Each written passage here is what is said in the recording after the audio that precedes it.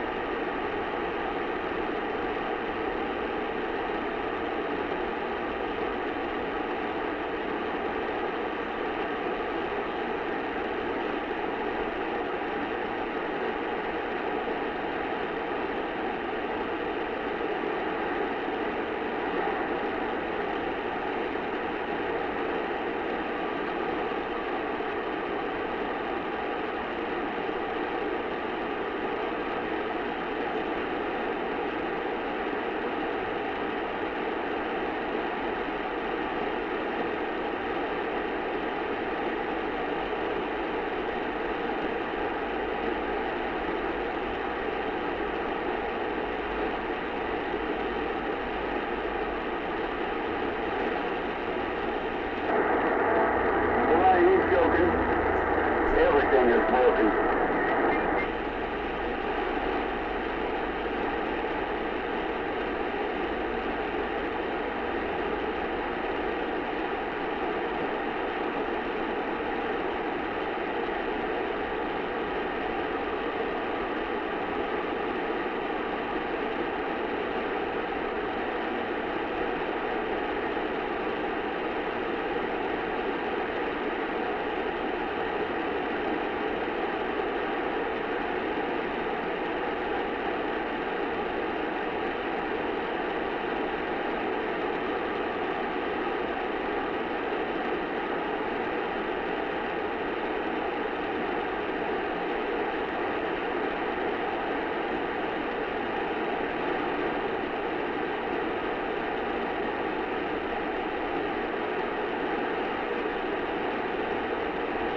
Yeah, old Ted Kaczynski, you know, actually he may have had the right idea.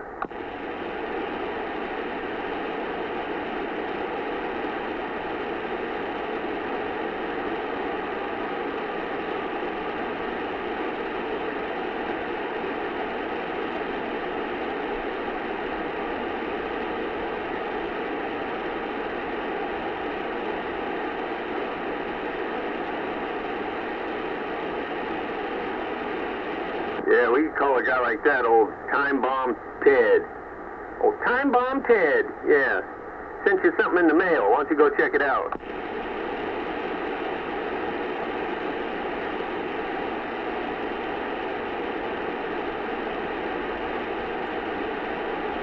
It's sure to blow you away.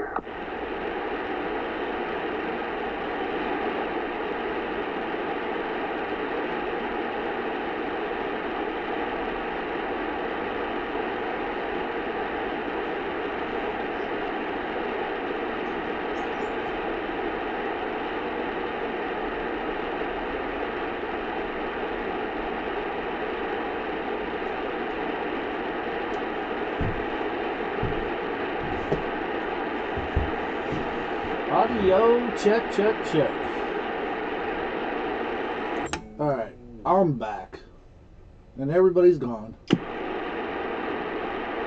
No, not everybody. Hubbard's on dog duty, so, you know how that goes.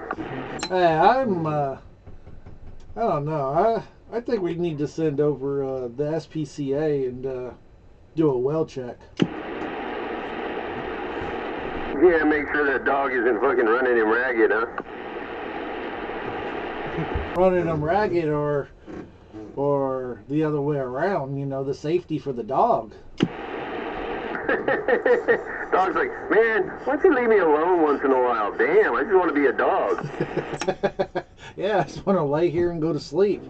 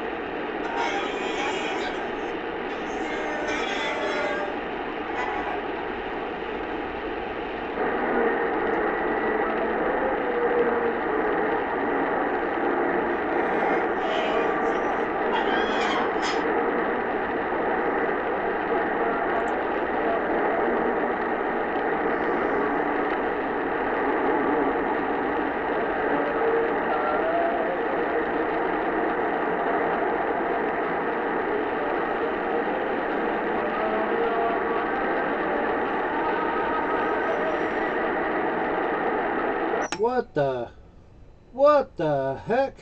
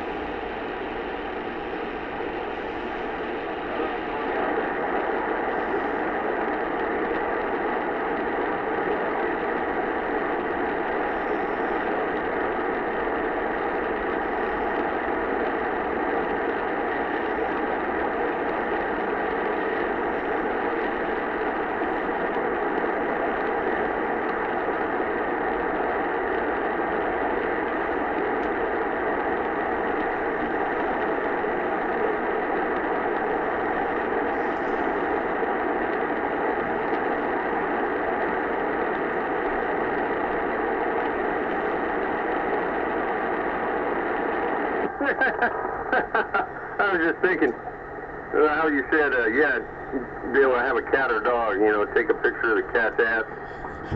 Yeah, that's not hard either, because she's always sticking that fucker in my face. Sniff this. Yeah, they say at least with cats, when they turn their back to you, you know, and they do that they trust you, you know. And this cat's like a dog, man. She follows me everywhere I go. I guarantee you right now. See, I'm below my kitchen downstairs where my shack's at. She's up in the kitchen right now, waiting for me to come up there. And she'll sit there for hours waiting for me to come up. I'll go up there, I'll go in the kitchen, and then I'll go in the bedroom. She'll be right behind me. I go to the bathroom, she'll sit outside the bathroom door. You know, I go in the front room, she'll follow me out there. She'll follow me back in the kitchen. Everywhere I go, the cat follows me. That's funny, because my little dog, the female, like, I'll be in the bathroom. Next thing I know, I start hearing this sniffing of a dog, just, and it's her. It's her every single time. I'll come out to the shack, and I'll look over to the left, and there she is, peeking around the corner, staring at me. It's pretty funny. Yeah, you gotta wonder, you know, with animals, it's like, at least they say with cats, like, you know, most cats, there's one person that they're completely attached to, and well, this cat, yeah, she's attached. You can't shake that cat for nothing. Yeah, I think mine's just a damn stalker. I'm watching you. Seriously, like, so to come out to my shack, you know, from the back door, I have a covered patio area by the roof. And, like, she'll be peeking around the barbecue legs, like, with just one eye around the corner of it, staring at me. Oh, the barbecue, yeah, see. Probably, when you're really busy cooking and stuff and chewing, she's probably, you don't even notice she's there. She's picking up little scraps here and there. She's like, oh, this is the guy with all the food. Not to mention, you're always eating snacks that I take it. So yeah, she's probably like waiting to crumb snatch. Oh, you know, if it's something they can eat, they get something. Yeah, see, there it is. There, yeah. That's one way to get an animal's trust is food. Yeah, like my male dog, man, I cannot eat a banana without him wanting a piece. A banana? Yeah, like I can take a banana, go out, like he could be in the bedroom. I could go in the front room, which is probably, I don't know, 30 feet, 35 feet away, and crack it open as quietly as I can, and here he comes running. That's funny you said that, because I had a cat, another cat, that, yeah, when she was a kitten, you know, one time I was eating a banana, and, like, you know, she was looking at every, you know, ooh, what you got? So I took a little piece and gave it to her, and she ate it. And I found out the cat ate bananas. It was crazy. Yeah, my male dog loves bananas, my female doesn't. Yeah, this one, she, you see, especially when she was a kitten, they give her a little this if I was eating something, a little that. It was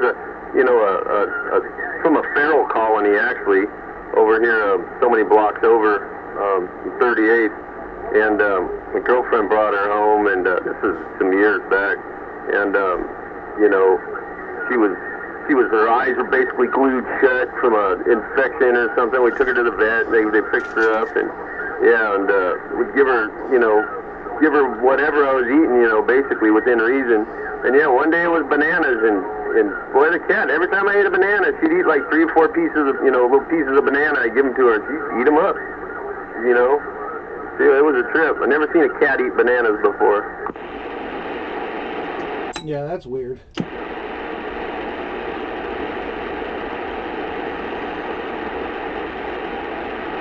Yeah, she brought her home. It was July. It was in 2012. Yeah, July, and it was on a Friday, which that year it fell. There was a Friday that fell on the 13th, and she was a black cat, so named her Friday. Yeah, that's a good name. Yeah, I swear I was born on a Friday.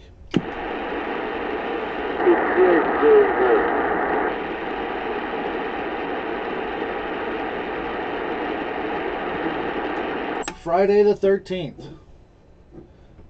Yep, this year, birthday lands on Friday. But your birthday's not the 13th. 913. Oh, really? Yes, sir.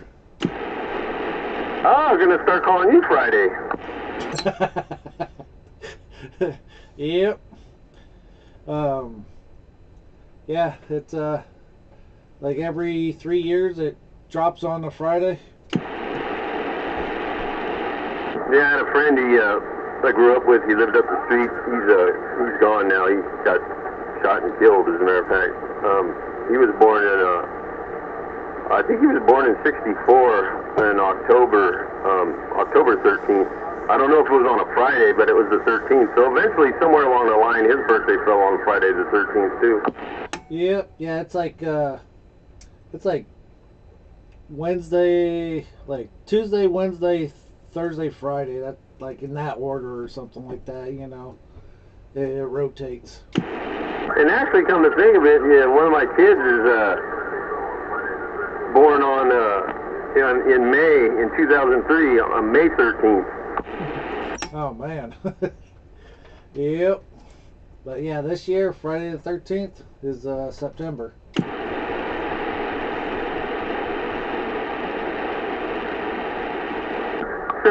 September. So you are let me guess, are you Virgo? Yes, sir. Just like Wolfie. Yeah, my old lady, she's Virgo. 9/10. Oh man, 9/10. I think that's my grandma's birthday. Really? Crazy, man, crazy. Yeah, my grandma's birthday is like 9/10, 9/9 or something like that. Yeah, there's like, man, my dad's birthday is the 29th. It's crazy. September is a busy month. Everybody was busy in January trying to stay warm. Making some heat. Free heat. Free heat with the bonus. Right? A 9 months bonus. Yeah, you won't receive that bonus until September, but yeah, it's coming with the bonus.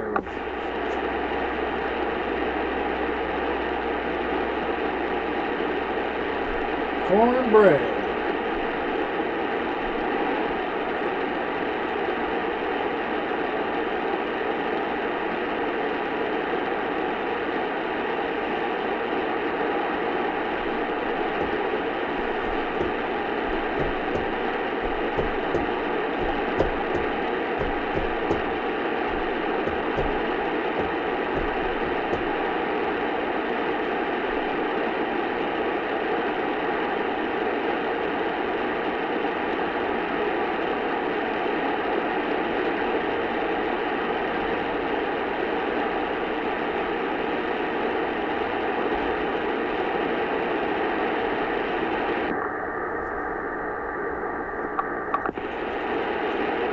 Hammer.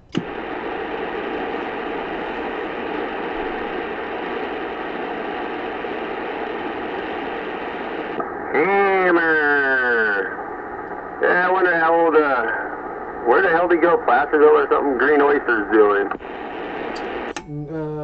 Granite Bay. I talked to him yesterday. Oh, really? Well, where the hell is Granite Bay? Next to Rockland. Oh, okay. Not quite Placerville, but yeah. Yeah, he's up there. Which is Granite Bay is Folsom Lake. Yeah, good old Folsom Lake. Last time I was up there, boy, we got harassed by the cops for fucking drinking by the water. Well, that's not allowed. Apparently not. They were hiding up in the bushes with binoculars. They come rolling down in a truck and like it was some big crime. Oh man, yeah. I was at Shadow Cliffs fishing. Ooh, excuse me, fishing and everything, and these two Chinese guys. Oh my God, they're fucking retarded. They went out on a boat with, I swear to God, I'm not exaggerating. They probably had like 30 fishing poles. Two guys, 30 fishing poles, and they had them all out too on the boat. And the ranger was up on the ridge with the binoculars, just watching them, waiting for them to get back to the dock, the boat launch there. And when they pulled up, the ranger pulled up, and he's like, "How many poles do you guys need?" And they were like, "Oh, we only used 2." He was like, "Man, I've been watching you from the ridge with binoculars. You guys had them all out." And they both of them got tickets and everything.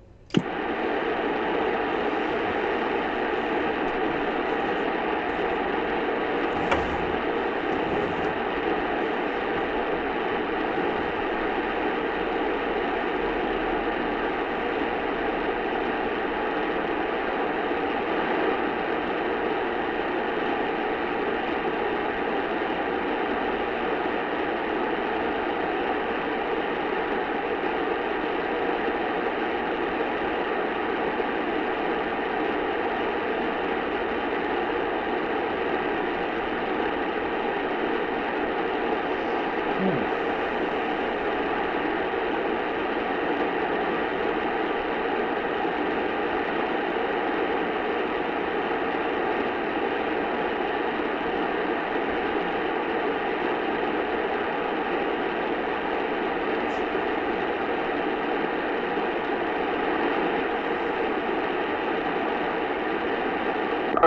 10-9. Sorry, I had a phone call I had to take there for a minute.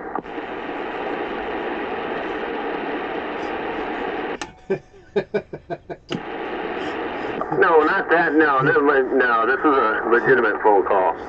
Legitimate. So how much is it? How much is what?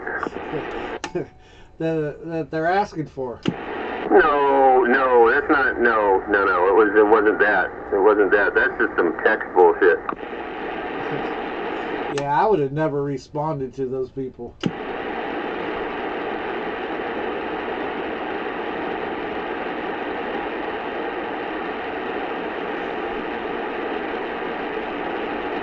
Well, like I said, ain't getting shit out of me, so. No, good time? No happy ending? Right, happy ending. Hey, I don't want, hey, if some people want to, try to, do some scantless shit, over the phone, I give a fuck, I'll play along and, up to the point where I don't want to anymore, and then I'll fucking let them have it. But, yeah, you should see one time, I think I still got it on the phone somewhere, the conversation. Some fucker, I put something on Craigslist, and, somebody inquired about it, and then there was this whole long drawn out thing, and this, that, and the other thing, and then I was like, what's going on here? So I kind of felt it out, and I go, I see what's going on here. And then, boy, they were fucking, then they started threatening me with calling the cops and shit, and I went, you know what, go ahead, call the motherfucking cops, because if you don't, I will. I'm like, you need to get a job, motherfucker, and quit trying to scam people out of their hard-earned money, and fucking, it went on and on and on and on, and then I fucking unloaded, and I'm like, yeah, I got me a new bitch. I'm like, you want to know who that is? That's you motherfucker. Guess what? And I started pounding the fucking, blowing them up, and then fucking it just all stopped, It's like, and I kept going for like 2 hours, and then fucking never heard the damn thing back. Yep. Yeah, usually those spam calls, guys, the tech support, yeah, it usually ends up with them blocking me. Yeah. It's like, wait a minute, motherfucker, I'm not done yet. Yep. Oh, I call them back and call them back and call them back, and the thing that I've noticed that they hate is when you call them goat fuckers. I like those ones that you see those ones on the internet where they hack the security cameras or the cameras at the place, and you know there's all these fucking telemarketer booths and all these motherfuckers that turn around looking at the camera like, oh shit. Oh yeah, I've watched almost. I watched a few of those, and those are hilarious, and they're like trying to unplug the computers and everything. Like that's gonna stop the guy that's in their whole system. Yeah. Yeah, you fuckers think you're smart, but guess what? You fucked with the wrong motherfucker. Yep. Oh yeah, I love tech support. I got a call on my phone one time. They're like, "Yeah, your iCloud storage has been hacked and blah blah blah." And for one thing, I have a Samsung phone. There's no way I have iCloud. Yeah, it's like I've tried to explain to people in the past that don't know computers that well, or especially the internet. They go to these sites, whatever, they do something, and then all of a sudden, their machine's running crappy, and then all of a sudden they get a pop-up that says, virus detected, da da da da da. Call this number, and I'm like, look, it's a computer. If you did not ask the computer to run a virus scan to check for these things, and you get something that pops up that says it did check, it's faulty. It's bad, because you know what? The computer is only going to do what you command it to do. If you put in that it to run a fucking system check for viruses, then you should be getting information saying you have a virus or not. But if something just pops up out of the blue saying, "Oh, looks like you've got a virus, call this number and to resolve the issue," I said it's just some motherfucker that wrote a program, it got into your computer, and now they're going to try to extort you for money. You'll pay them a little bit of money, and they'll clean up the system a little bit. It'll run better for a little while, and then it's going to go south again, and you're going to be calling them back and fucking giving them more money. So if you see a pop-up like that, just fucking hit the X, ignore it, get rid of it. Yep. Yeah, that's for sure there. But yeah, that hasn't been too bad on the computer lately with that type of stuff. Yeah, I haven't seen any shit like that in a long time, because I haven't even really been on the computer besides the phone, but and I don't just go aimlessly wandering the fucking internet, clicking on this and clicking on that. I go to specific places that I've always gone that have never caused me any problems. And, I don't even need fucking internet security, I don't use any security programs, because I don't go do anything risky that's gonna, get my system screwed up. So, it's easy. You just stick with what you know, and the rest is just bullshit, so forget about it. Yep. Yeah, ever since that one night when I looked up Ucorn, man, my shit got all whacked out. Really? Huh. I looked at some stuff there. I didn't get no problems at all. Damn. Well, see, yeah, that's a perfect example. That was just too funny, man.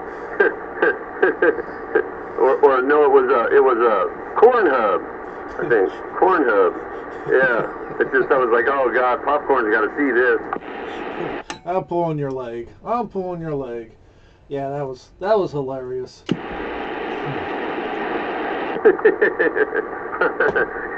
Young Cobb gets fucking hot buttered or whatever the hell it was. You ever see those hand-shaped? They're like, hand-shaped, but they're in round, and you put the butter in the hand and everything, and you put the Cobb through it and everything. No. It's hilarious. Fun with corn. Oh boy.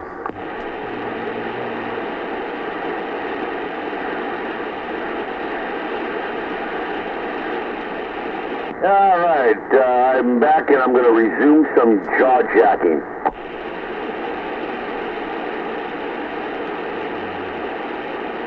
Silence falls upon us.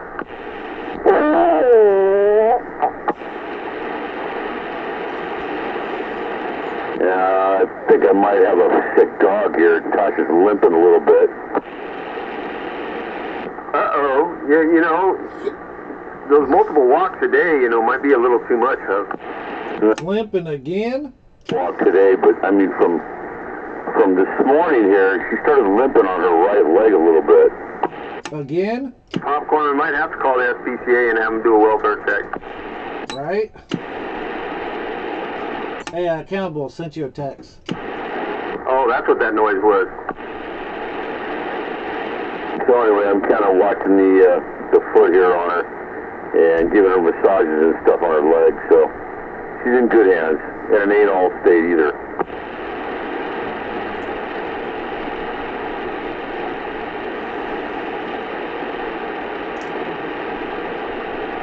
This continues, I'm going to take her to the vet.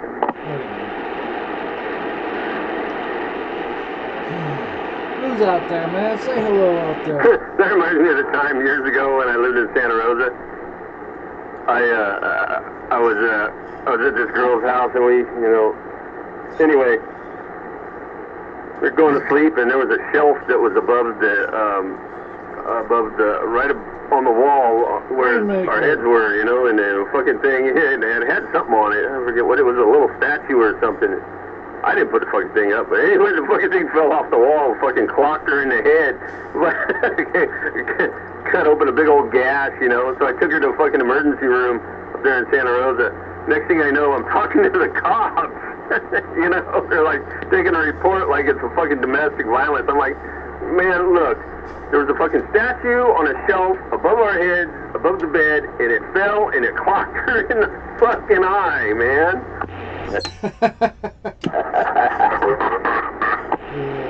You know, that's the first thing when they come in with the guy kind of emergency, you know, and the guy brings a girl in, she's all beat up from a fucking, something fell on her face, you know, it's like, uh-oh, we gotta call the police. Like, I'm filling out a police report, I'm like, look guys, I didn't fucking do a fucking thing, man. I was trying to go to sleep. Oh man, shit happens when you try to go to sleep. It did that night. Fucking, fucking, bam! I'm like, what the fuck was that? She's like, oh! I'm like, oh shit. Probably saw some stars.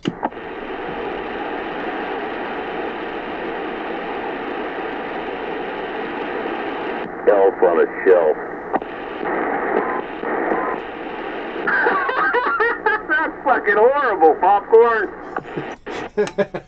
Show up to a barbecue with that. That can get you in fucking trouble. Goddamn 3D printers, man. Come on, everybody would be holding their stomachs from laughing.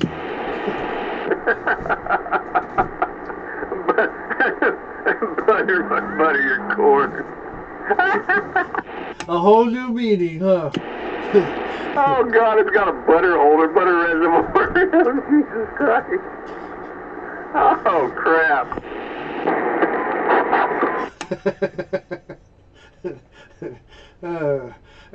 Yeah, that's pretty good there. Whoever thought of that, they probably made a few $100.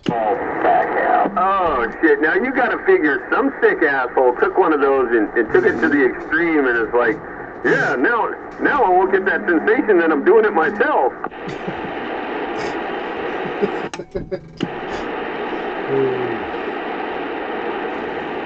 Oh God. Can't stop looking at it. Why is this man buttering corn like it's a peen? Oh, fuck. You know you want one to go to the next barbecue. There's a comment down here that says, I don't even like corn no more. Right? Never look at corn again the same. Not on the cob, anyway. Oh, God. That's some funny shit there. Popcorn, you got too much time on your hands if you're finding shit like this. Oh, I didn't find it. It was sent to me. Oh, okay. Well, your friends have too much time on their hands. I got too many friends that think alike. I guess it's better to have more, too much time on your hands than butter. All right.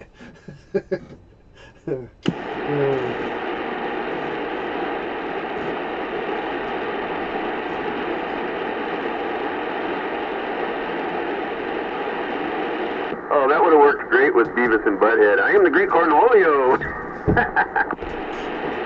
Yeah, they need to have an episode with that one. Be like Beavis and Butthead 2024.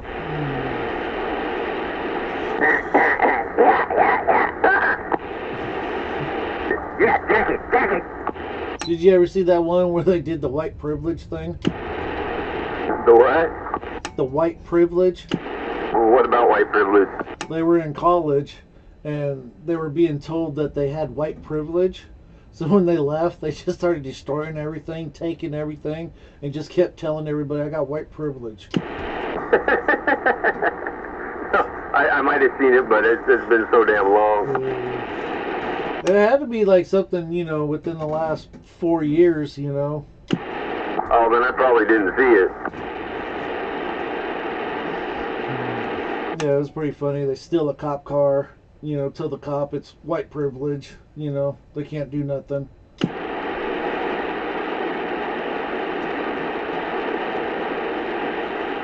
That sounds more like South Park style.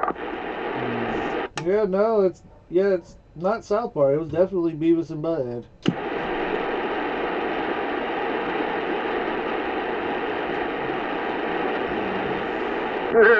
Butterbean's amazing transformation from struggling to walk to possible Jake Paul fight.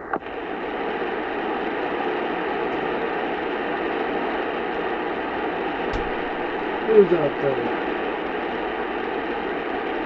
Who's that? Indiana Chris.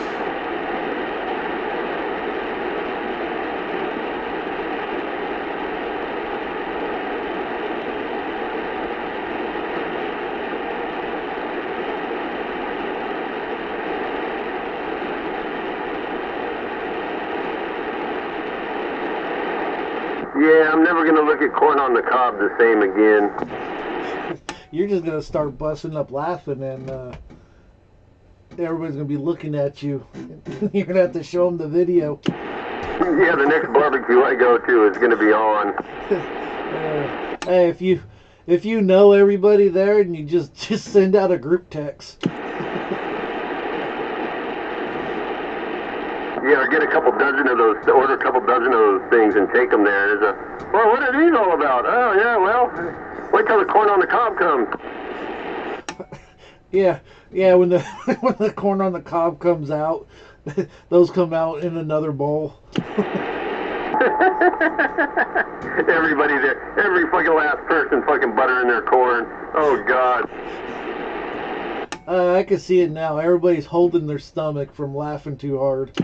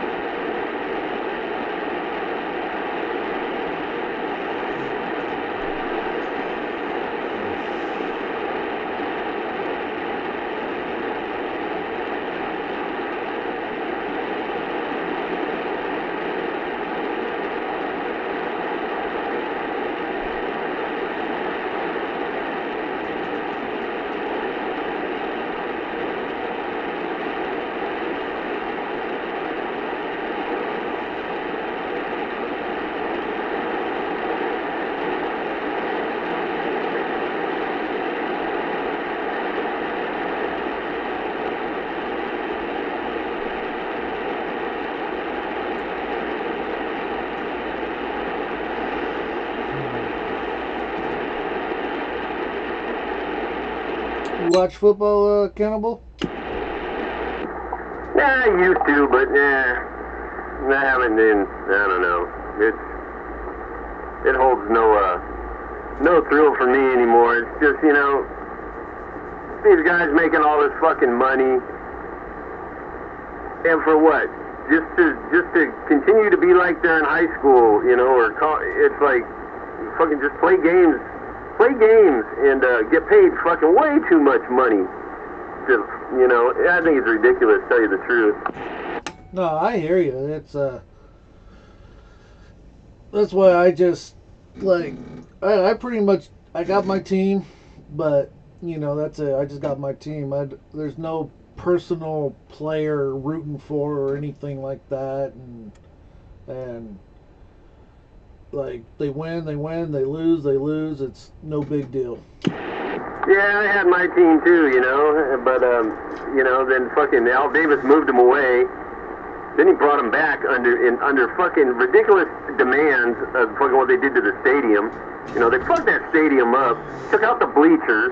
I mean, the bleachers were the spot, man, for baseball and shit. They took out the bleachers to build Mount Davis, which never got used. It's scary to look at it. I'd never go up there.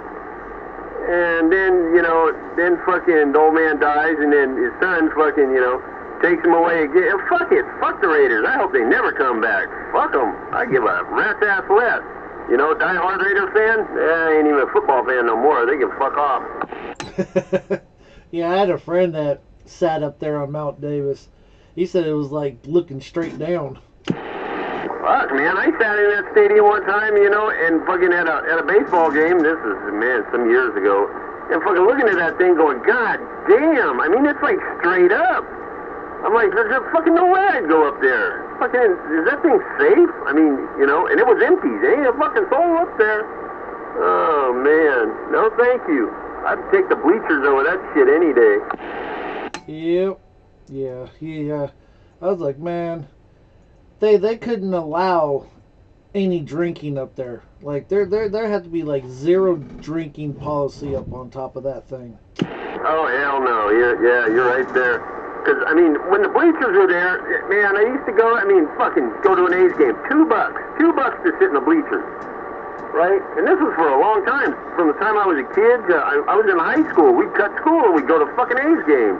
And it was fucking $2. And, I mean, and it was so easy to get your own booze in there. I mean, so fucking easy. Anybody could figure it out. You bring an ice chest with some food, full of ice, and you just go and you buy like fucking well shit, you'd have it made because you got the clear stuff. You just put it in a bottle, a clear bottle with no label on it, with a white cap on the top. So you go get the vodka with a white cap on the top. We soak the labels off, stick them in the bottom of the ice chest. So when they pan through your stuff and try, looking in there to see if you got any booze in there, all they see is clear and white, just like the bottom of the ice chest. It's like, it was straight camouflage. Worked every time. Up to the point of where we got drunk and then we were kicking the bottles around in the bleachers and then a security guard would catch on and, hey, come down there. Never got in trouble for it, though.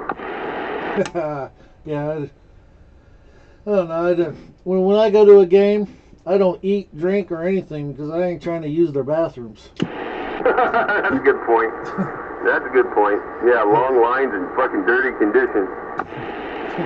Yeah, I don't get down with that whole community urinal thing. And if you're wearing team gear, you might get fucking beat up. Yeah, right? Yeah, I never, I might have like maybe a bottle of water or something like that I know I can handle, but yeah, no.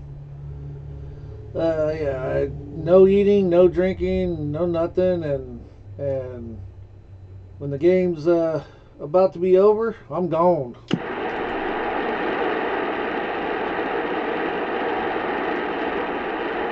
But I tell you what, the Giants game, oh man, that's the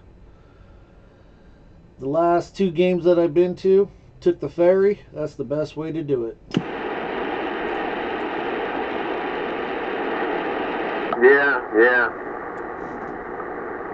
A ferry. Yeah, that reminds me. They started that thing supposedly that free. Well, at least it was when they started it not too long ago. That free ferry across the estuary from Oakland to Alameda. I don't see the point in that. And then after the first day, it got shut down because I don't know, something happened to the boat. But I guess they got it fixed and it got back up and running. But I think that's ridiculous. A ferry to get you across the estuary. Yep. Yeah, it's well, I guess for all the non-drivers, I guess, you know. But yeah, that was pretty funny. The first day at launch, it breaks down. Yeah, that was really thought out well. But I mean, come on, man, I can walk across the bridge, any of those bridges there, faster than loading that ferry and it putting you across the estuary. I mean, come on, I can swim across faster. Well, you know, from Jack London to, well, what's the next main street going into Alameda? Was that Webster or High Street? No, Jack London coming back towards the east. I mean, if you go west, you had to be Webster. Going east, it would be Park Street. Okay, Park then High. No, Park then Fruitvale then High. Oh, okay. So Webster, how far is Webster from that terminal of Jack London? Well, Jack London Square kind of sits between Park Street and the Park Street Bridge and Webster. So, I mean, it's just what I'm getting at is it's not a big expanse of water. It's a channel. Yeah, but people are not trying to go all the way around. I don't know. I just see it as, I don't see it as lasting. I see it as kind of just like okay, nice try, guys. Try again.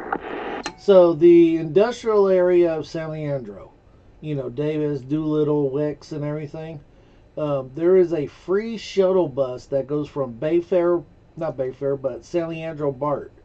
It's a free San Leandro shuttle bus that takes you from the San Leandro to the industrial area. It makes loops all day long. Okay. Yeah, Wicks and Williams and all that area. Yeah. What else is in that area? What, like, was Tea Garden and what's that one name of that one street? I forget. The one that that fly trap place. Not fly trap, but that's what we call the one in Hayward. There's a El Pinata or something. Yeah, I know what you're talking about. But yeah, it goes up. I think it goes up Davis, down Doolittle, to Wicks, then back to Davis, like that, in that type of a loop. But yeah, it's a free shuttle service. I think I'm thinking of Merced. Okay, yeah. But yeah, it's free. Well, that's reason enough just to get on it and ride it around for no other reason. Why you're not getting off? Well, just taking a free ride. Yeah, right. Just hanging out with you. Yeah. Just, got nothing better to do.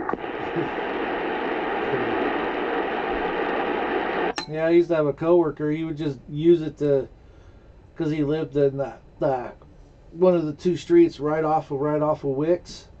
And he would just walk to the bus stop and get on the bus stop, you know, the shuttle, and take it to the BART station. You know, didn't even use it for the business area.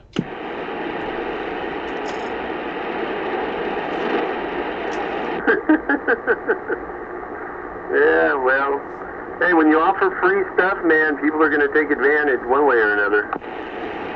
Yep, that's for sure. Because what are they going to say, you know? They can't say shit because it's free, right? It's free.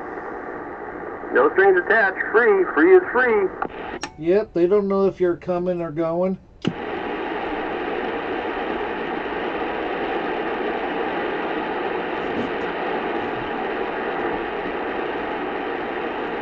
But see, I often wonder, in those free kind of services like that, how do the people that do the work actually get paid? Our taxes. Oh, so it's, oh, the fine print, that's right. Actually, it's not really free. They just tell us it's free and we believe that it's free, but in reality, it's not free.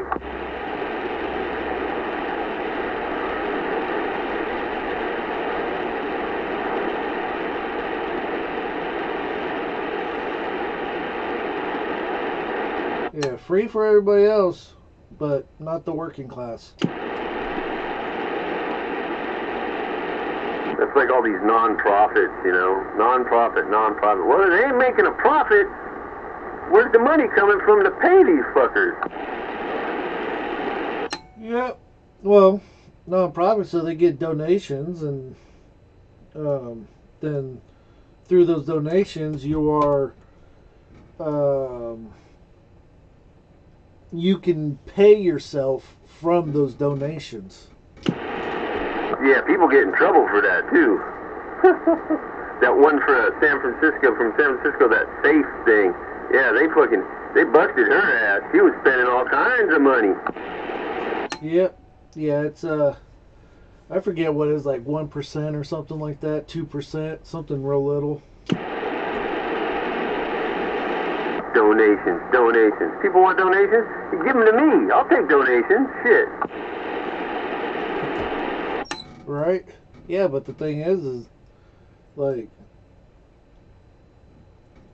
there's all these BS things about that crap, you know, because you get donations and you're gonna have to donate so you can have a tax write-off and all that crap. Yeah, like cars for kids. Now they take houses and boats and RVs and fucking jewelry and property and yeah. Kids can't even drive. What the fuck? Well, they just take them and sell them if it's, you know, sellable, or do they just sell it to the junkyard? Man, ridiculous. Bottom feeders. That's what they are. I donated a car to the Poly Class Foundation. Hey man, when she got, I lived right in the neighborhood when she got abducted. That was, you know what? I don't know if I told you this. I was on the first wave of jury selection for that trial when it was originally, they tried to set it in Santa Rosa, up in Sonoma County. And this is on the news later that night, and for comments that I made on the questionnaire, which was on, let me tell you, it was a fucking book, okay? Comments I made on my questionnaire, I was the first potential juror to be let go for jury selection. And I wasn't trying to get out of it, I was just telling them how I felt. Yep, yeah. Yeah, I'd be like, yeah, that fucker deserves to die. Yeah, there was no way that trial was going to go down in Sonoma County. It would, you know, it couldn't be biased or unbiased, as they say, because there's just too many people that wanted to see him hang. Yep. Is that fool still alive? Last time I checked, I think he might be. Yeah, I think he is. I forget where he's at, but I don't know. We can find out. Ask Google. Google knows everything. What was it, Mark Davis or something like that? Richard Allen Davis. There you go. That's right. Yeah, I'll never forget, man, when you know, when this whole thing started and going to the courtroom, you know, with the other potential jurors, and they had us all in the jury box, you know, and I was the first person the judge asked to step up to the podium to talk to, you know, and then as soon as he did that, this is after we did the questionnaires, as soon as he did that, you know, the defense, the person there, the lawyer there for fucking Davis goes, oh, Your Honor, you know, and they step up to the bench or up to the judge, and they're talking for a second, and then the judge looks at me and goes, Mr. Leslie, can we please have you step out of the courtroom for a minute, and we'll call you back in when we're ready. So I go and I sit out there, and next thing I know, a couple minutes later, some lady comes out and calls my name, and I'm like, I stand up and say, yeah, I'm right here. She goes,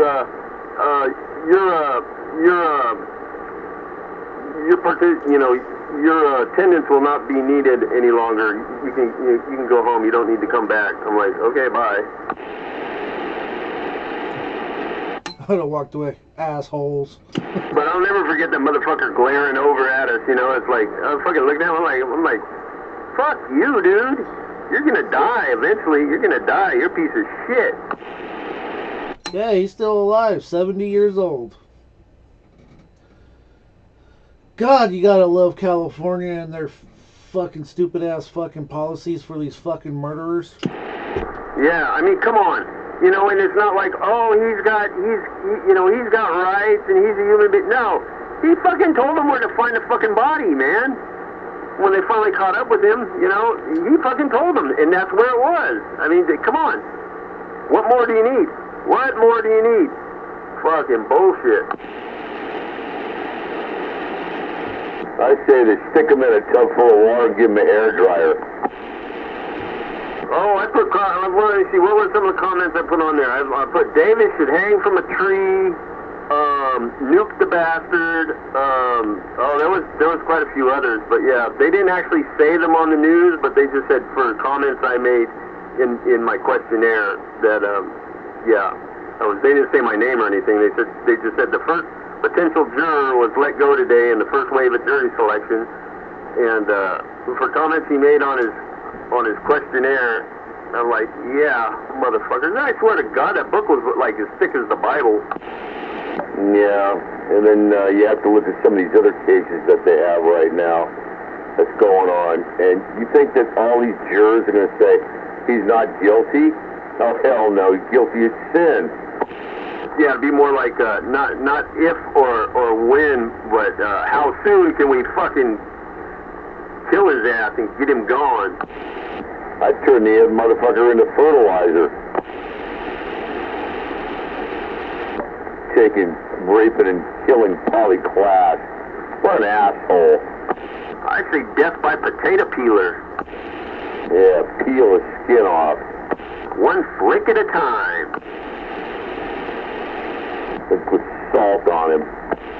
You know, flick off a couple spots here and there on an arm, fucking on his fucking head and face, and then go to lunch, you know, get an extra long lunch, come back, and start flicking some more. Yeah, that guy was part of the devil, man. That's right then and there. You do that to a kid, man. That's sick. Sick, fucking sick. I don't care what excuse you got. Oh, I was on drugs. Well, you're still sick. You know, fucking dude. You know, 12-year-old girl, fucking sick. Sick. Deserves to die. He doesn't even deserve to live his life out in prison. You know, fuck that. He needs to fucking die, man. It's a piece of shit. Yeah, California's paying to keep him alive. Isn't that sad, man? California taxpayers are keeping that motherfucker alive. Why don't they just hang him in the cell? Now we got politicians like this local government here. These politicians get elected in, and fucking progressives. Oh yeah, you know, fucking save your progressive policies. Take them, shove them up your fucking ass, and get the fuck out of here because they ain't gonna work. You're gonna find out. You're about to find out come November just what it all means. Yeah, I hope to God Trump becomes our president again. Oh, please. Fucking progressive policies. Progress to what?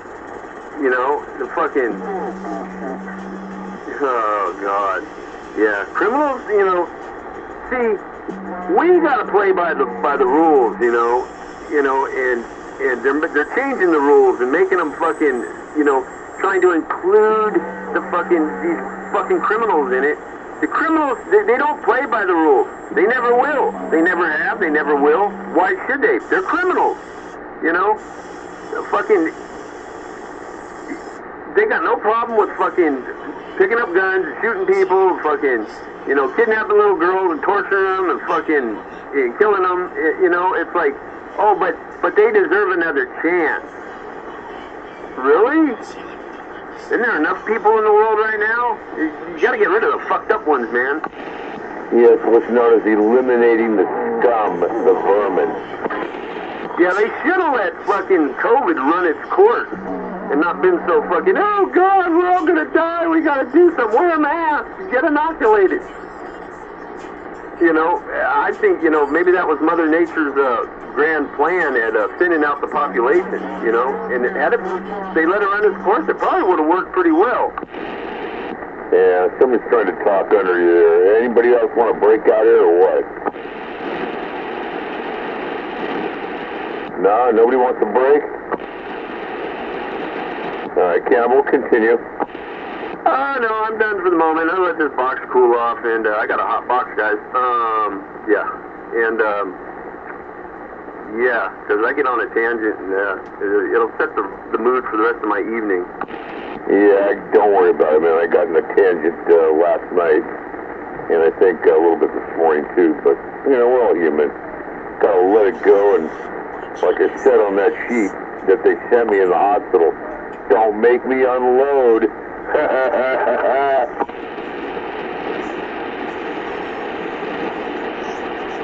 Fucking hospital, man. Quack doctor. Misdiagnosed me. Making me wait through 8 fucking months of pain and suffering. I'm still thinking about getting a lawyer. There's 20 local.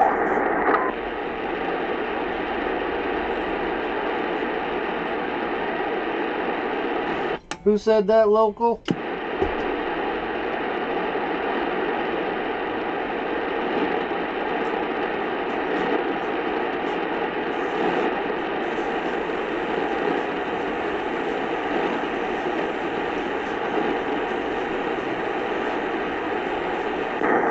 Local, go to channel 20, local channel, go to 20. 20.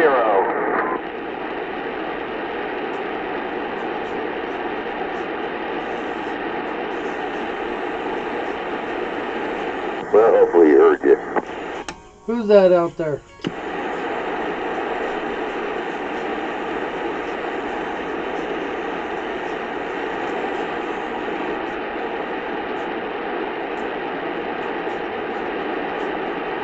Yeah, I tell you, Cannibal, the medical profession is messed up. When you get a doctor that can't fucking tell you exactly what the hell you have, and beats around the bush, hangs the phone call up on you, and then has the hospital write some stuff out where it's inappropriate behavior, who the fuck are they? Here to Bay. Anybody on this side of San Francisco got a copy of this radio? Yeah, I hear you, San Francisco. Thank you. Just trying to check out this antique microphone. Thanks a lot. I appreciate it. Yeah, it's, your microphone's a little bit on the, I'd say, muffly side. Probably needs a new battery. It's one of these old Cobras that uses a 7-volt battery. Ah, probably, yeah, it needs a new battery. 9-volt balls. Yeah, it's like, this is like Cobra Dynamite. Really weird microphone. I found it in the box, you know, stashed away somewhere. Battery was still in the box, so it's got a little juice. But, yeah, thanks a lot. I appreciate it. Alright, hovercraft on the side, listen. Alright, 23 this way. Thank you very much. Alright, we gotta call you Doc out here. You can call me Doc. That's what I was called in the Army. Yeah, might as well give you the recognition. You earned it, buddy. Thank you so much. I appreciate it. So, hey, what do you think of this shit, man, about the scabies and getting, you know, put off with these doctors?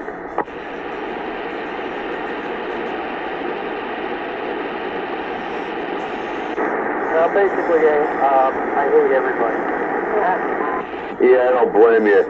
I can't stand this medical profession now. It's not like back in the 60s, where doctors were actually doctors. Yeah, I know. Now it's just a lot of bullshit, man. A lot of bullshit. You go to the doctor's office, they don't even talk to you. They don't even look at you. Yeah, they sit down at the fucking desk with a computer and ask you questions. It's like, Doc, put your hands on me, okay? Eyes, ears, nose, and throat. Look at me, okay? Find out. Check my reflexes. Check my weight. Look at my fucking mouth. See if I got any lesions in there, in my eyes. I mean, nothing. They don't do that shit anymore. Yeah, I know. Not only that, but they're all foreigners. All these doctors come from Don't they have a medical school here in America anymore? They all graduate from like University of Bangor. Or somewhere. All I know is the medical profession went downhill. Especially when I called that doctor out on the carpet, and she hung up on me and passed the phone over basically to the charge nurse. I couldn't believe it. And after waiting 8 months, and then I went down to the mobile clinic, and the lady down there, the doctor, she's healing me. And she even told me, she says, this has gone on way too long. They screwed up. I go, thank you, Doc.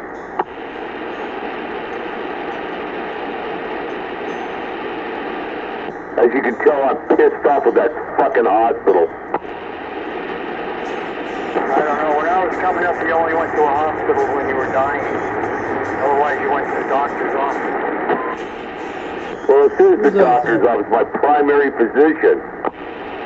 Yeah, well, I don't like it, man. I don't like it at all. You know, I use the VA, and that's kind of rough, too, because there's all kinds of real serious problems running around in that place, too. You know, all kinds of people with different types of problems. But Kaiser's the worst as far as I'm concerned. That's what I used the last time. I hate those guys. Yeah, I hear the same thing, too, man. Kaiser is lousy. They don't do very good work. In fact, you know what? Sequoia Hospital is the best around here, supposedly. That is the #1 hospital in my eyes. Which one is the best hospital? Sequoia, Redwood City. Ah, Roger. But here, in the city of San Francisco,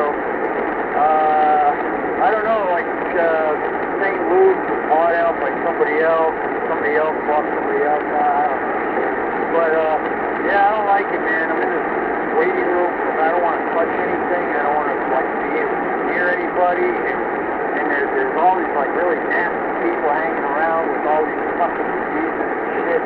And another problem. And then they bring their little squeaky little crying babies in. Yeah, you noticed that, too, huh? Bringing their little brats in there, and they're drooling all over everything. They don't speak English. It's all the foreigners that are illegal. It's like, oh, God, I hope Trump gets in. Mass deportation. Well, they run around, you know, you're waiting for them to take your lab work, and you took the number, you sit down, you're number 40, and they're on like 27, and you're fucking sitting there, and these kids come in with their parents, and they're running around and screaming, and the parents are yelling at the kids like they're in a playground, and I just fucking shut up. Yeah, I've encountered that many, many times going to that hospital. Little brats running around here like it's a playground. No class. Well, that's the next generation for you. You know, no common sense.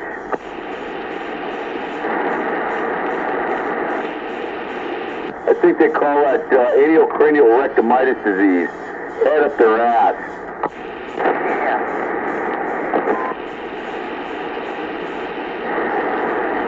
That fucking doctor that tried to treat me, giving me the wrong medicine before, and when it's not working, I'm telling her I need the permethrin, and she goes, well, you need to come back in here so I can observe you. I go, I was just in there a couple of weeks ago. Prescribe me the freaking thing. Click, she hangs up on me. Yeah, that's pretty fucking rude, man. When you hang up on a person, that's like, that's like spitting in your face. That to me is unprofessional, very unprofessional of becoming a doctor. You don't do that. You listen to the patient, you prescribe the perfect medication, and you say thank you very much for visiting the hospital. I hope it was a good visit. Hell no! It's like you raised your voice, you were very rude and tension, and it was upsetting everybody. What? What are you talking about? I was on the phone with a phone interview, and they were 40 minutes late to the fucking interview. Yeah, that's insane. totally insane. No common sense. No fucking common sense at all in these doctors. None at all. No courtesy. They're rude. They got their head up their ass. What else can I say? Yeah, they don't want to get close to you. You got scabies. Exactly. I mean, it was contagious when it was going. Suffering for 8.5 months, and the doctors didn't do the right thing. Until just recently, from the mobile clinic lady, she knew what she was doing. She prescribed it right away. I mean, how stupid is the dermatologist going to be? Oh, you need to come back and see me again. Why? To jack up my visitation over there at the hospital for my insurance and stuff? Oh, it's $135 for a visit. Just to visit the doctor and he does nothing. Fuck you. 8.5 months. Do you realize how many little scabies babies you birthed? 8 Oh, man. months this shit has been going on. All thanks to Dino being a son of a bitch pack rat. You've been made a daddy like 1 billion times over. Yeah, I know. And all the itching and the scratching and the blood dots all over my leg and the bruising. Oh, but I have to wait for the appointment in 35, 40 days for another appointment to the dermatologist. What? You'd be a giant scab by then. You should see what my leg looked like, dude. I mean, it was horrible. No, thank you. Well, it's coming back to normal now. Thank God that the lady man fixed me up right.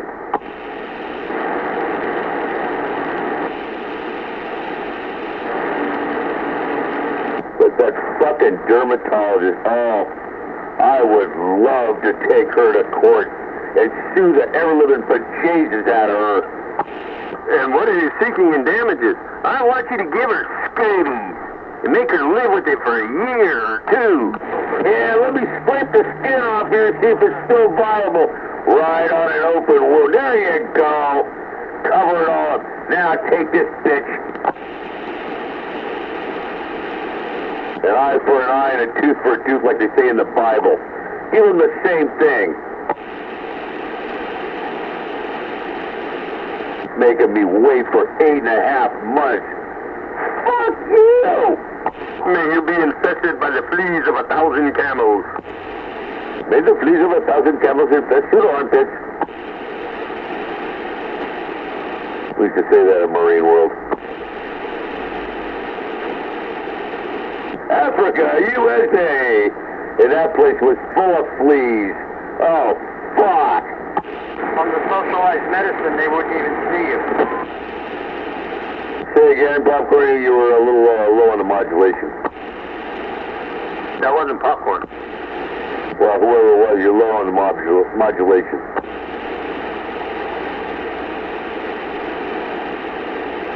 I guess it wasn't worth repeating. Oh well.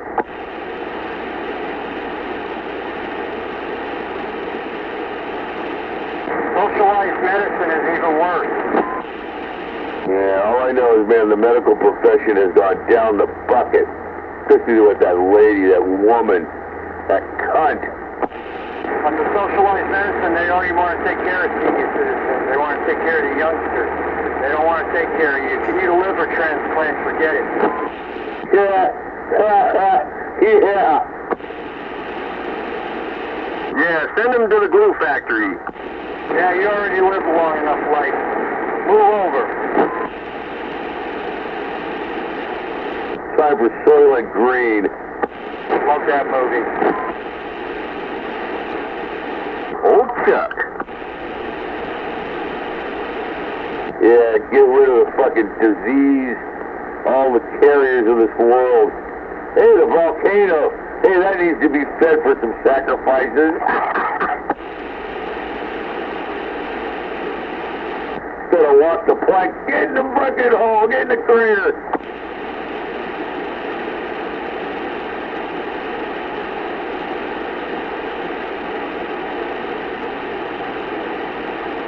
Like the other night, Send them to Motel Hell.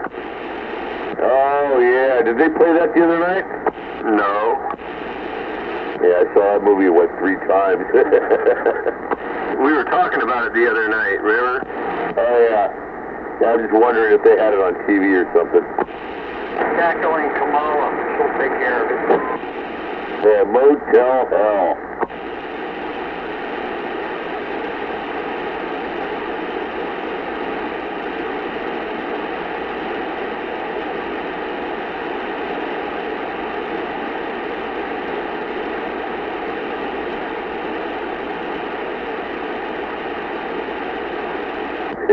I'd like to find out where her car is and put a fucking potato in her tailpipe. And we did that once in Carlisle High School. And the teacher comes out, starts the car up, shoots the potato out of the tailpipe, hits a black chick in the leg, and she's going, motherfucker! I mean, shit! Hey, it's a hoedown! Yeah, you heard me go, fuck, it comes out of the tailpipe real loud. I hit that bitch in the leg, man. Oh, it was fucking funny. Should have used a bigger potato. Oh, man. Yeah, the fun that we had when we were kids.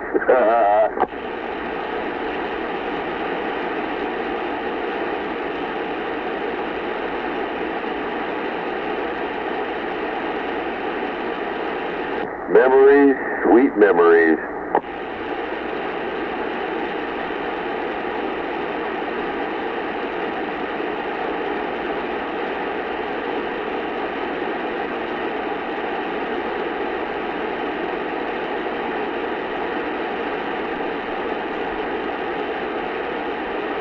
You don't want to make a potato launcher.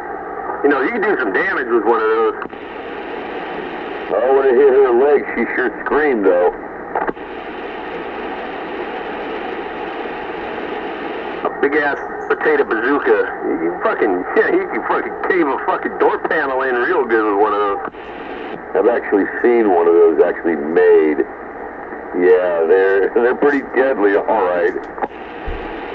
Death by potato. Spud gun, they call it. What did I miss? Put an M80 behind it. Woo! Potato gun. That should be a thick steel wall tube, though. Yeah, if you're using explosives, there's multiple ways you can propel that thing. Yeah. Shit, compressed air. Starting fluid. I had experimented with several things. I made one and used starting fluid. Yeah, have you ever seen that stuff called carbide, where you mix it with water and it creates a gas and you light it, you know, and it goes into miners' hats, you know, for a flame, for light? Well, you get a paint bucket, cut a hole in the back of the paint bucket. I said, just drill a small hole. I say maybe 3/32 of an inch, just enough to let the gas escape. Put the stuff, a little bit, a spoonful of carbide in the paint container. Add a little bit of water, cap it up real quick, stand back, and take a lighter and light the back, man, with your foot on the can. Who's that? Boom! It shoots the fucking thing, man, right out. Carbide. MAP gas is better. MAP gas. Yep. Starting fluid works pretty good, too. Take a little bit of muriatic acid, a couple little balls of tin foil, and put it all in a 2-liter bottle, put the cap on, and get away. Yeah, I know about that little trick, too. I think it takes like 2,300 pounds to bust a 2-liter bottle to rupture it. Yeah, they go off pretty good. You know what I just saw on the net a little while ago? This blew me away, literally. Coca-Cola in a container, in the bottle, put a little bit of butane in there, and if you turn the thing upside down real quickly, and it shoots up like a rocket, man. Hey, I still got it too. I made you remember when I was a kid, they had those water rockets, those red plastic rockets with a little pump gun, and you put water in it, and you pulled the thing back, and they shot up in the air, and all the water came out. Water is fuel. Fucking those are easy to make, man. I made a launcher, and you get these bottles, and it's really cool. The release system that I made, it's got it's a bunch of zip ties. The heads is, with the heads, with a clamp around it, and then you have a piece of PVC, the right size PVC tube going up, and then so you take like a bottle and you slide it down over. You got to put a couple seals in there too, and then it clicks in those heads of those zip ties hold around the neck of the bottle, and then you can fucking pump it full of, put water in there and pump it full of air, and then you rig up a couple little eye rings on a board, and run a string down so you can stand back and pull it, and it'll release. It'll pull that little collar down where the zip ties are, and fucking thing takes off, man. The more air you can put in it without it rupturing and water, the fucking higher that thing goes, man. Put some fins on it and a nose cone, and man, you got a rocket. Put a nose cone on it. How about you go about 2,000 feet up? They go up a ways, man. They go up a ways. They do. They fucking take off, man, in an instant. As soon as you pull that string, man, bam, it's gone. Yeah, you sound pretty inventive. Yeah, I even put a pressure gauge on it, so you don't, once you find the range where they rupture at, as long as you stay under that, man, yeah, them things get rock hard, boy, rock fucking hard. Yeah, what about putting Mentos in some Coca-Cola, like half a bottle of Coke, and you and then you put the top on real quick, and you fucking get out of there real quick, dude. Yeah, but see, that's once you got reaction going, how are you going to control it? You can't, With these water rockets, you put water in there, it's inert, All it's doing is, but with the air, it's being forced out of the back of the bottle, and it's creating, pressure, enough pressure to make that fucking thing take off. And I mean, they don't leave slow. They're gone. I mean, gone in an instant. It's like, gone. Whoa, look how high that fucker went.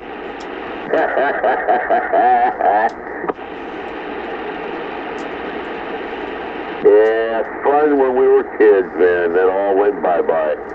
Now we're adults. Juvenile adults.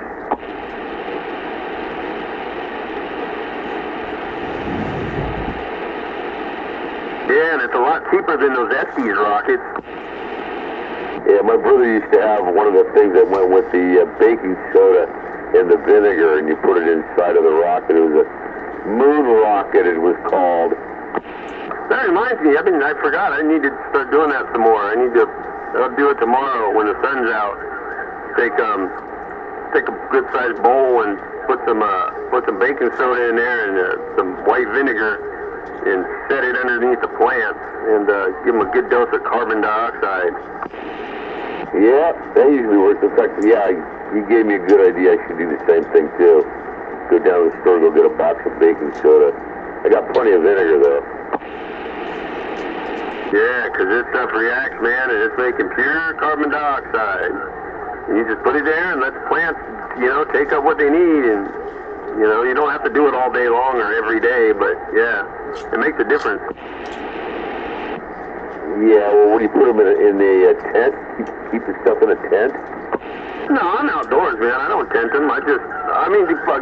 They're so thick that, you don't even see the bowl when it's in there. Underneath, you can't even see the bowl. So, a lot of that shit gets held in there for long enough for the plants to absorb it. They don't have to be, sealed off with it, Just don't do it when it's extremely windy. Oh, okay. All right. So I just trimmed mine so it's a little bit sparse on the inside right now. But, yeah, I didn't know about that before, about the carbon dioxide. You're not in flower, are you? Uh-huh. You don't want to do a lot of trimming, man. You can stress them out, and they can go hermaphrodite real easy. You know, I've done this a couple of years in a row. I never had any hermaphrodites. Yeah, I've trimmed in the past too, you know. But you want to be real. When you're in flower, you want to be really, really cautious about, you know, it's okay to take off a couple leaves here and there, you know, over a period of days, but not no serious thinning or trimming, because, I've seen it happen. They can go fucking ape shit, fucking balls all over the place. Huh. Well, I've never experienced that yet.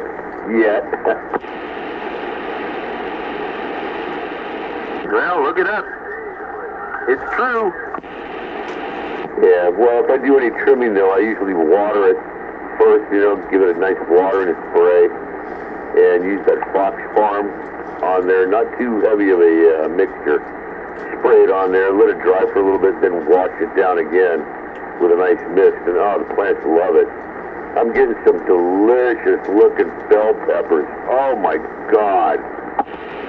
Can't smoke bell peppers. No, I'm just saying that I'm using the same stuff the Fox Farm, the liquid nutrients. That's some good shit, by the way.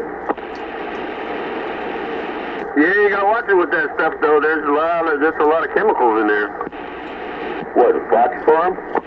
Yeah. I'll have to take a look at the package. I got some, what do I got here? I got one over there. Here's, I got some, where is it? There's one over there, but there's one right here somewhere. Turn on some light. Oh, let there be light. Where is that jar? This isn't liquid, this is, dry, but it's, I mean, this shit works, you know, I've used it, and it makes a nice dense fucking fudge, but I'm not using it this year, but, Beastie Bloom. It's 05030. 05030? Yep, nothing but high doses of fucking phosphorus and potassium, you know, potash, man, potash. But it's, let me see, where's the ingredients? It's, available phosphate, 50%, soluble potash, 30%, boron, copper, derived from mono potassium phosphate. Hold on. Sounds complicated.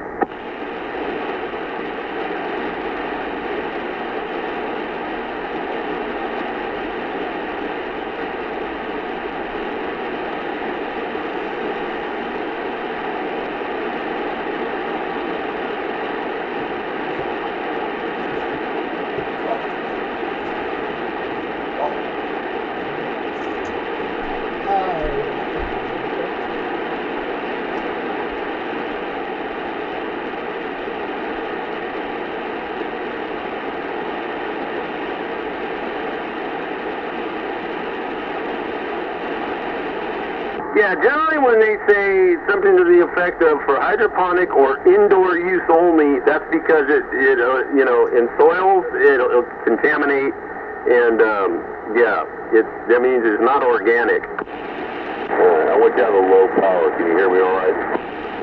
What'd you say? Yeah, I can hear you fine. Okay. Yeah, if it's all organic, you know, wouldn't the best thing to be like what the Indians used to do? Put a raw fish in there, plant the seed on the fish.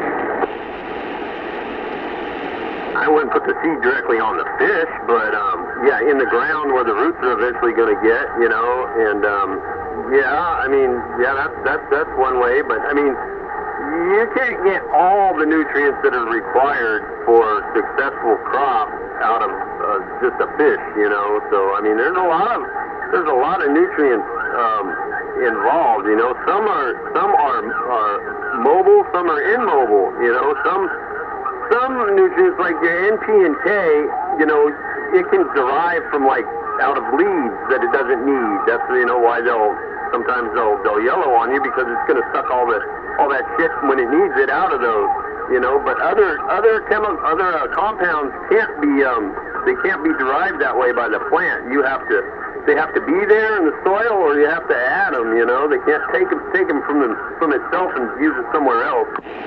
Yeah, because I got one plant that's just yellow. You know, it's bud and everything. It looks nice on the buds with the small buds, but it's kind of scrawny and yellowy. So what was that? It's kind of scrawny and yellowy. What is? The plant. Oh, really? It's not growing well and whatnot? Oh, no, it's growing well and everything. It's just the color is like like gold, like they say, you know, Colombian gold. Well, you either got some lockout going on, or you've got some deficiency somewhere. Yeah, and that's not good, because you know when they're not good and healthy and getting everything they need, then they're more susceptible to disease and pests, and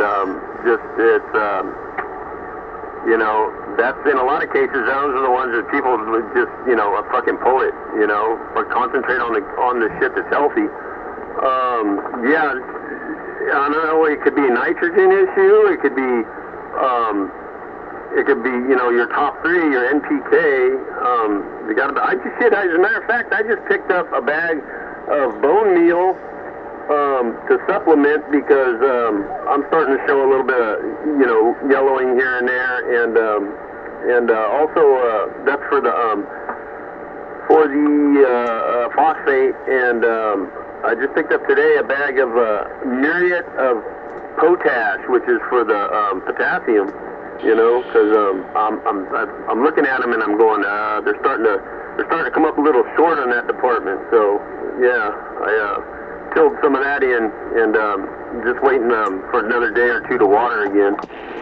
Are you using the Gaia's Gift soil by any chance, where it's the full organic? Nope, Happy Frog. Yeah, okay. I had the opportunity to get Happy Frog, but I went and got the other stuff, which is a little bit more expensive. No, I got the Happy Frog. I picked up 7 of the big bags, the biggest bags, because I found a place over here, and they're only fucking like $19 a pop, you know. But yeah, but I get like 8 of them. Yeah, I got 4 bags. It's got a lot of perlite. It's pretty loose, and it seems to be doing quite well, you know, on a couple of other ones. But this yellow one that I got it in, it's not. It doesn't look quite right. Like a gold. Gold is yellow. Yeah, I always add extra perlite. I like to make sure that I got good drainage. Oh, it's got plenty of great drainage and everything. It's no problem on that. But, you know, the color, this one plant is just miscolored.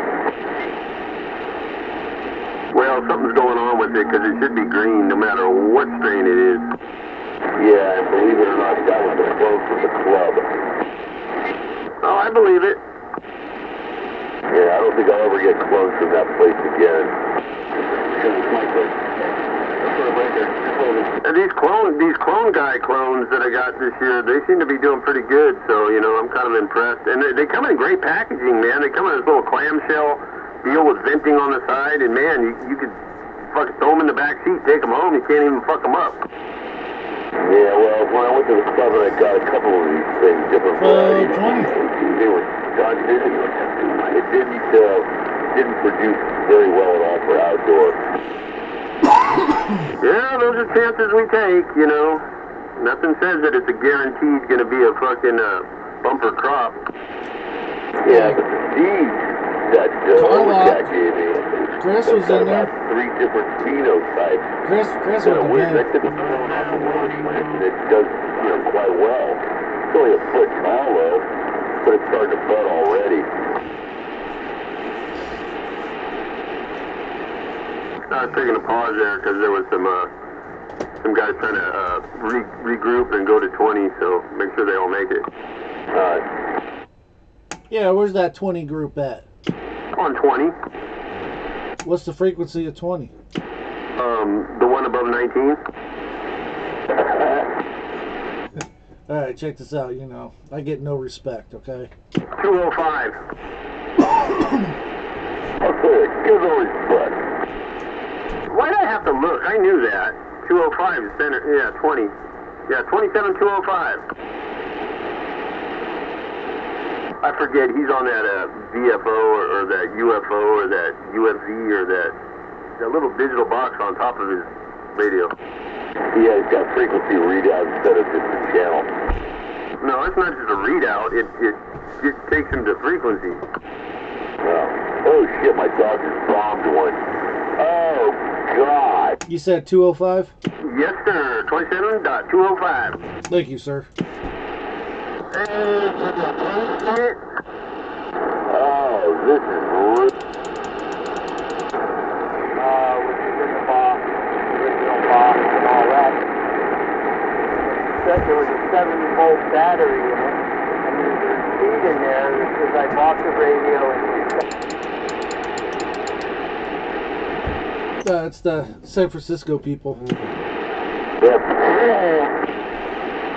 Why? Who are you looking for? No, I was just seeing who it was. Oh, nosy, huh? Heck yeah, I was getting my ear hustling on. Why? Because Popcorn wants to know. No, because you know, there's more people out there than than what checks in on Friday. You know, I was over in Alameda yesterday, and I talked to a 236 station. 236 in Alameda? Yeah, I'm not sure if he was in Alameda or in San Francisco area or Marin, but yeah, his handle was 236. And they don't want to join in on Friday night? Huh. It was a short conversation. He was getting out of there, getting off the radio, so I didn't get a chance to, get a conversation going. 10-4.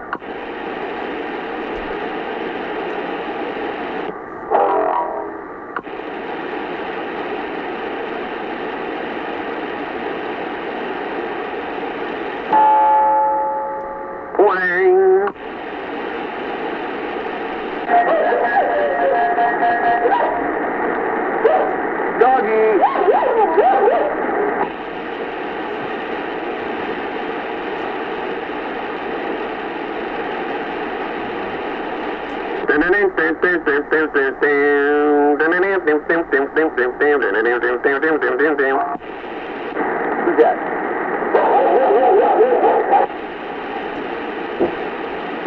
U.S. Post Office, I got a package for you. Who's that? Watch him. Please, sir, restrain your dog. Please restrain your dog. He does not like the cowbell. How about this one? Ooh, that's impressive.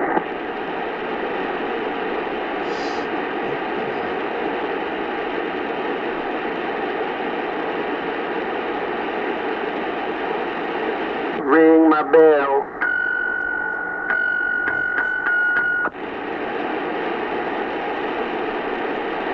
Oh, I better be careful. I forget I got a crystal element.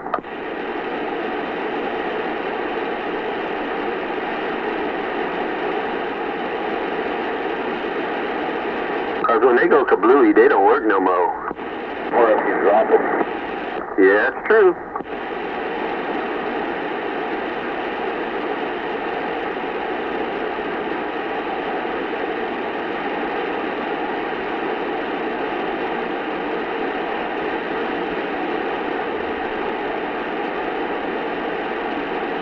Time for a pipe load.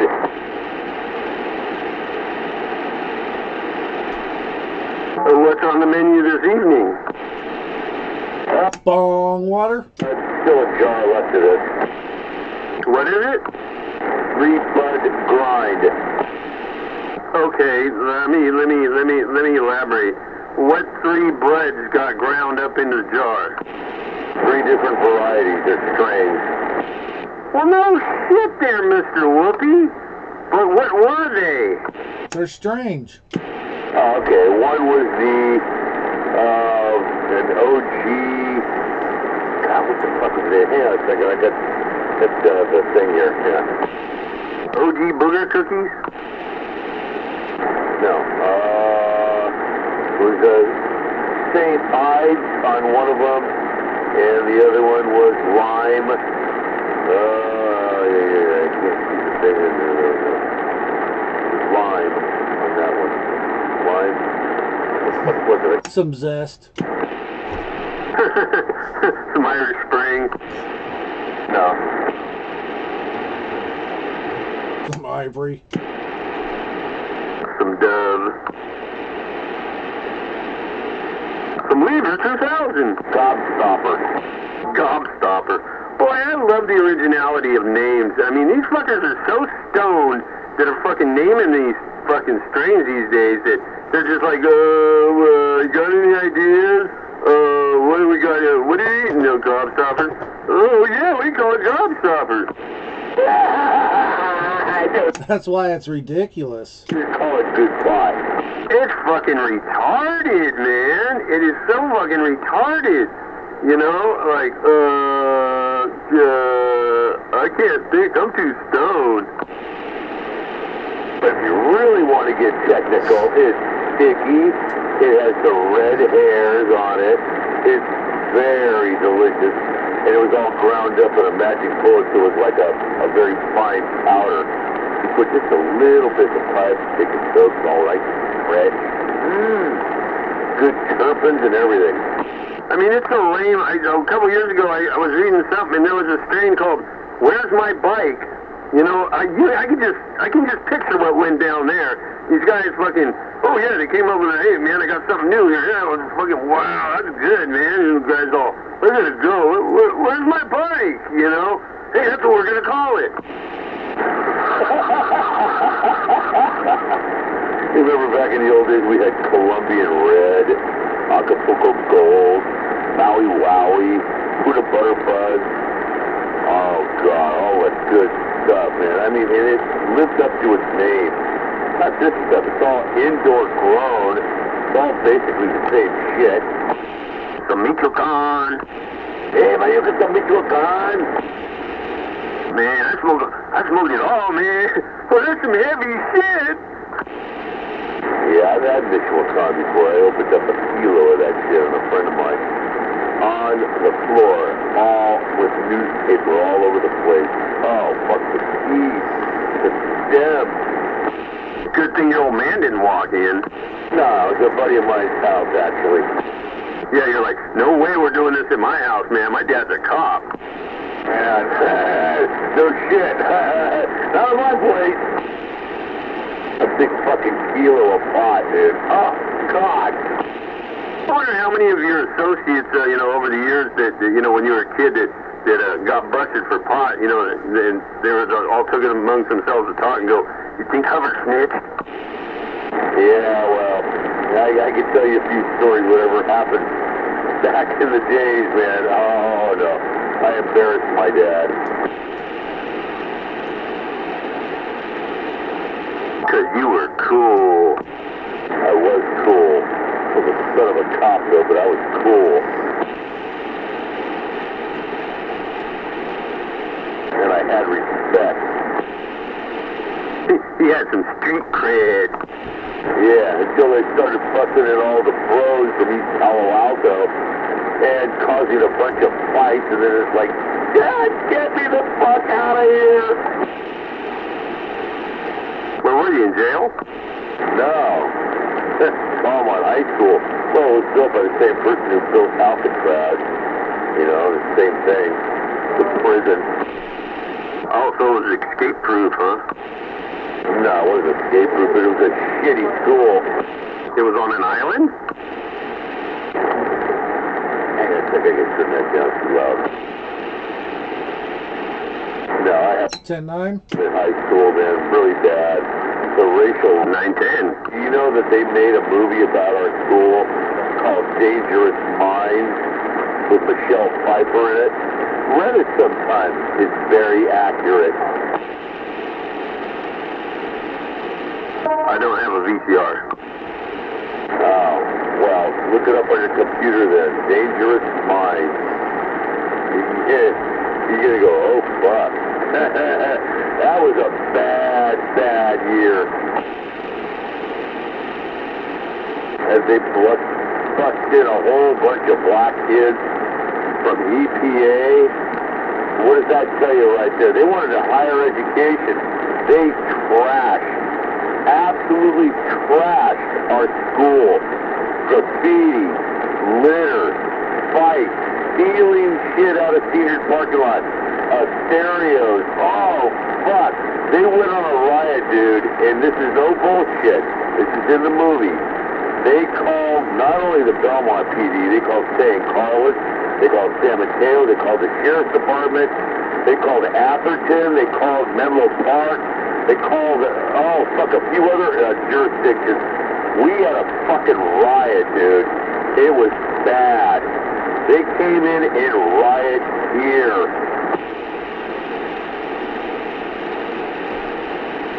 Drugs and guns and prostitution. Did you hear what it said? Yeah, riot gear. Yeah. My dad brought me home, dude. He picked me up, brought me home. He says, son, I don't want you up here. It's a lot of, what is it, Wilson's exact words? There's a lot of shit brewing. Brewing shit, that could get stinky. Yeah. Fucking blacks would come after you, man, down the hall with their cookie cutter combs. You know, the ones that look like got nails all in them, with their afros, big fucking afros. Yeah, with the black power fist. Oh, God. I was scared to shit. Hey, look, come here, crackers. Yeah, they made a lot of arrests those couple of days, man. I mean, it was bad news. Oh, fuck. Busting them in from EPA. What a bad mistake that was. Poor bastards had a chance at an education, and what do? They fuck it up like they always do. Big time fuck it up. Within a couple of days, there was shit going on. You'd start getting the cops coming in there. Oh, no. My dad would be driving me to school in the police car, drop me off in the back. And somebody says, have a good day, son. Be careful. Watch your back. I didn't get an education there. I was in fear for my life with that motherfucker.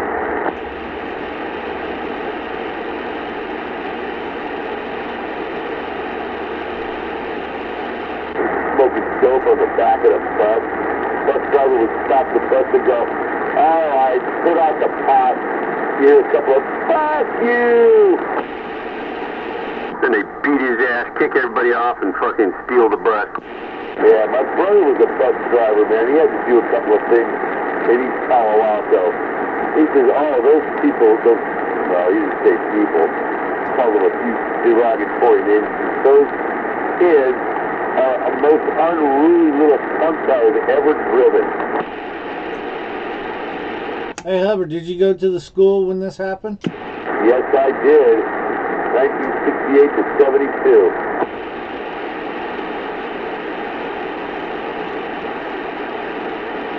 Sorry to hear that. It was dangerous. Fucking Belmont was a bad place to be.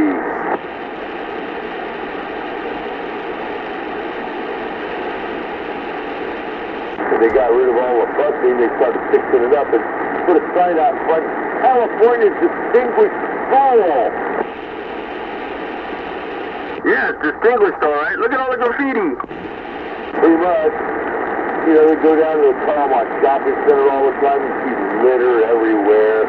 They take the candy around and just throw it right on the street. They throw one kid, I go, hey, don't litter. Oh, fuck you. What?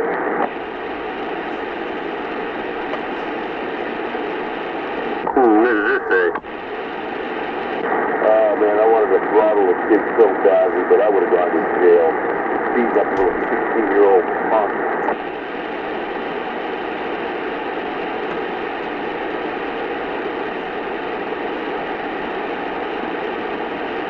When you get a chance, look up Dangerous Minds, man. That'll make you think. Yeah. Yeah, I'm sure it will. Yeah. Bad news, man. You gotta see my yearbook I have. Oh, fuck. That's a wild-looking chicks in it, I'll tell you, man. Their hair, it looks like Colin Kaepernick with a big fucking afro. How old are you, Hub? 70. Did you get held back? No, I never got held back. Oh, just wondering.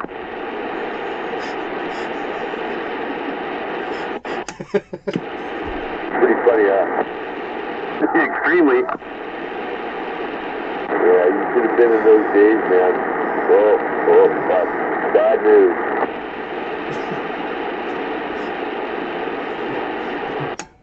I'm done. Put a fork in him, he's done. You gonna go to bed, Papa? No, I'm just done with life. Got it with life. I gotta go take my dishes in real quick. I'll be back. Info on the dishes. Yeah, take a break from being poisoned by all the bad stuff. I graduated in '89. I never did.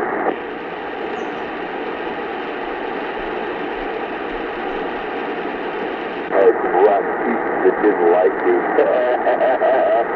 You want to hear something that's funnier than shit, dude? Sure. I had one teacher, a psychology teacher, Dr. Prez Kendall. This guy was a dirtball.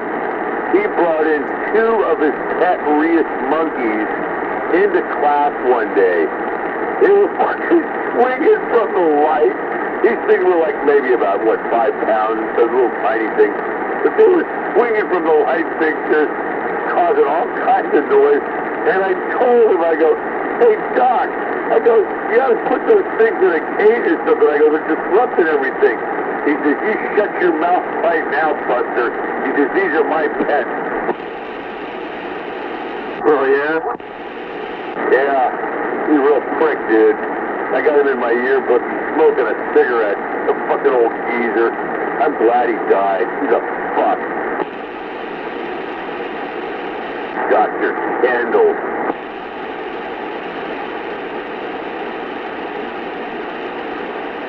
He slugged my ass because I told his ass off.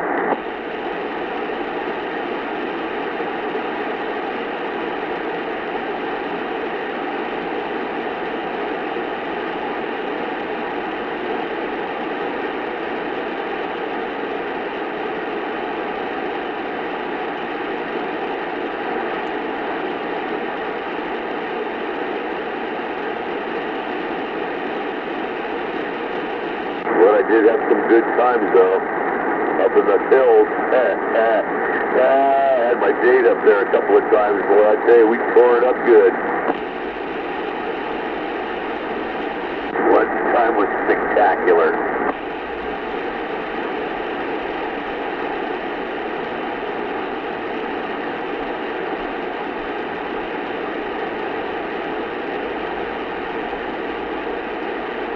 Oh, sky rockets at night, afternoon delight, yeah, that kind of shit.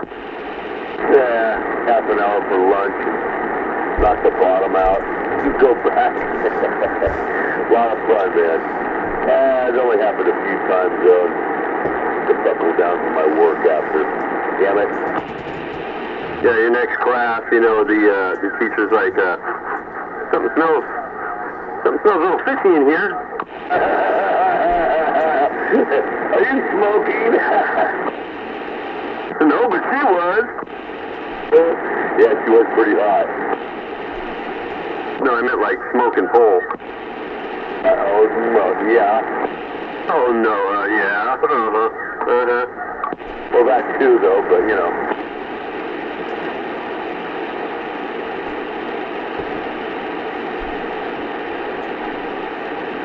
Very interesting.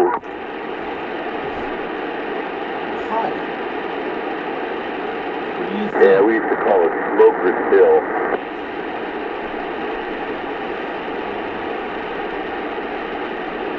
Yeah.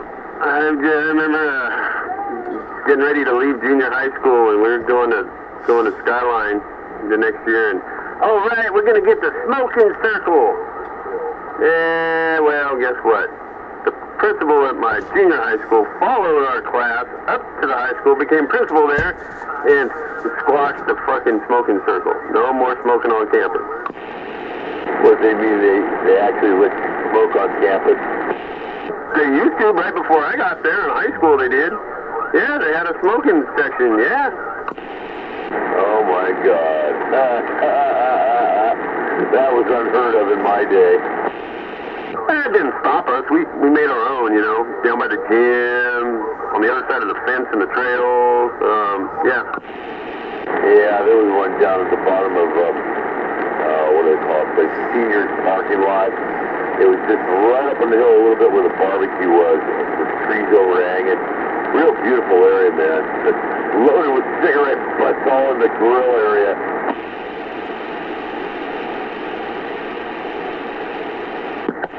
Yeah, my high school had a designated spot in the back where you could actually smoke, and it was allowed up until I think '85, and then after that they shut it down. So from 1974, I think, through 74, I think, yeah, I think 70 or 74 through 85, there was a designated smoking spot, American High in Fremont. Yeah, that's about the same time they squashed the one at Skyline High in Oakland. I think it was statewide. I think you're right, Cannibal, because, you know, the classes after me were all grumbling, you guys got the last of the party, man. Yep. Boy, we were looking forward to that, to get up there, my class, you know, from the junior high. Yeah, we can finally smoke on campus and not get, you know, not have to worry. Yeah, well, that didn't work out so well. You guys were, what, 16? Yeah. Yep. Yeah, laws were a little different back then. Yeah, a little bit. Not nowadays, man. You gotta be 21 to have cigarettes legally. But yeah, who wants them? Yeah. I know, they're fucking disgusting. I'm glad I quit. Yeah, me too. Yeah, I smoked every once in a while myself there, you know, with a little bit of cocaine. That's the only time I'd ever want to smoke, but no coke anymore, so no cigarettes. Yuck. Other was a crackhead? Yeah, a long time ago. Cocaine. One hell of a drug. Yeah, coke, powder, and crack, and stuff like that. Bad stuff. That's the devil. Stay away from evil. You know, the devil gardens, too, you know. Devil's lettuce. Yeah, well, devil's arugula. Yeah, feel bad for body fuck drugs. So is methamphetamine, so is fentanyl, so is all that other crap.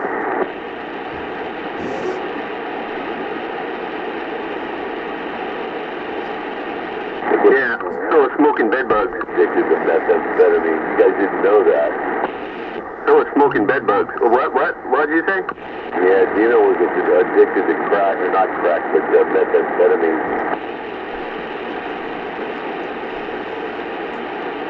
Too bad.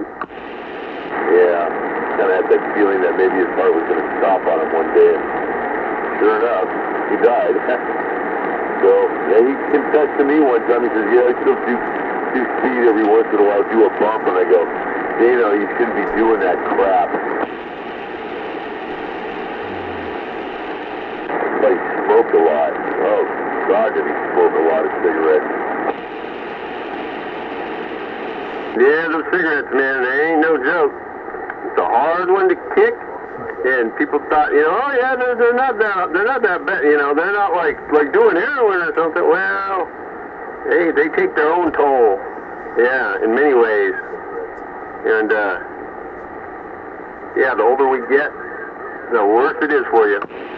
Hey, waving, Running Man. Hey, I'm on right back, buddy. Waving all you guys. Waving. And we're hovering. because he's anti-gravity.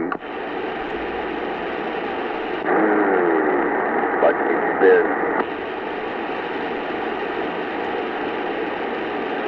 I'm doing my own sideshow here and cleaning the parking lot. He's doing monkey donuts.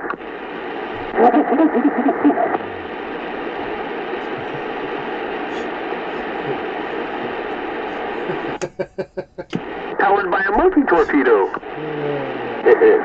Or a torpedo monkey. A torpedo monkey. I just imagine this monkey strapped to a torpedo.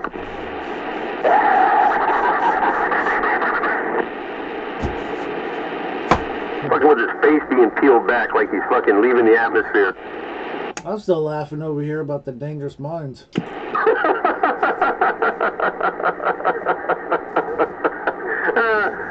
Where's my fork? I think I'm done. Well, you don't believe me, Popcorn? I believe you. I believe you. Oh, it happened. Movie, I'm not joking. Oh, it happened. No, I know it happened. You know, there's no doubt about it. No, it happened. It did. I can attest to that, man. It did.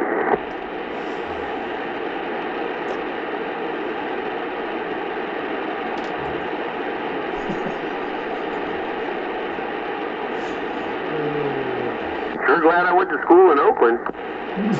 Right? I went to Logan. What's that, Hayward? UC. Davis? Union City. The Union.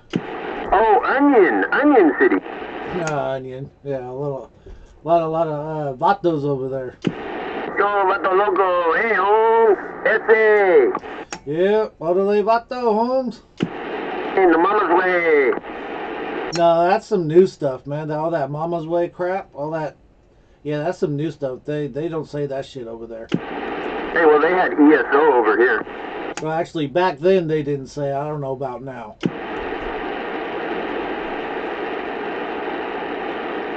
You know, some papa way, mama way, hey way. Go away. Heaven, senor. Orderly way. Coming north. But yeah, one year, Cinco de Mayo came up, and Logan always had a car show during the day, and they had to bring in the FBI's, the feds, to manage the place. Why, all the stolen cars? No, because there was always big fights between the blacks and the Mexicans every year. So, and people would sneak on the campus from you know, the other gangs and everything, and try to always do something there. But yeah, it'd be, you know, walking around school and you just see FBI jackets everywhere. Oh, I remember that, dude. I remember that shit. I remember that. In fact, you know, you'd always hear people from our school being like, "Oh, yeah, we're gonna go over to Logan, man, because it's gonna be a fucking gang riot." Yeah, you know, and that's how it always is. We had a freaking police station on campus, probably, you know, like Oakland, you know. But yeah, yep, always Cinco de Mayo, man. It always brought in the feds. Hey, what's long and brown that smells like shit? Hoover's finger. No, the Cinco de Mayo parade. Sorry, I had to. I know, bad. Wah.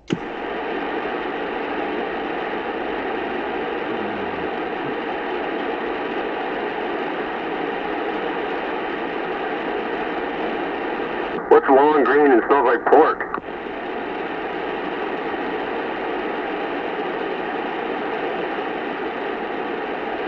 Green eggs and ham. No, Kermit the Frog's finger. Yeah, those are old jokes. No. How come you didn't know the answer? Because that's how old it is. You forgot. Yep.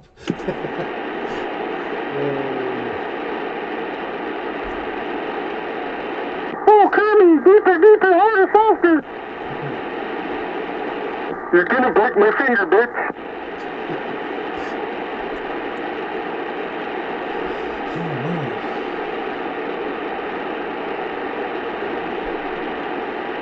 at least it smells like bacon. And it's greasy. Bacon wrapped frog legs. There you go. Who in their right mind would eat the fucking legs of a frog? Hey, I'm going to. You're going to?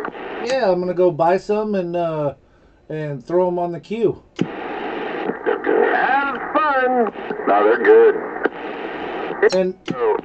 And Cannibal, I'm gonna invite you over. Oh yeah, come have some frog legs and a tapeworm. Like a real tapeworm. They're a little swampy, but, you know, it's swamp chicken. Now, if you live in the swamps and, you know, there's nothing else that you can find to eat and you happen to catch some frogs, okay, maybe. If you're really, really, really hungry. Maybe. Probably not, but maybe. But, you know, come on, guys. No, it's gotta try it once, man. I did a duck on my smoker. Man, that shit came out good. You better watch out. You get you some salmonella, man. How? It's cooked. Okay. Yeah. Frog. Ew. Well, let's try. You might as well eat a salamander or something. Ugh. Hey, you know what, Cannibal, you'd be surprised. It's almost the same shape as the flat part of a chicken wing. You know, you got the wing, you got the flat and the drumette. Yeah, it's like a chicken wing flat. When you take the long part and the webbed toe off. Take the webbed toe off. Okay. Here's the fact. It may look like a chicken part. It may taste like a chicken part. But in reality, it's not a chicken part. It's a goddamn frog. If you want something that's chicken part and tastes like a chicken part, why don't you eat part of a chicken? It's a frog, for God's sake. It's fucking fishing bait. Nah, man, they got some frogs with some nice thighs on them. Yeah, think about all that jumping for flies. All that jumping around and eating flies. Man, they got some nice big meaty legs. That's good eating. Hey, you want a nice lean cut of meat? Get you some elk. Elk is fucking bomb. Elk is fucking better than any fucking Angus. Man, good elk is fucking delicious. Oh, you're not wrong. You are not wrong. I've had some great elk burgers and elk and beef mix. Yeah, that's good stuff. But yeah, I mean that's a whole different thing than frog. Well, you're saying all the jumping for flies they do, meaning that they get nice lean, you know, legs, you know, strong, lean, no fat, no bullshit. Well, elk are like, I mean, that's the leanest, man. That's such fucking good. Oh my God. And the way I got upon elk was I had this girlfriend, right? And we were going over to her sister's house, her sister and her sister's husband. And one of his neighbors come back from Michigan or something and was up there hunting, gave him a bunch of elk, right? Some ground elk and some steaks. And when I get there and hey, we're going to go over to barbecue at at Doreen and I forget his Jason's house. Okay, sure. Go over there. Hey, what's up, guys? They're all out in the garage drinking, you know. It's like sit down and have a beer. It's like, oh man, you know, I was hungry too. I was like, man, this is gonna be good, you know. I'm like, he's like, so, you know, you ever had elk before? I'm like, what? You're cooking some cows, right? No, I got this elk, you know, steak. I mean, beautiful looking shit. I'm like, no. Oh man, I was so let down until I tried it. I ate a steak and a burger. It's fucking delicious. Yeah. Yep, you're not wrong, man. That's good stuff. I even went to, before they closed in Onion City, at Onion Landing, Freddy Fuddruckers. Yeah. Well, Fuddruckers over there, they served elk. They even served ostrich. I don't want to try that, but yeah, the fucking elk burger, hell yeah, I had one of those. Yeah, I had that. I had the bison burger, the elk burger. I don't think I ever had the ostrich burger either. Yeah, no. Yeah, I missed that place, man. That was good stuff. Yeah, man, that's too bad. Yeah. But yeah, good elk is, I mean, you don't see it in the stores and shit. I've seen bison meat in the stores, but not elk. But yeah, that's some good shit, man. Real good shit.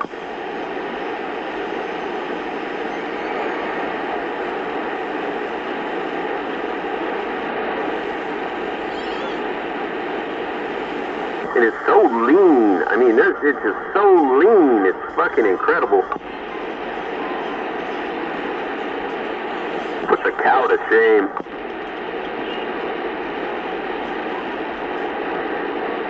The guy I know who hunted it, he brought it up to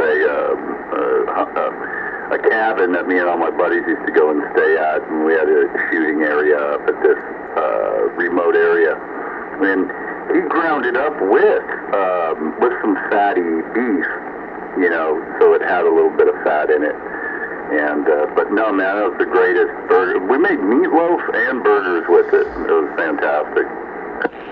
Yeah, man, one bite and you just forget all about that it's something that you've never eaten before. It's like, man, it's yeah. Anytime I get a chance to get it some elk, fuck yeah, sign me up, man. That's some good shit.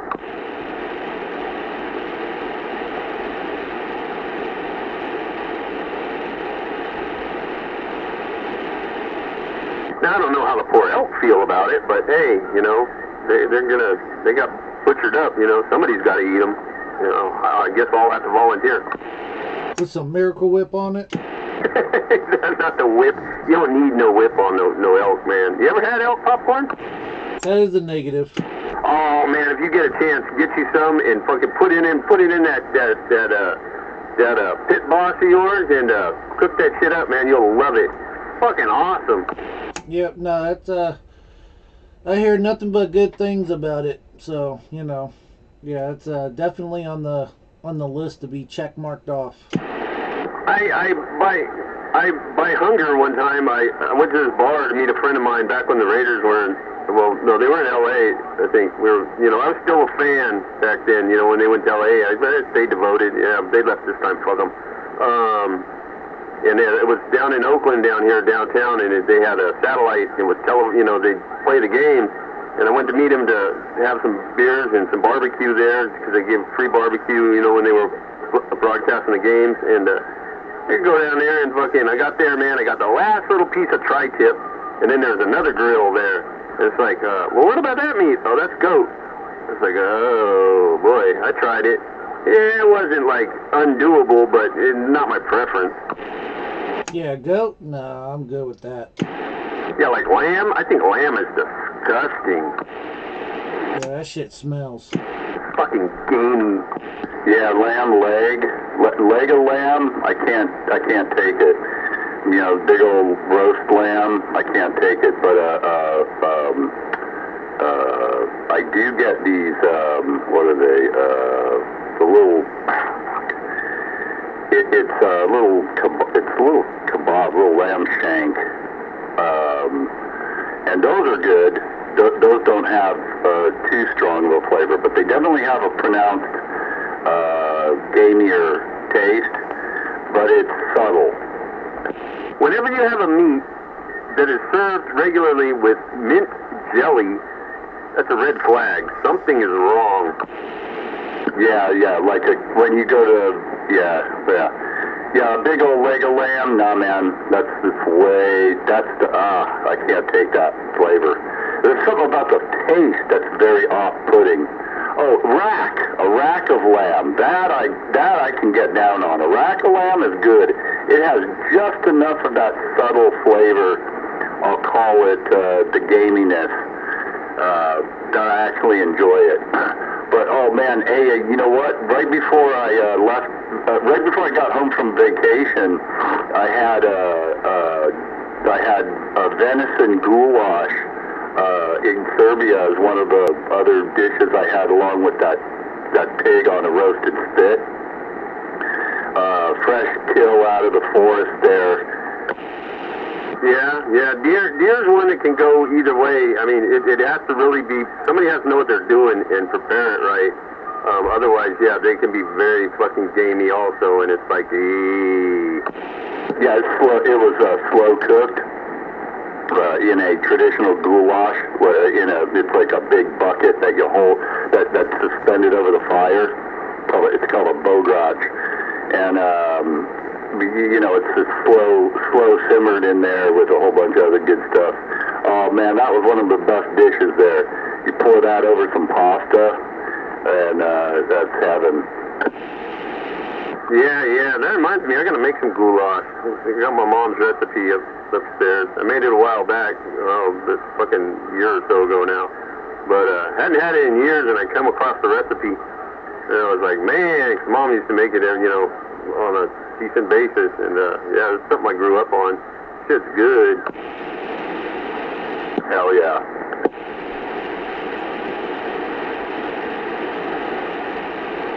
I did a pretty good job when I made it too. It was damn close. It wasn't right on, but it was damn close. Yeah, if you've got a good recipe, just follow it. It's not too hard.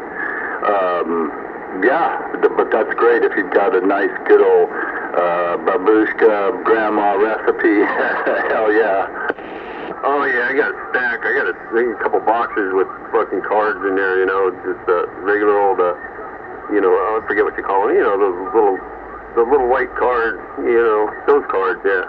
Mom would put the recipes down on those, put them in a little box, and yeah. Yeah, I got all kinds of shit, all kinds of desserts and fucking meals and just shit that, that my mom made that I grew up on, like macaroni and cheese.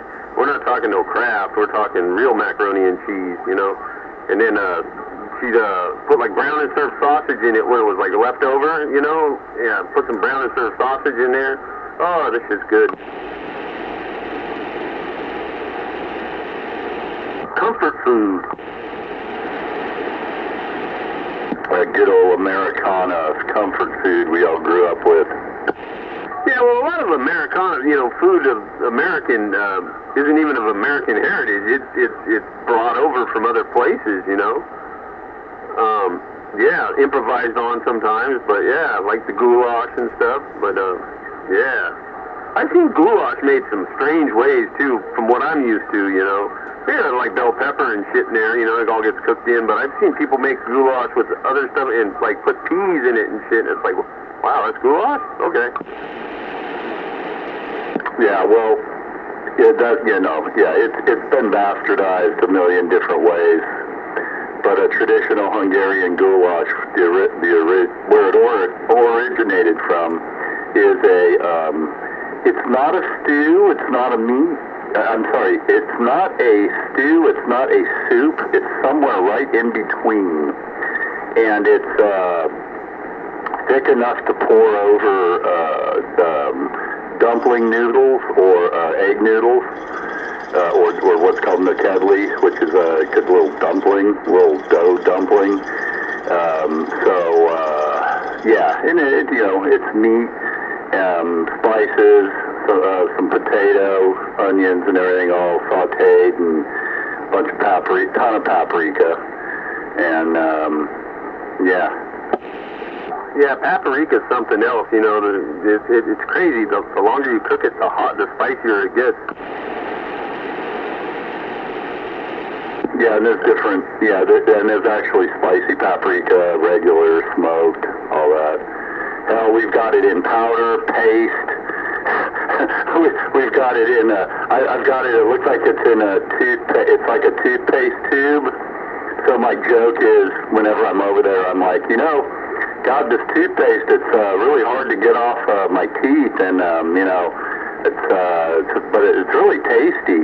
And everybody looks at me, and then when they fucking finally get it, they start laughing. Bring some of it back and brush your teeth with it and go, oh, my gums are bleeding. Yeah.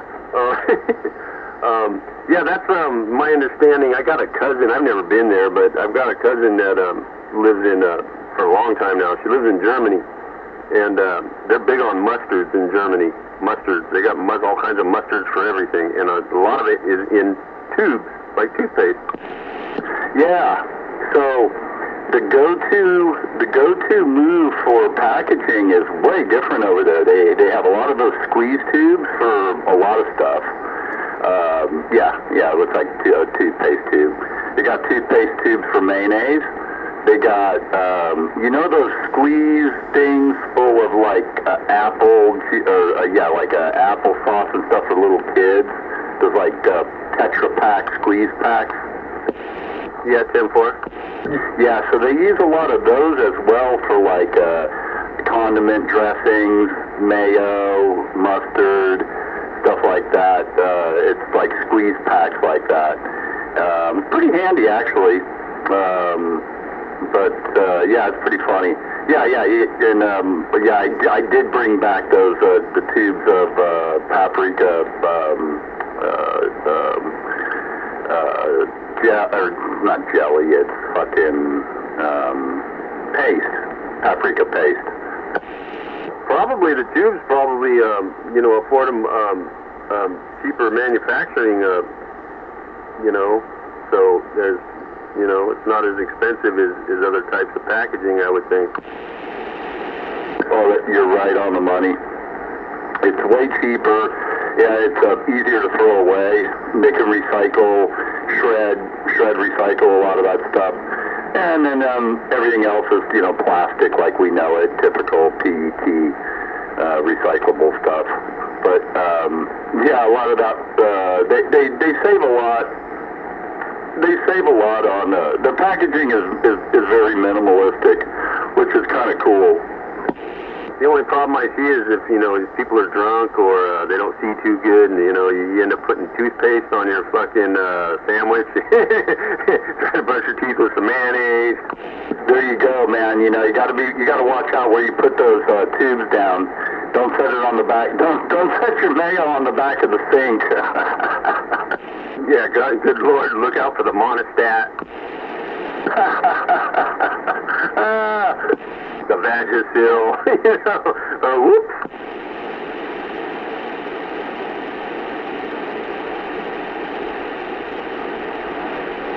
Yeah, there's all kinds of other places in the world, and we like myself, who've never been anywhere except here, and like Mexico one time, and to Nevada a handful of times.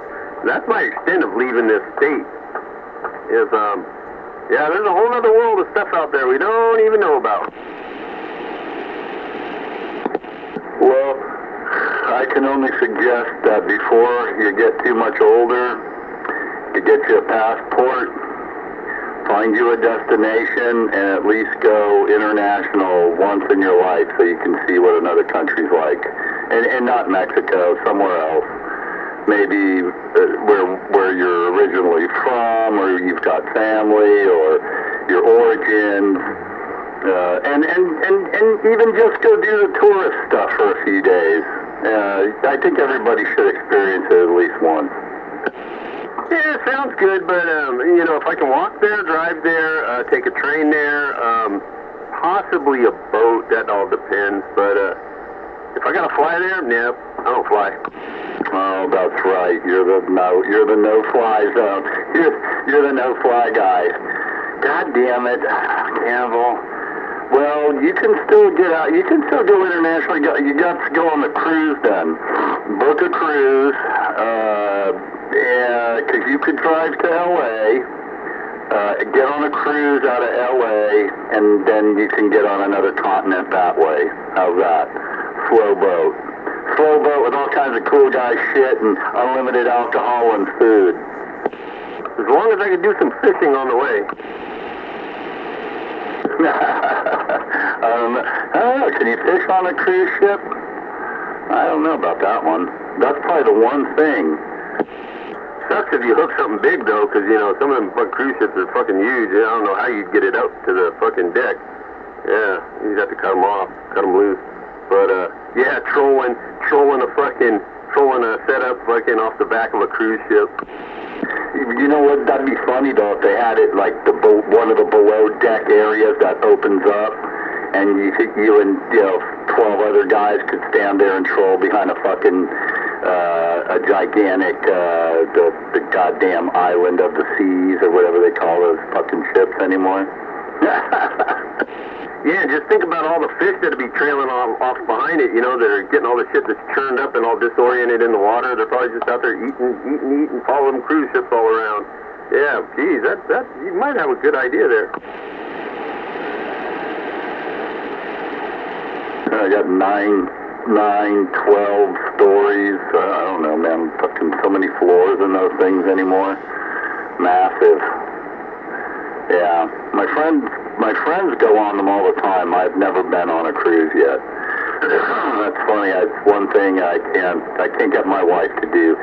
She just doesn't want to be trapped on a boat and then have just a couple of hours to go into ports. She's all about the destination, you know, like, yeah, you know. That's the thing. She doesn't think a boat with all this cool shit on it's going to be any fun. Yeah, and then there's the constant fear that if you did, you know, do one of those deals and you get off on port, and you know, when that boat says it's time to leave, it's leaving. And if you're a procrastinator or a sidetracker or a lollygagger, and you get, you know, you're getting your ass left. Oh yeah. Sorry. Yeah, those lollygaggers, that happens every time. I love watching those videos of people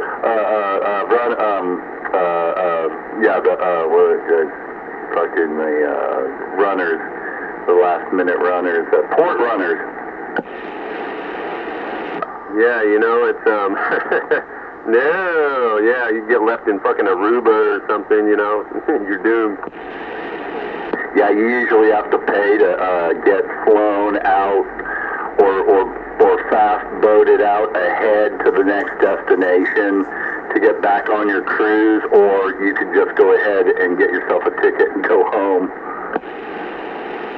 Yeah, that's when they see the dollar signs and they're like, oh yeah, we can get you there, it's going to cost you though. Might as well be locked up in a Mexican jail.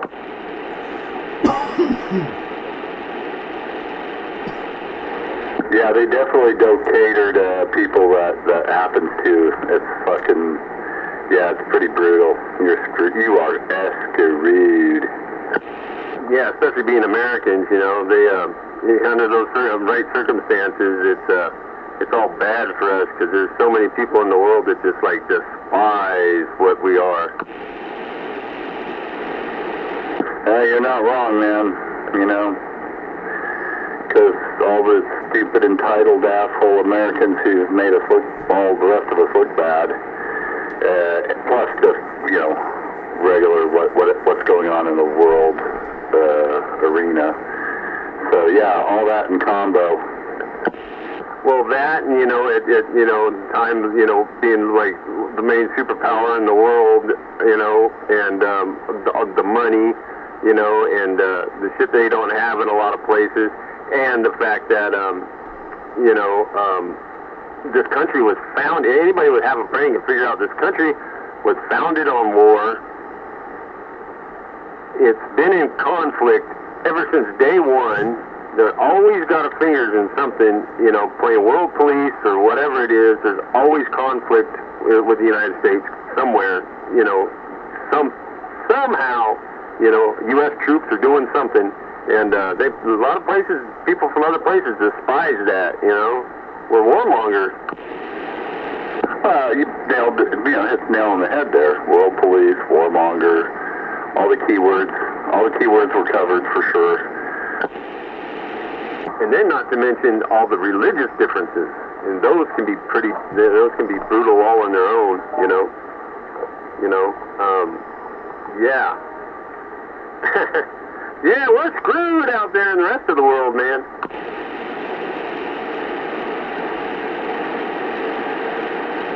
But these days it's turning out we're screwed here too. Yeah. You know, but anyway, regarding traveling, if you just keep a calm quietness about yourself and travel and go to another country and accept what they have and enjoy it for what it is. You know, when in Rome, do as the Romans is the best phrase I could say for anybody who's going to leave the country and doesn't know what to expect. Expect the unexpected. Expect to be in a bit of a culture shock, I hope. See, I hope for everybody who, like you, has never left, at least go once and at least put yourself in just enough comfort and discomfort to enjoy it, but definitely get a huge sense of a whole nother country, because that's really what it's all about. You want to experience what it's like to be one of them. Completely, and yeah, you have to take the discomfort too, because you know, there's a lot of places where they offer you something, you know, and you refuse that goat testicle. Well, you might be offending a whole lot of people really seriously in their culture, and they may want to string you up for not eating that goat testicle. You know, you may think it's cruel and unusual punishment, but yeah, that's the chances you gotta take. Yeah. And who knows, it might just be delicious. Yeah, well, somebody's eating them somewhere. I don't know if it's out of desperation or they actually have a secret sauce that is just irresistible. Oh, God. The Testicle Festival. Rocky Mountain oysters.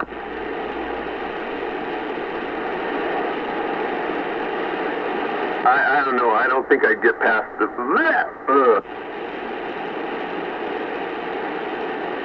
Oh, no, everybody does that the first time. It's okay. You'll get used to it. No, I won't.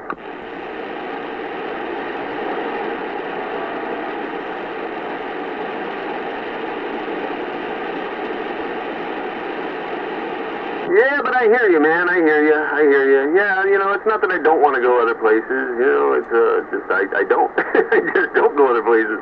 I just, I just stay right here in this shitty little city called Oakland. It's just falling apart fucking faster than fucking electric vehicles go through tires. Yeah, you know, Cruise probably be good for you because it's got everything you'd want to do. Typically, there's always going to be something there. If you just want to eat or drink yourself, you know, into coma, you can do that the whole time. Plus, there's like theaters, there's shows, there's like comedy shows. There's all kinds of, you know, activities like that. Plus, then there's the port of calls. So you would still be able to. The boat has the structured port of calls where, you know, you're never late. It's when you do an off boat.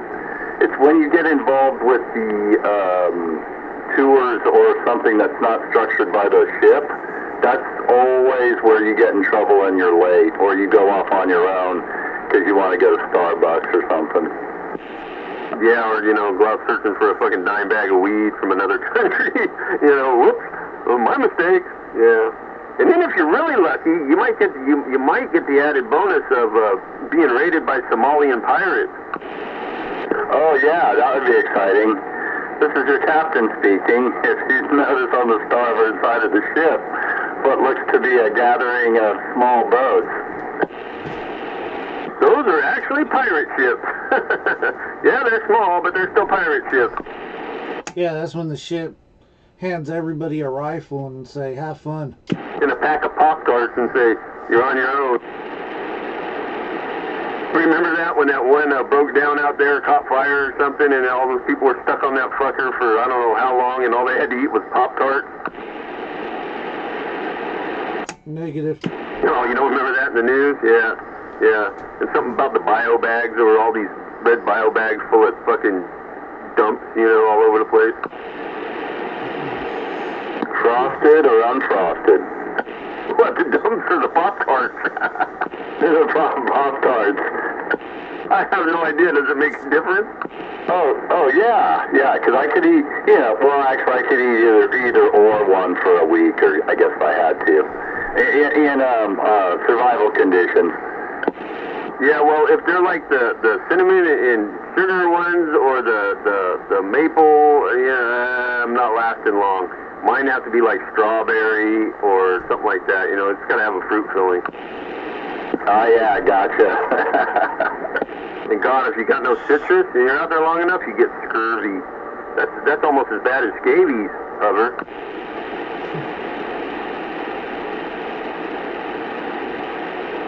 Shackleton. Oh, there was a voyage right there. Old Shackleton. You know, that was the North Pole thing, or Antarctica, and yeah, Shackleton's, yeah, all his men, and they were eating fucking seal blubber, and, yo, they ran into all kinds of fucking bullshit. That didn't sound too good.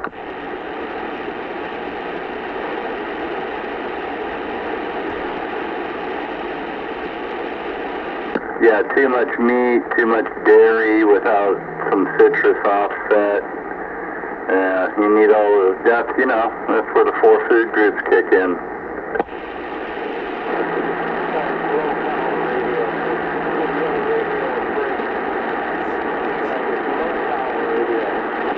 That's a mud duck radio. That's a mud duck 148, huh?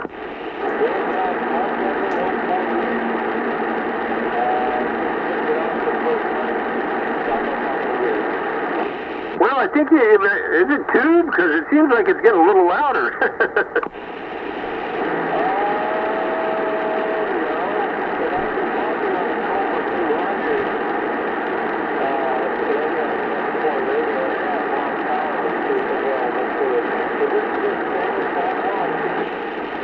Yeah, doesn't the 200 actually have like a 2290 in it?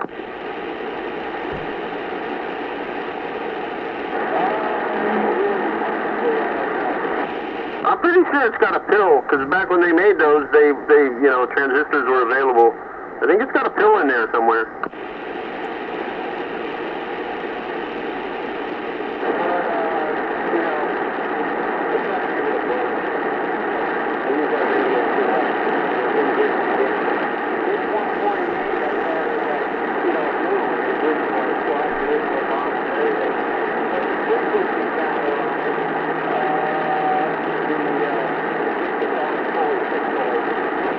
Oh, yeah, that's right, the 148F.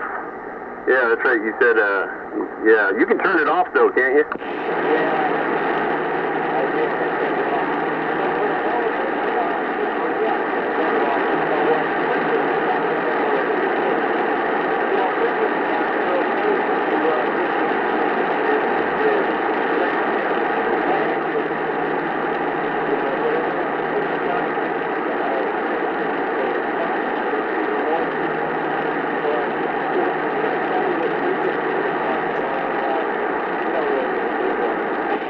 Okay, is it, yeah, is in that radio, is it actually a frequency counter, a true counter, or is it a frequency display?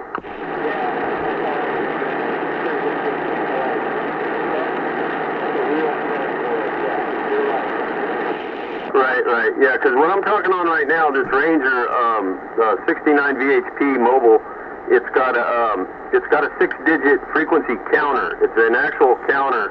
And yeah, it varies with the clarifier, because it's got a coarse and a fine tune, and yeah, it will vary with clarifier. It will take you off frequency. It will put you on frequency. Yeah, I got you. Now my 2995, that's actually a frequency display. That I mean, it goes in increments. You can shift and, you know, control it, you know, all the way down to one increment of a frequency at a time, but it doesn't, it just follows where you're going with the dial. It doesn't actually show you the frequency that, or it's not a frequency counter, it's a display.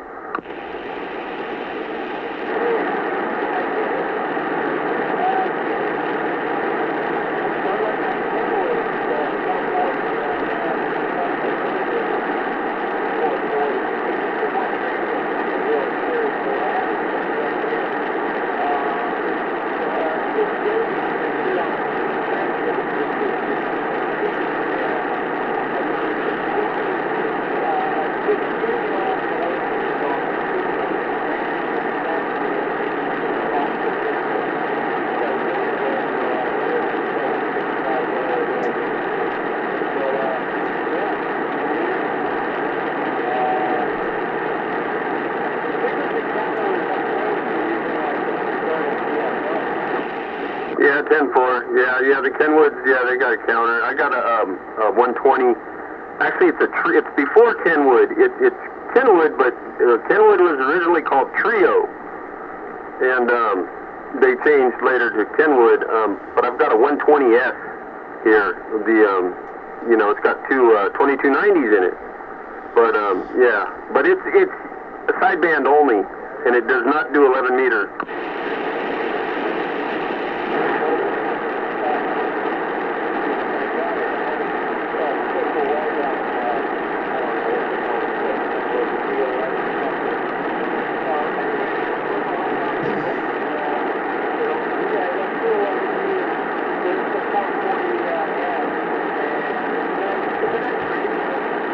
Well, good night, you guys. Have a good one. We'll catch you tomorrow.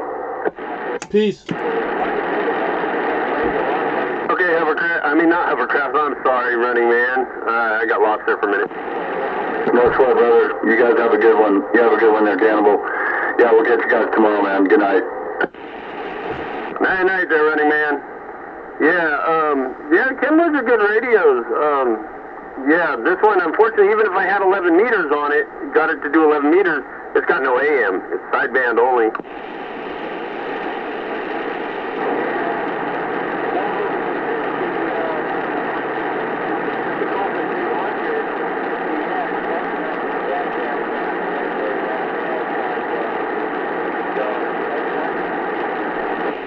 Yeah, your average 10-meter export. Yeah, the old export radios, that was the loophole, to build them and sell them here. And, yeah, they weren't CBs, but, yeah, they'll do CB band. Yeah, export. Put export on it and call it good.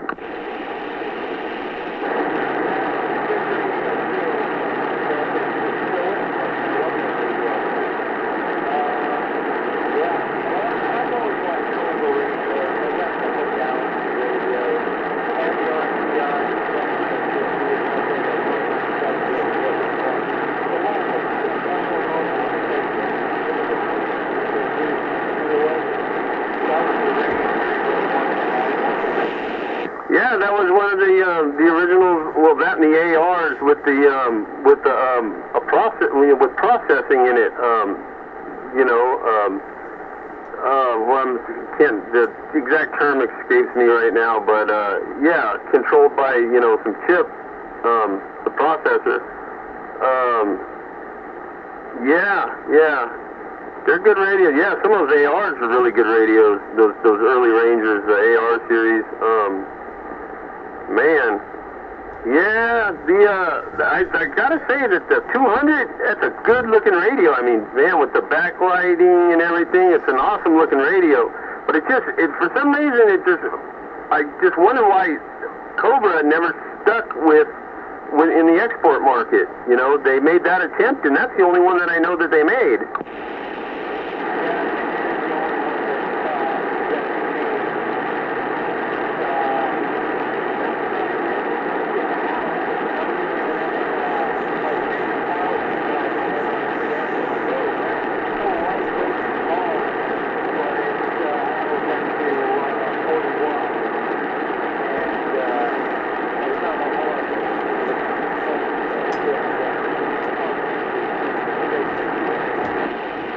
That's decent. Yeah, that'll run some stuff. Switcher, I take it, if it's small and light. Yeah, because you should have seen a couple years ago when I came back here to Oakland and I needed a power supply, and I realized there was an HRO. Well, they're no longer here. They moved to Sacramento, but HRO here in Oakland, and they're not too far from the house. It was a little ways, and I rode my bike over there. I called them up. I ordered the thing, I took cash. It was during the pandemic. I rode over there. They came out, out to the door with a mask on, collected the cash, went in, came out with the power supply, and I brought a backpack. Well, I'm going to put in it's an Astron RS35M with the meters on it.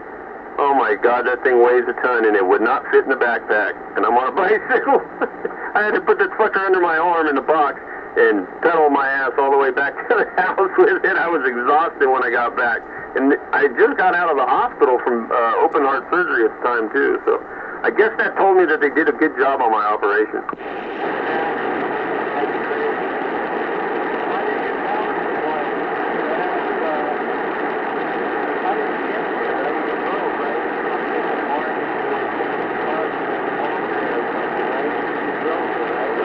No, I rode my bike. I rode a bicycle, pedal power.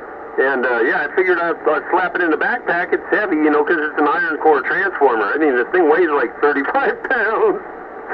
I had to sling it under one arm. I had to change arms a couple times on the way back. But no, I rode there, picked it up, and carried it back.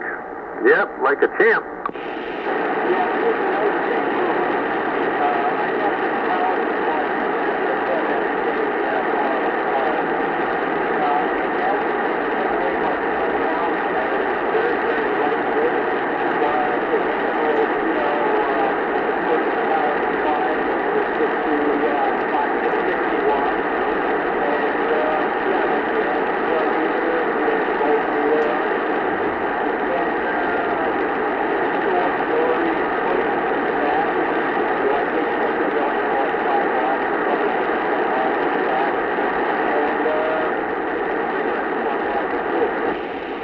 Yeah, you know, if I was smart, that's probably the move I should have made that day. But no, me, I had to be, you know, I had to be a bonehead, and I want an iron core supply. You know, I want a real power supply. Oh yeah, I got one. Yeah, it's a good supply. It works, but it doesn't do 60 amps. It's only I think it maxes out at like 30, 35 or 37. You know, it does continuous. I think it's 28, something like that. But no, it works. It's a good supply. I got no problems with it. But it's heavy as shit, especially when you're trying to pack it back on a bicycle.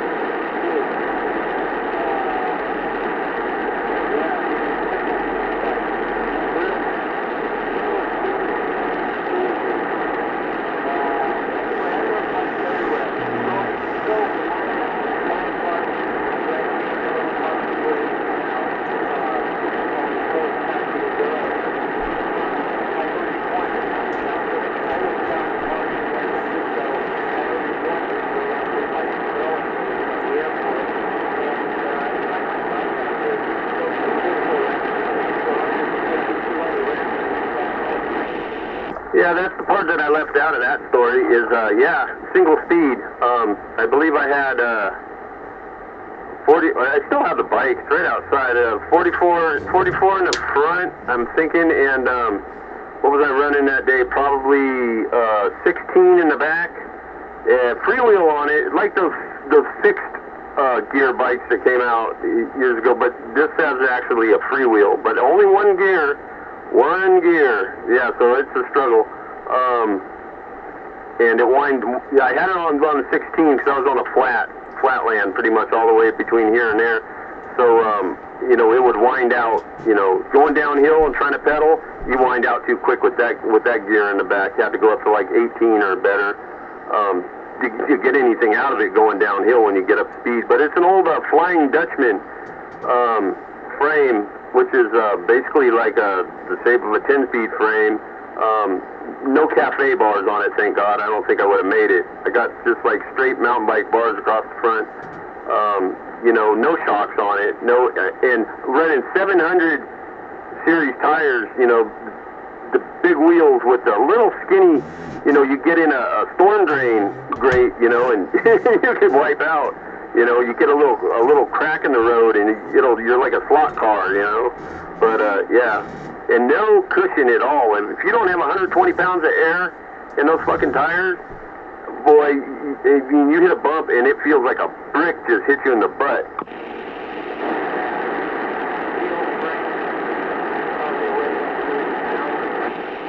Not that heavy. It is steel frame, but it was not that heavy. there's not much to it, you know. There's no gears, no shifters, no nothing. Just a couple brake levers and a freewheel, and yeah, just pedal your ass. I mean, when you're not carrying something, you can cover on smooth road, flat road. You can cover some ground real quick because the tires are so narrow that it's you don't have a lot of drag, no resistance between, you know, rubber and the road. So, but yeah, it can spell for disaster too if you're not careful.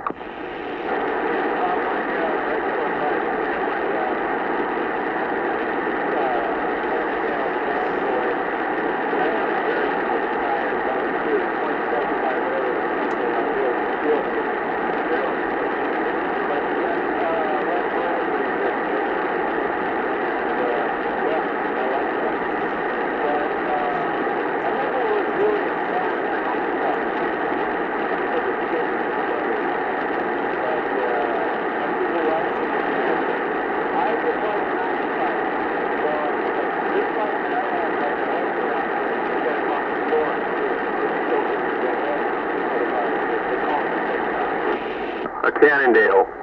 Yeah, I've got a frame, and it's a head shock bike. Sit down in the basement. It's a Jekyll 600. Somebody gave it to me. Yeah, it's at the time they were like, wow, you know. But the head shocks, man, there's a lot. You know, it's not really complicated inside that headset, you know, that big round head tube.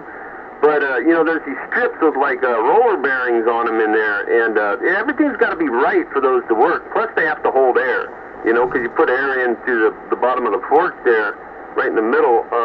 Yeah, I'm familiar. I've got a head shock frame and fork set up here.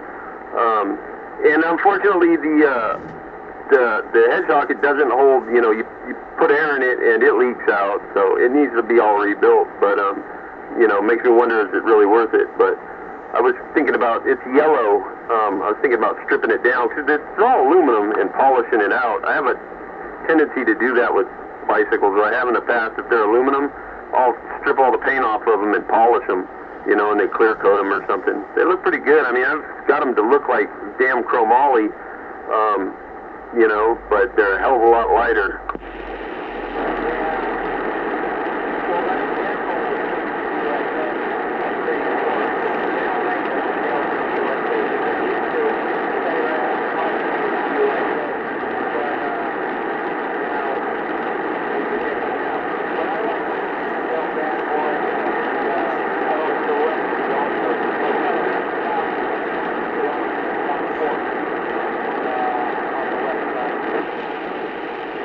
Oh, it's a lefty, but it's a head shock. Wow, that's different. I don't think I've ever seen that. I know they came out with the head shock. Then later on, they came out with the lefty, and the reason behind that, to my understanding, is it's easier to keep fluid motion with just one shock on a bicycle like that instead of on both sides, like traditional mountain bike, you know, shock forks. You have to, both those tubes have to work fluidly, you know, everything has to be just, I mean, perfect, like new, for them to work correctly. But with the one-sided, you know, the lefty, where it's actually in the fork tube and not the head shock, and that's the whole concept behind the head shock too, was the fact that just that one shock moving, it's always going to be more fluid and more smooth and work better than the two trying to both work equally all the time. Yeah, but I didn't know that they made a lefty head shock.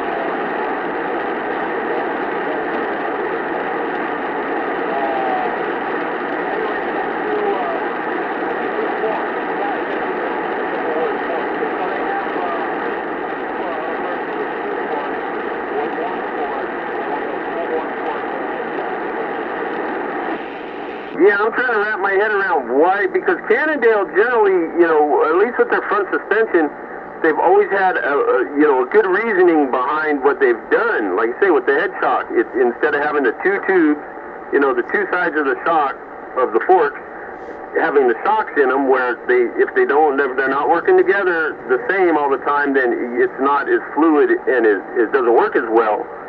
So then they, you know, come up with the head shock idea, and that consolidated it into one shock, which should always move as long as it's kept up. It should always move fluid and work well. But it just seems like the head shock, having a lefty only with a head shock defeats the purpose of why you would need a lefty, because you've got the head shock, it's right there. The lefty, in my opinion, was always for that fact of that, you know, eliminate one side. Now we have one shock on the one side, and it's fluid all the time, you know. So it just seems like it should cancel, you know, the lefty. It's not like some kind of unicorn or something, is what I'm thinking, because it's the lefty but it's got a head shock, but only the fork on one side. I don't know.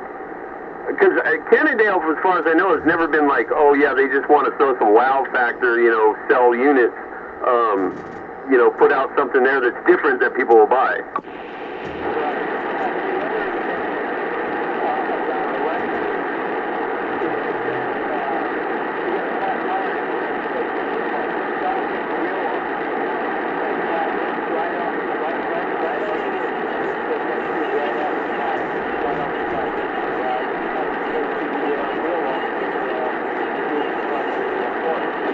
Yeah, convenience. Yeah, that'd be about the only in that setup, the only plus or pro that I'd see on that. But you know, maybe something I'm missing. But yeah, going back to the tires and like the skinny ones we're talking about, those real thin little racing, you know, road bike tires, 120 pounds of pressure. Otherwise, anything under that, it's like I said, you hit a little bump and it's like, man, it's just, you know, that rim goes through that tire and it hits the ground and it's like, damn, that hurt. But it's like, I found out real quick that with those kind of tires, when they go flat now. They don't get flow leaks. If you run something over or something happens and it goes flat, I mean, it's such a small area for volume and such a high pressure. You breach it, it's flat now. You're walking.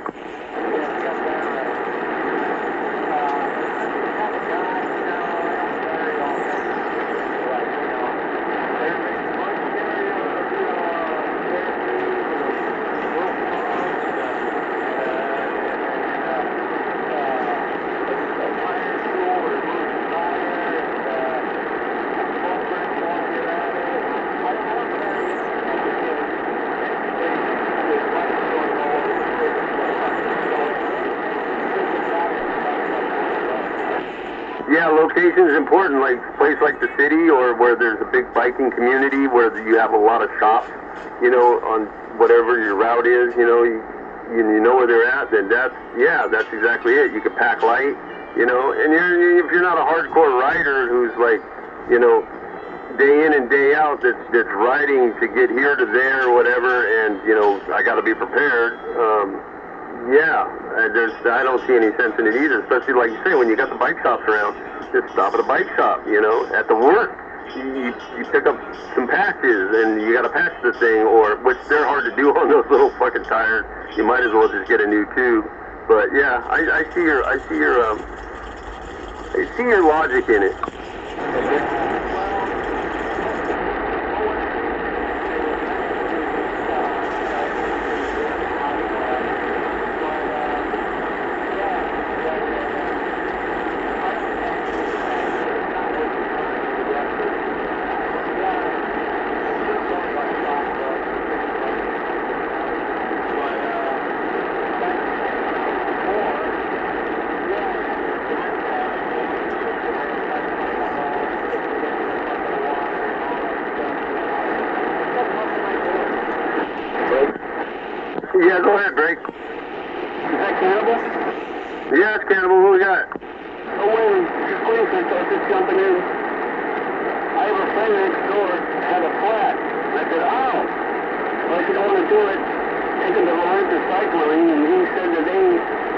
when it was $150. His e-bike is an $18,000 e-bike, and the wheel is glued to the rim. It's glued to the rim for your $18,000 mountain bike. Just if you have a copy, I'll just also add that I have one of the greatest mountain bikes ever made, a Gary Fisher Mount Tam. It has the original shocks on it with the pink sticker. They're called pink rock shocks. They've never been serviced. After 30 years, they're supposed to be serviced after every 400 hours. Oh, yeah. Anyway, we're waving Greenfish, I do believe. Yeah, Gary Fisher. I had a Gary Fisher, but actually it was, I think they had sold off to Trek by this time, but it was still labeled Gary Fisher. It was a Pro Caliber, which was, hydraulic disc brakes and all that stuff, but, they're all right. Glued to the tires, and it was tubeless, right? It was tubeless setup. I'm sorry, I'm barely calling you out. Say again? I say if it was glued to the rim, the tire was glued to the rim, it was a tubeless setup. They didn't have a tube in there. The tire held the air, right? Oh, that was my neighbor. He has an $18,000 e-bike, and yeah, the wheel, the rubber is glued to the wheel in a high-tech kind of thing. A rental cycle over here in the city wouldn't touch it for $150. Yeah, they can be a pain in the ass, but they were doing that for a while. I don't know if they're still doing it. Tubeless wheels, where you eliminate the weight of the tube, and then let the tires do the work, and it all has to seal to the rim. That's another thing about those skinny little tires. And if you are out and you have to put air in the damn thing, say you put a new tube in it, and you have to put air in, you've got to find a pump that's capable of putting 120 or better pounds in, because you really need, especially on those kind of wheels that I've found, you really need to bead that rim. And that, when you change that tube and you start putting air in it, you got to hear those pops, those loud pops, like it's gonna, like something just broke, because that bead of that tire has to get into that groove, has to get seated in there. Otherwise, you'll have all kinds of wobble in that tire. With those little skinny hard-ass tires, that makes a big difference rolling. The latest cross tires made in Finland has a nice wide flat strip in the center with knobs on the side. I can go on road or off road. They're glorious, handmade in Finland. Yeah, I got a lot of static over here right now in my RV power supply that I'm running the box off of. It just the thermal kicked on in it, so it's like the cleaning ladies here with a vacuum. It's kind of noisy in here. Actually, coming in just a tad bit. I was just going to jump in, just because I'm proud of my Gary Fisher Mount Tam and my rock shocks, the original. The kids see them, they go, oh man, that could be in the Smithsonian Museum or something. When the kids see it, like I said, it's supposed to be overhauled, service and oiled every 400 hours. They've never been cracked in 30 years, and they still work perfect. Wow, it's an e-bike that's that old? No, sorry, man, you're cross-referencing. My neighbor has an $18,000 e-bike, but my bike is an original Gary Fisher 1992 Mount Tam with the original rock shop. Oh, okay, I got you now. I caught that. Your neighbor has the $18,000 e-bike, but you have the 1992 Gary Fisher Mount Tam. I got you. Yeah. I know back in the day, Gary Fisher, when Gary Fisher was, had that company before he sold it to Trek, he made a lot of special. He really had a flair and an understanding of bicycles and geometry. Because he's one of the originals. He's one of the originals. Those racers, those downhill racers over there in Marin, and that's why hence Mount Tam. Yeah, he's one of those pioneering guys of the mountain bikes. Well, I find this, and the Gary Fisher is the best ever made. Cold rolling steel. I wouldn't do anything other than a steel bike. But the components and everything have lasted for 30 years. I still use it every day, 7 days a week. After 30 years, it still runs strong. It's been everywhere. Of course, I had to go running up and down Mount Tam with it on on those special roads. You can't own a mountain cam unless you ride a mountain. They won't wait. Let me just break out right quick and say that the Goldfinger 223, I sent you that. Yes, it's Hitchcock Presents with McQueen and Lori. It's in your mail. I'll just sit back there and let you guys speak for a second. Wayne, Cannibal, 223, 217, go back. Yeah, well, I know that, Gary Fisher, before he made his name, they were when they were racing down the hills and stuff over there, he was taking old, like, 1940s, like beach cruiser style frames and modifying them and, to find what worked, and that's how the mountain bike came about. Like I said, he's one of the pioneers of the mountain bike. His name will forever be engraved in that. Then he started the company, and then he had research and development, and they were actually building. He wasn't just taking old stuff and modifying it to work on the trails. Yeah, the evolution of the mountain bike is something. If you look back and look all through the years, it really progressed. And man, they've even changed nowadays, and I don't even understand it because I haven't looked into it because I really don't ride too much anymore. But they got rid of derailleurs, front and back.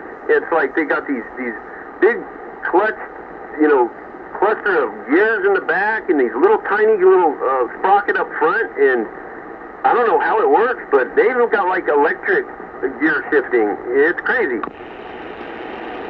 Yeah, copy. I don't know if you just unmute me. The geometry of the Gary Fisher bikes is stunning. It's the magic of a Gary Fisher. You can slide your back wheel out and almost go down and go almost sideways, but that bike will correct you back up because of the geometry. You can twist the handlebars and almost go down, and then it'll come back up on you. And the wheels track beautifully. They track all by themselves. You almost don't have to steer the bike with like a 72-degree head angle. Yeah, if the map is all done, which I'm sure he had people doing, guys good with numbers doing that math and figuring those things out. Yeah, it's true that, in a hairy situation, you got a hairy bomb downhill that's like, just on anything else, it feels like, oh my God, I'm going to die at any minute. But if the bike's set up correctly and made correctly and the geometry's there, it can be like a Cadillac going down the hill, down a steep grade of just like balls out, insaneness. And, you don't sweat it, you feel completely safe, you feel, completely in control is what you need to feel. Because the minute that you're doing that and you don't feel that you have complete control of what's going on with you and that bicycle, it's bad news. Hey, copy? And that's the word I was just going to use when you said it, was the Cadillac of mountain bikes. All the components are so good. I don't know if you've ever tried this, but I've tried all the solutions. For many years, I went over from oil 20, 30 years ago to wax, white lightning wax, too thin. I'm just telling you, the way you want to oil your drivetrain, I swear to God, because I've been testing it for 10,000 miles now, is extra virgin coconut oil. It doesn't collect any dirt, it doesn't gum me up your stuff, it stays Scotches for eons, even through rain, it's still there, it cleans right off without a mess. I couldn't live without it, extra virgin coconut oil on the drivetrain. Yeah, it's good to know those kind of tricks, It's like, and that's all about, try it out and see if it works. You never know what you're going to come up with. That's great. Plus, it's all natural. It's not bad for the environment. That's another plus. But, what was I going to say? There was something else on that topic that I just lost it. It'll come back to me. It always does. Okay. It doesn't go rancid either. Coconut oil doesn't go rancid. Stays for Scotch with the water. All other oils and other components dry out or go off, but not coconut oil. coconut oil is often used in cancer institutes, and it's often used in fruit washes as a lubricant. It's got high viscosity, and it doesn't go rancid. Yeah, 10-4, you can use it as a moisturizer on your skin. You can put it in your hair. Yeah, it's multi-purpose. What I remember what I was going to say now, I told you it always comes back to me. If you ever have something made out of rubber that is, you know, how rubber over time, if it's not taken care of it can dry out and start to crack. But you want to rejuvenate and kind of restore some rubber, you know, especially if it's in good shape, but it's just dried out. Olive oil. Olive oil is like magic on rubber. I mean, it brings back new life into rubber. You know, seals and whatnot. If they're not chewed up and not cracked, in good shape, it can't repair cracks, but it can really give some life back to rubber.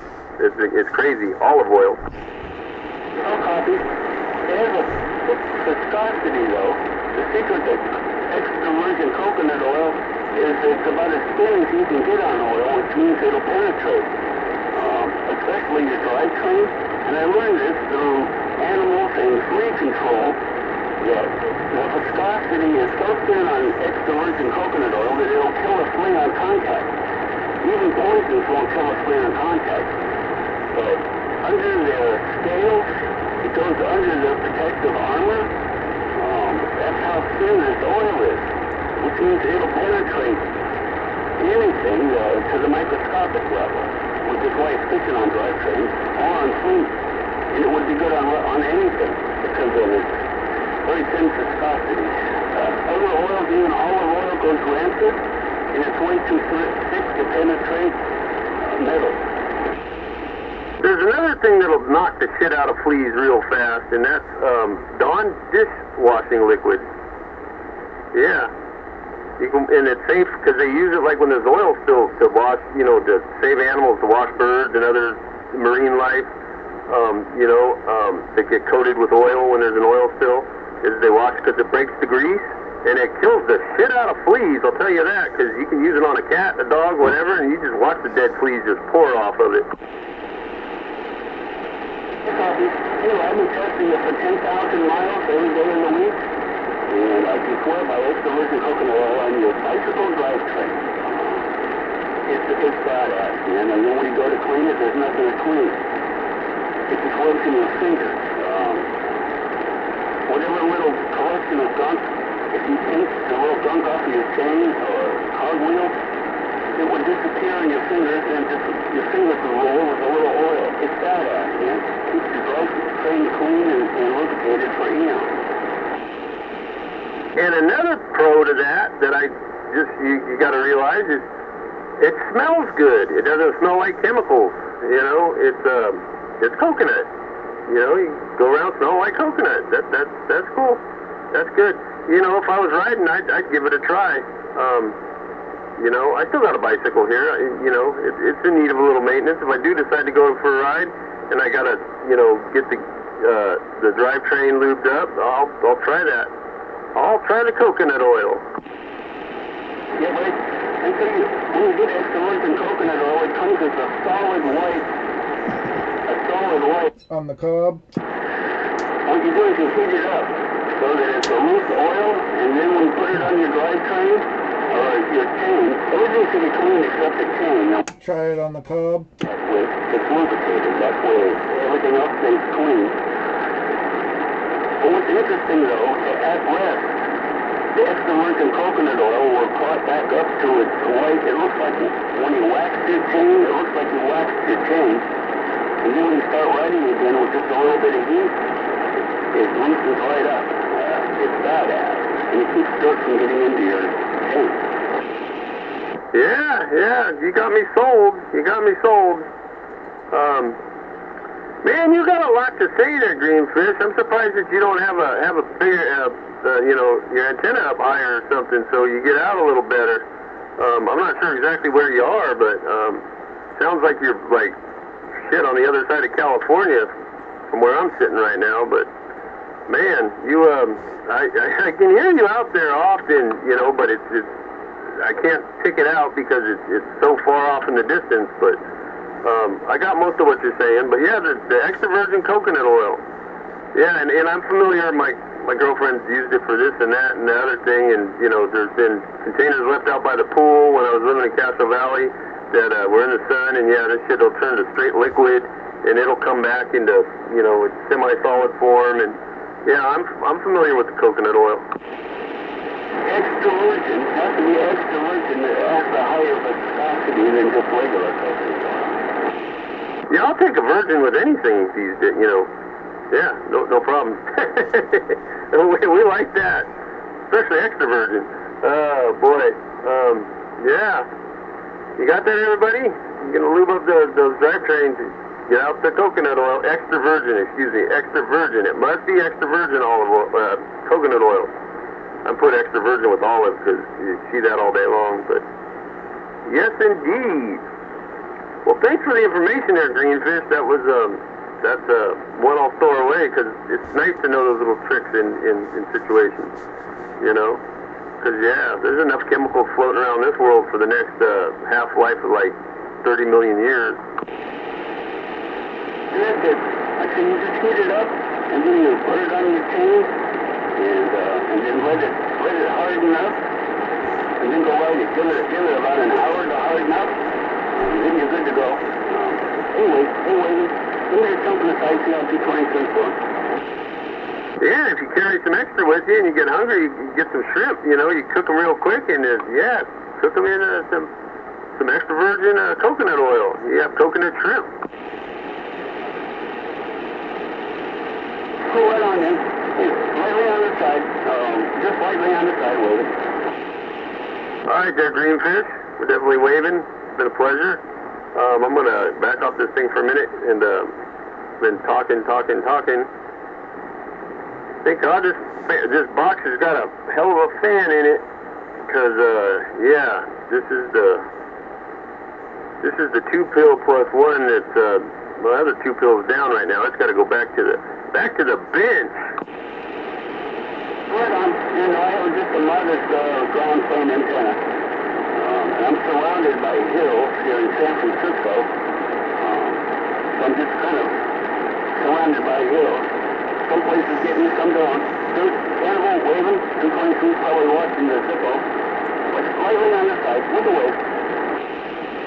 Alrighty, Greenfish, Cannibal waving right back. We got you pretty good right now. I can actually have the conversation.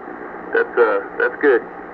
That's good, because I know there's been many times where I hear people talking to you and I can barely hear you out there, and it's like, okay, well, I'm not in that one, because yeah, he might hear me, but I don't hear him too well. But got you tonight, though. You're getting out of those obstacles. Obstacles in the city, boy, they can really mess up the propagation. But you got it tonight. Cool, right on, man. I wish I could pull you out a little more. But for now, that's good. Go see us in the forward thumb. Go see you about, man. Be cool.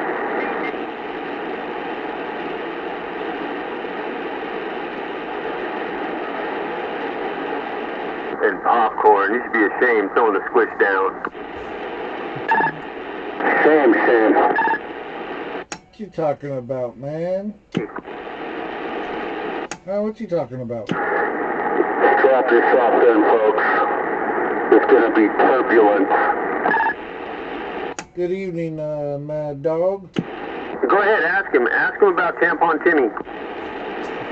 Ask me anything. Cannibal wants me to ask you about Tampon Timmy. Okay. Anything particular? The story about how he got the nickname Tampon Timmy. Oh yeah, they passed a bill in my home state. I'm from Minnesota. Actually, I grew up in a suburb of St. Paul, across the river from Minneapolis. He passed a bill a couple years ago that requires tampon dispensers in the boys' room in public schools. That is a fact. Yeah, that's sad. there's so many things about that guy. And then he lied about his military service.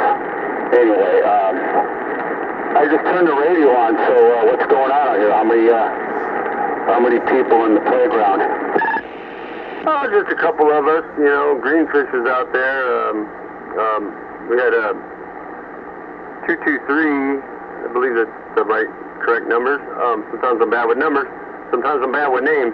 Popcorn's out here, I'm out here. Hover was out here, but I don't know, his dog's probably got him tied up again or something, or he's got the dog tied up or taking for another walk. Or no, that's right, his dog, she was limping, so he might be on the way to the vet. I don't know. Boy, I didn't know it was that late there, Mikey. Wow, it's not that late. What's the deal? You're not at work, I know that. You're on a striker. No, I go to work tomorrow night, yeah. Yeah, they let me play for a couple days. I just got my Uber ride from my establishment because they close a little early on Sunday, which is sinful, but they do. So yeah, I got picked up a package at the local liquor store there, and I'm fully loaded, ready to go. Oh, and it's an early night. Yeah, okay, that's right. It's Sunday. That explains it. That explains it there, because according to you, that establishment in particular closes early every night of the week. You know, they dip you out of an hour. Yeah, I understand. I know the owner. I mean, I don't know him that well, but I mean, it's not like we, go out. But he's a good guy, and he runs a real tight ship, and he doesn't, well, it's true. Nothing good happens after midnight. Everybody knows that. Oh yeah, the owner of Lucky Charms. Yeah. See, I remember these things, man. I like you say, all that sandbagging I do pays off, in a sense. And I have the memory of an elephant. Well, supposedly, like they say, I retain things. I'm like a sponge. I'm like a little kid who's a sponge. Just pour on the knowledge; it'll stay. Yeah, you probably remember my Social Security number too, huh? Yeah. The popcorn, you're not usually out here this late. What's going on? You got insomnia? No. I don't know, just not tired for some reason. He's partying. It was National Fajita Day. He's big time party. Salsa, pico de gallo, all that. Heck yeah, all homemade. Yeah, he's still trying to wind down from all the excitement. Oh, we got a national day for everything. You pretty much name it, and there's a national day for it. I went, there's a place called Metro Taqueria. Maybe you're familiar with the popcorn off of East 14th Avenue. And a couple hours ago I had me a nice a taco ranchera with all the fixings and the rice and the beans and oh man, for about $8, that's a meal that's a meal deal. Didn't they just put one in over there by man, I want to say like B of A, like the drive-through one? Yeah, right off of Marina. Right over here, but if I'm taking an Uber, I don't know. I think they only do drive-through. I don't understand why they don't have any. I've seen the location. They got a nice patio out there, but there's no tables. I guess they're just doing drive-through. So yeah, I know the one you're talking about. They must not want any riffraff hanging around. That's probably why. Yeah, 'cause everybody's robbing everything these days, you know. It's kind of hard to rob a drive-through efficiently, I would think. Not impossible, though, I'm sure. The marina, there's really not much, no problems really that I know of.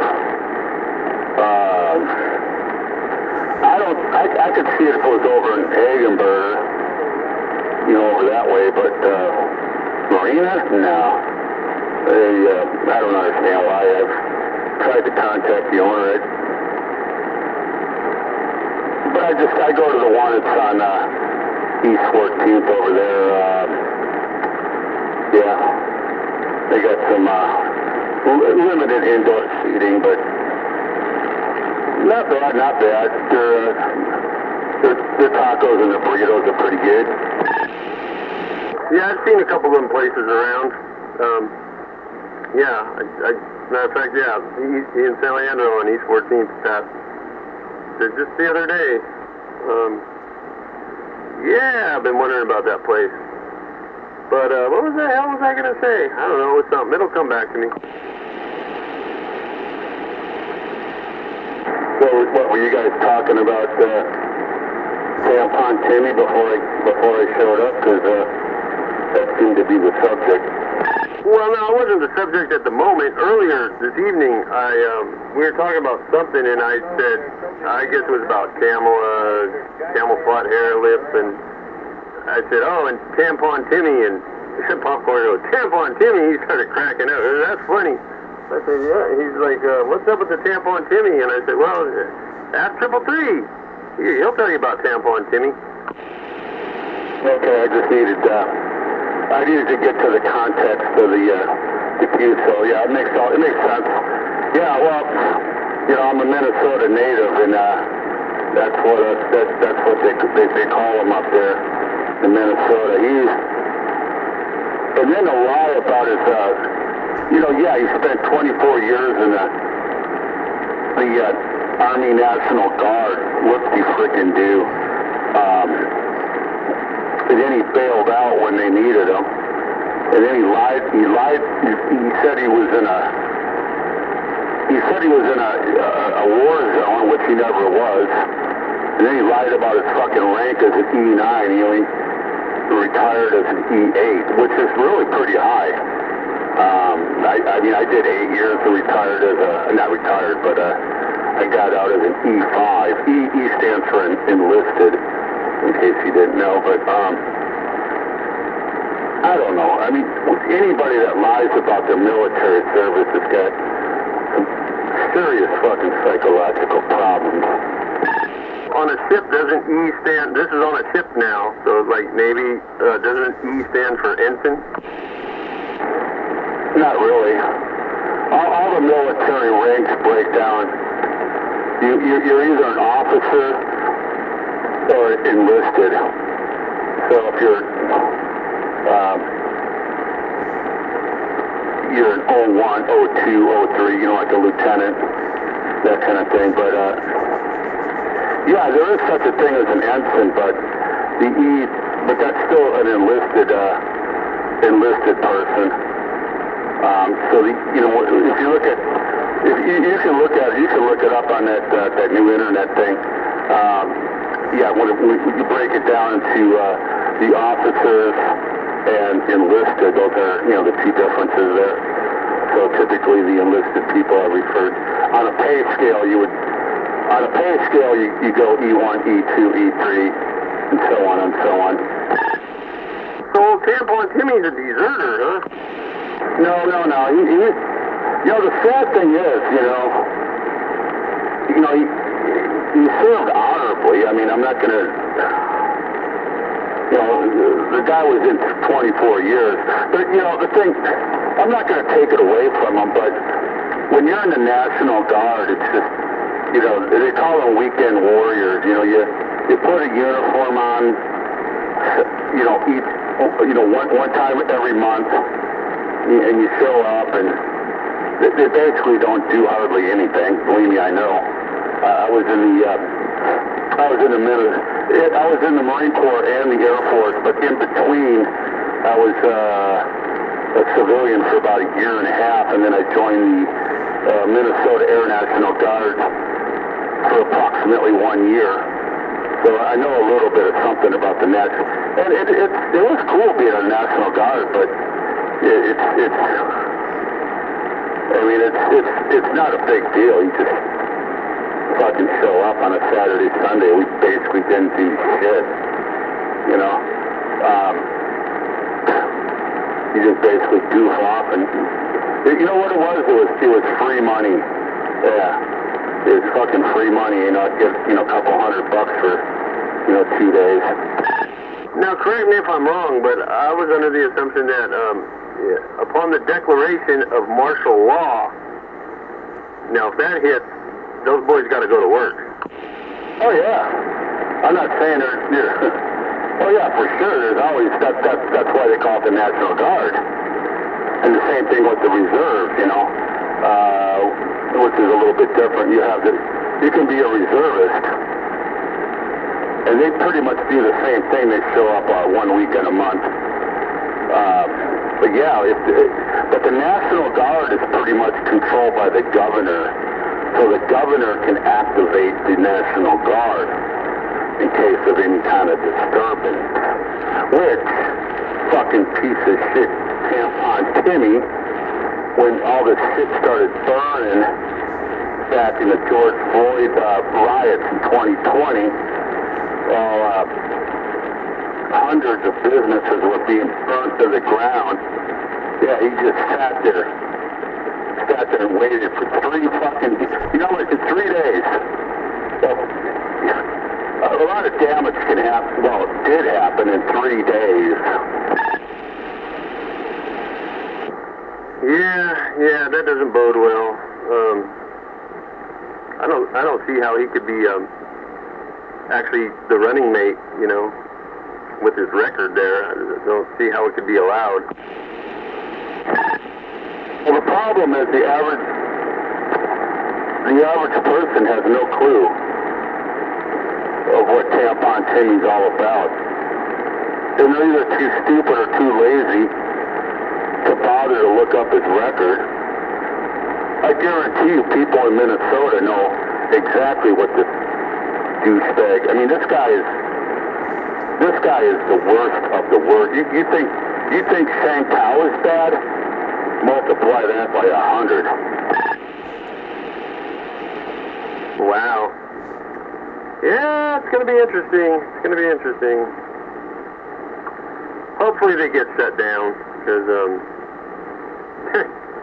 yeah, it may be interesting, but I'm not looking forward to seeing that fucking administration.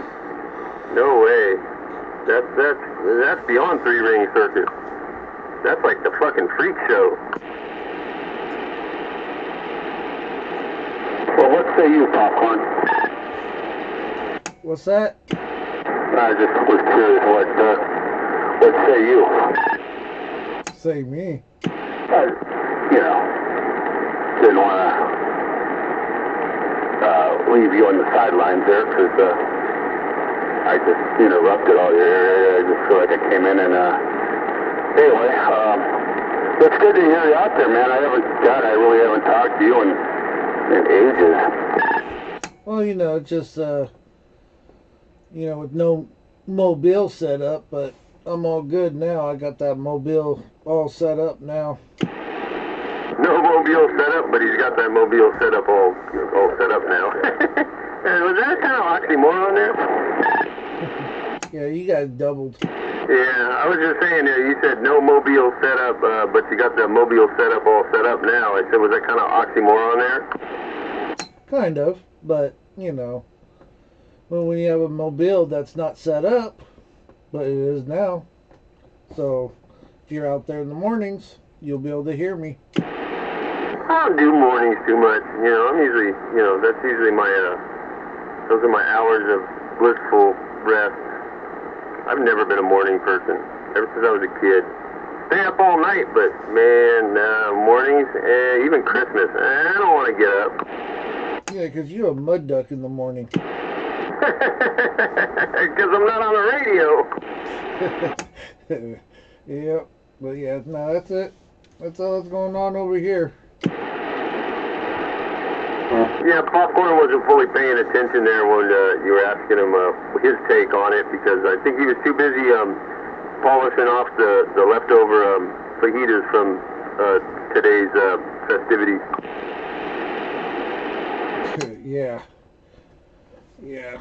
No, I'm just lounging here. Just lounging and reading, you know. Got some things coming up. So it's just, oh man, it's gonna be it's gonna be busy. Man, I haven't heard you on any of your super secret squirrel spy missions lately. You know, the mysterious picking up and dropping off of the package. Yeah, yeah, maybe, probably no more package deals. Yeah, that one kind of didn't fall through anymore. Oh, the feds are putting a clamp down, huh? You're getting scared? Yep, yeah, there's all these little Chrysler vans, you know, tinted windows everywhere with 3 antennas on it, you know. Yeah, I had to lay low for a while. Yeah, you gotta watch out for those white vans, man. Watch out. That reminds me of what was that Cheech and Chong with the Officer Stadenko and Stacy Keach, and they were in the laundry van, and it had a zipper. You zip the zipper down to peep out the side of the van. Yeah, I've seen bits and pieces of Cheech and Chong movies. Yeah, well, they were funny at one time. They were fucking hilarious. But yeah, them guys are old now. They're older than me. Yep. Yeah, I got a record. I got the one that's shaped like a van. Yeah, yeah.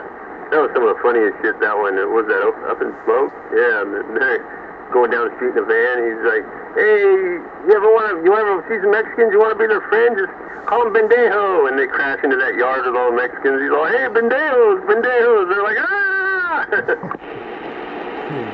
Yeah. But yeah, I got the record. I never played it. You have it? Still sealed?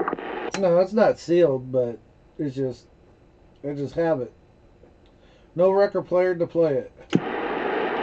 Oh, no 2 turntables and a mic. You got microphones, but you got no 2 turntables. Damn it, boy.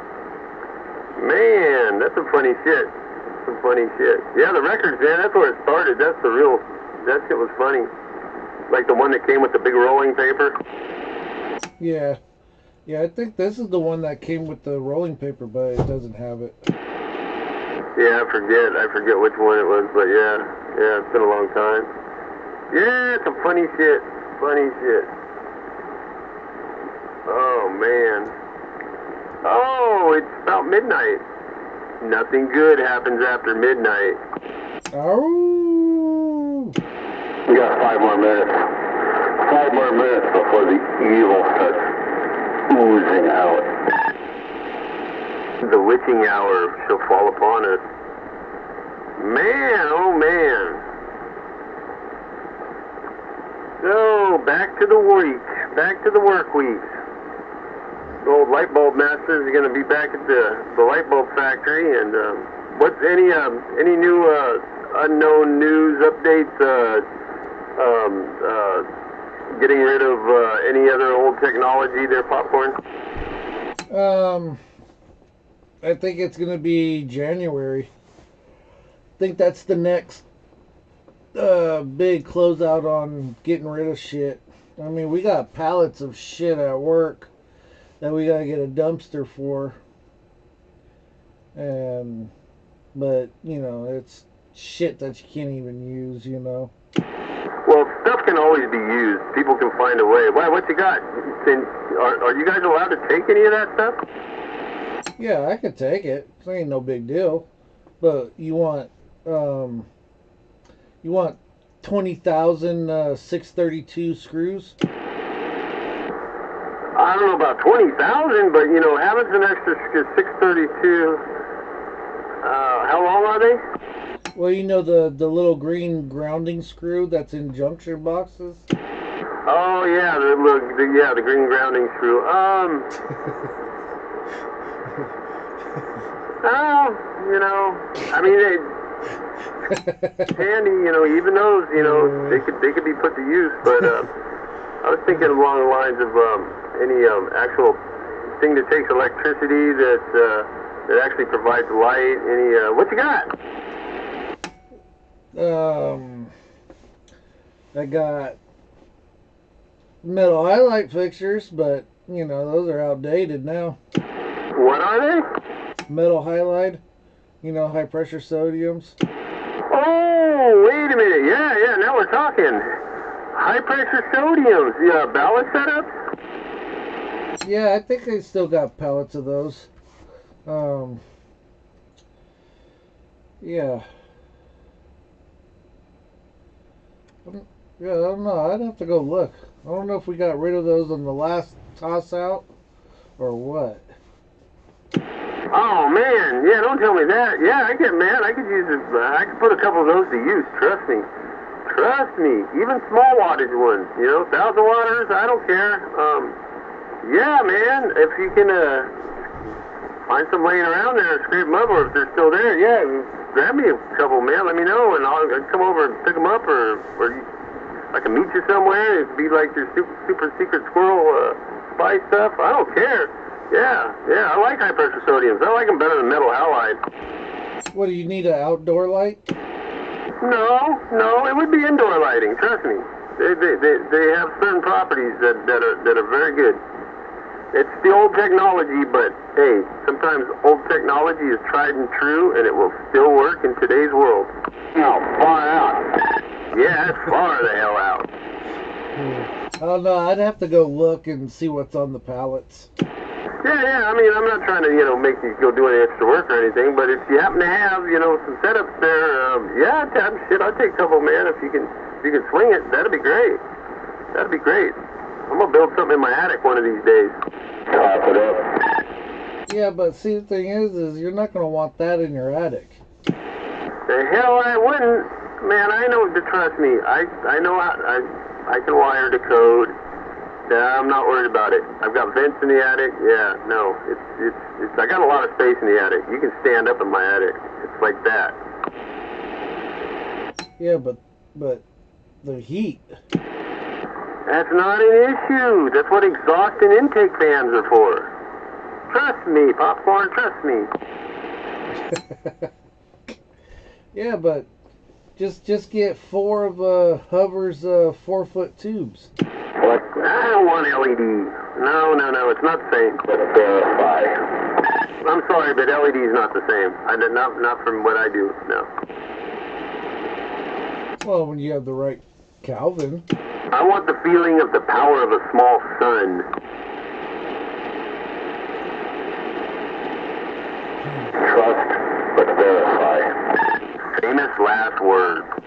I got a fixture that I'm going to be bringing home. It's an outdoor light. It looks like a street light. It's 300 watt LED. Really? I might be able to. It all depends on the spectrum, but yeah. Now, back to the HIDs. Metal halides, they got that washed out, clear white look. They work, but I've never liked them. High pressure sodiums, which used to be streetlights. I used to have one. I had a 310 watt setup, which I'm going to go ahead and spill the beans. When I lived up north in Petaluma, I was on my way home from work one night, and I was needing one of these setups for a certain reason, and I didn't have really money to obtain one, so I noticed they were putting up new light poles on the side of 101. Well, there was a park and ride right at my exit, so I got off and got in a parked in the park and ride, went up the side of the hill, which was like 3 feet tall weeds, and pulled one of them down from the side of the freeway, and it had the head on there. And I'll tell you what, when you look up at a street light and you see it, yeah, it looks like okay, it's a head, you know, a light head. When you get up close to one of those things, they're fucking big. Yeah, well, I unbolted it, and it wasn't wired up yet, and brand new, and I took it to the house, and I looked at the little tag inside, and all you had to do was to go from 220 to regular current is just pull the plug, move it over one rib, and plug it back in. Put a plug on the end. Yeah, put the socket in a dome, and yeah, I had a hell of a light. Worked great, man. Did 11 square feet like nobody's business. I forget what the lumen count came out, or the spectrum, or the light per square foot came out, but it was like right on the money, and it worked fucking phenomenal. 310 watt, long, skinny, fucking high pressure sodium. Those are the ones that have a nice golden glow to them. You call them the cops. Call the cops. Man, they ain't doing nothing. You have to be getting raped, shot, stabbed,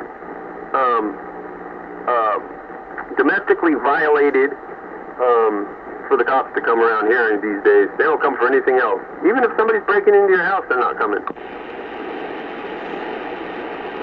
Okay, maybe not. Nice try.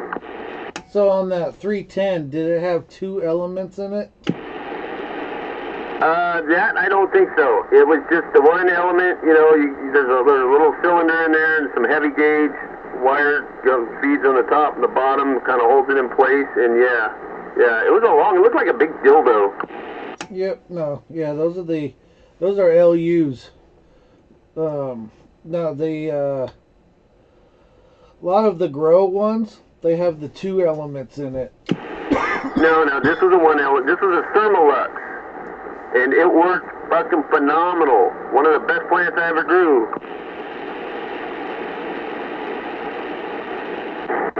Drugs. Truth be told, when that gas ignites, and that's where the money's at when you burn them, is on startup. Once it ignites and it's burning off that gas it builds inside, man, they're good to go. Now we're growing strawberries. Yeah, real stony strawberries. Fucking health food freaks. Hey, I got some 7-foot strawberries in my backyard right now.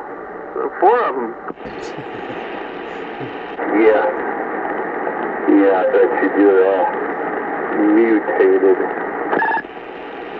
Hey man, to each his own, to each his own. What's a little bit, hey, they deemed it legal, alcohol used to be under prohibition, it used to be bad news. You were peddling alcohol, Elliot Ness caught up with you and your ass is busted. Hey, I'm just giving you, what, I'm actually pretty libertarian when it comes to things like that. There's a lot worse that people can do, and that's not even on my list. So I ain't tripping. Yeah, I hear you, man. I hear you. Yeah. Fuck, I wouldn't even mind doing some, but I get these random tests all the time, so just can't do it. Yeah, for your own benefit and good, yeah, we can't have you going getting in trouble at work there, that wouldn't sit well, and I wouldn't be able to sleep at night, but otherwise they say, yeah, I'll give you some shit. Fucking ask anybody. Well, anybody who's I've actually met that I've actually given any to, yeah, no, I'm not trying to make a bunch of money. I don't even make any money. I just, I basically do it just for the fun of it. I like growing it. It gives me something to do. It's fun to watch them, evolve and take shape and get big, go from a little, either a seed or just a little tiny little weed-looking thing and into a full-fledged plant that actually flowers out, and, you go out in the backyard and it's nice and stinky. There's something about that. I don't know. Call it what you want, but I find it fascinating. All right, well, you want to hear a funny story? Oh, I'm always up for a funny story. Okay. Let's wind the clock back to 1978, when the Mad Dog was working at a nursery, a place where they grow plants. Well, this is in Minnesota, right? So they had a greenhouse where they would, get things started early because there's, the growing season up there is kind of short. Got that little thing called snow and all that. So in the springtime, you might be familiar with a plant called a false aurelia. A lot of the head shops, that would sell paraphernalia, it looks like a pot plant, the leaf, but it's not. It's called a false aurelia. Well, what Mad Dog did is he planted a whole bunch of real plants along with the false aurelia plants. So to give them a head start under the ultraviolet light that the nursery provided. And as they grew about a foot or so, and the snow melted, and the Mad Dog transplanted them to an outdoor location where they grew and thrived. Wow, I never would have guessed. That's cool. Since we're taking a trip back on the Wayback Machine, let's rewind back to 1989. Ah! Sure. Let's go. What happened back in '89? I don't know exactly. I'm sorry. I'm not trying to be. It's funny. I'm not trying to be funny. Popcorn gets what I'm saying. It's just something that he sent me that passed along from an earlier conversation, and somebody's got their dates mixed up. Yeah. In 1989, I was stationed in the United States Air Force at Travis Air Force Base in Fairfield. I was in high school, looking forward to June to be done with it all. You're just a punk. Yeah, I've been called worse. Come on, you can do better than that. That's tough. You're a young guy. Yeah. Yeah, 1989, yeah. That was a wild year. I could tell you stuff, but I don't even want to talk about it on the radio, what was going on back then. Because, people record things. That was a wild fucking year. Yeah, that's the year that the posse didn't do homework.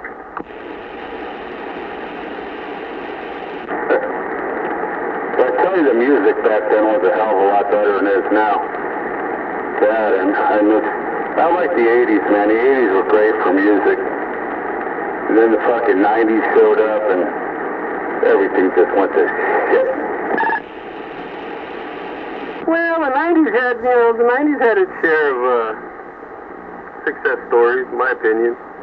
But, I probably like a little bit of different music, I like Slayer and, I grew up on this shit. Yeah, but, the 80s were responsible for a lot of, hey, each decade paves the way for the next one somehow, in some sick sort of way, but, yeah. It's all part of the master plan. I don't know what that plan is, but it's all part of it. Roger, yeah. Yeah,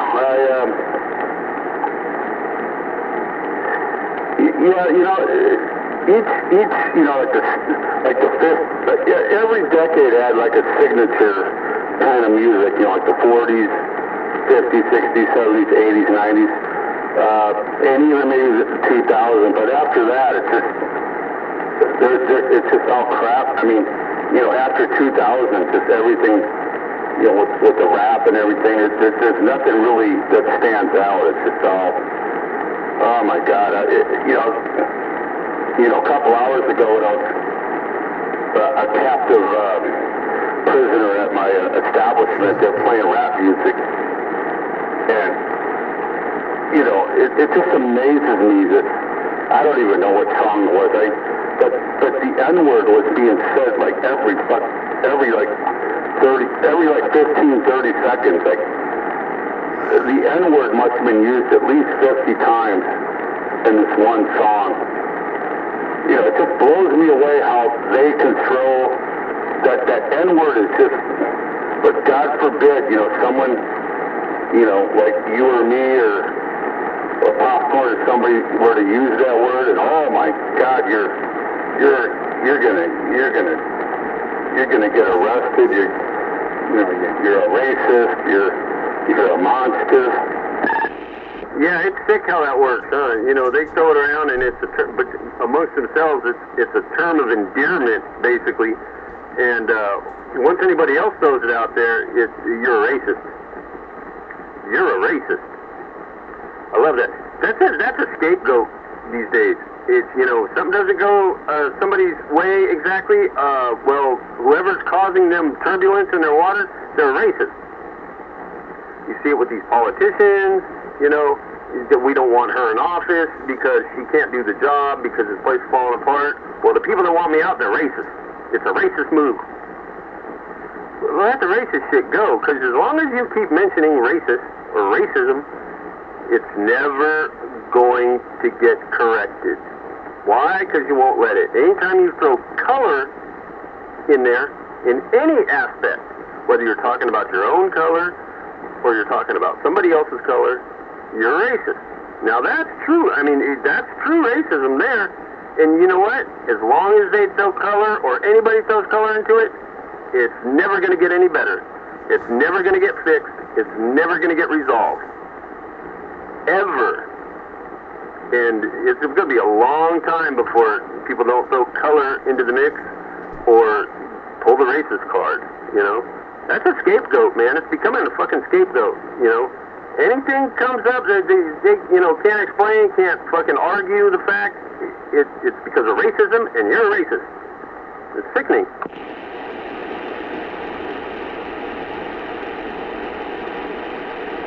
I agree, yeah.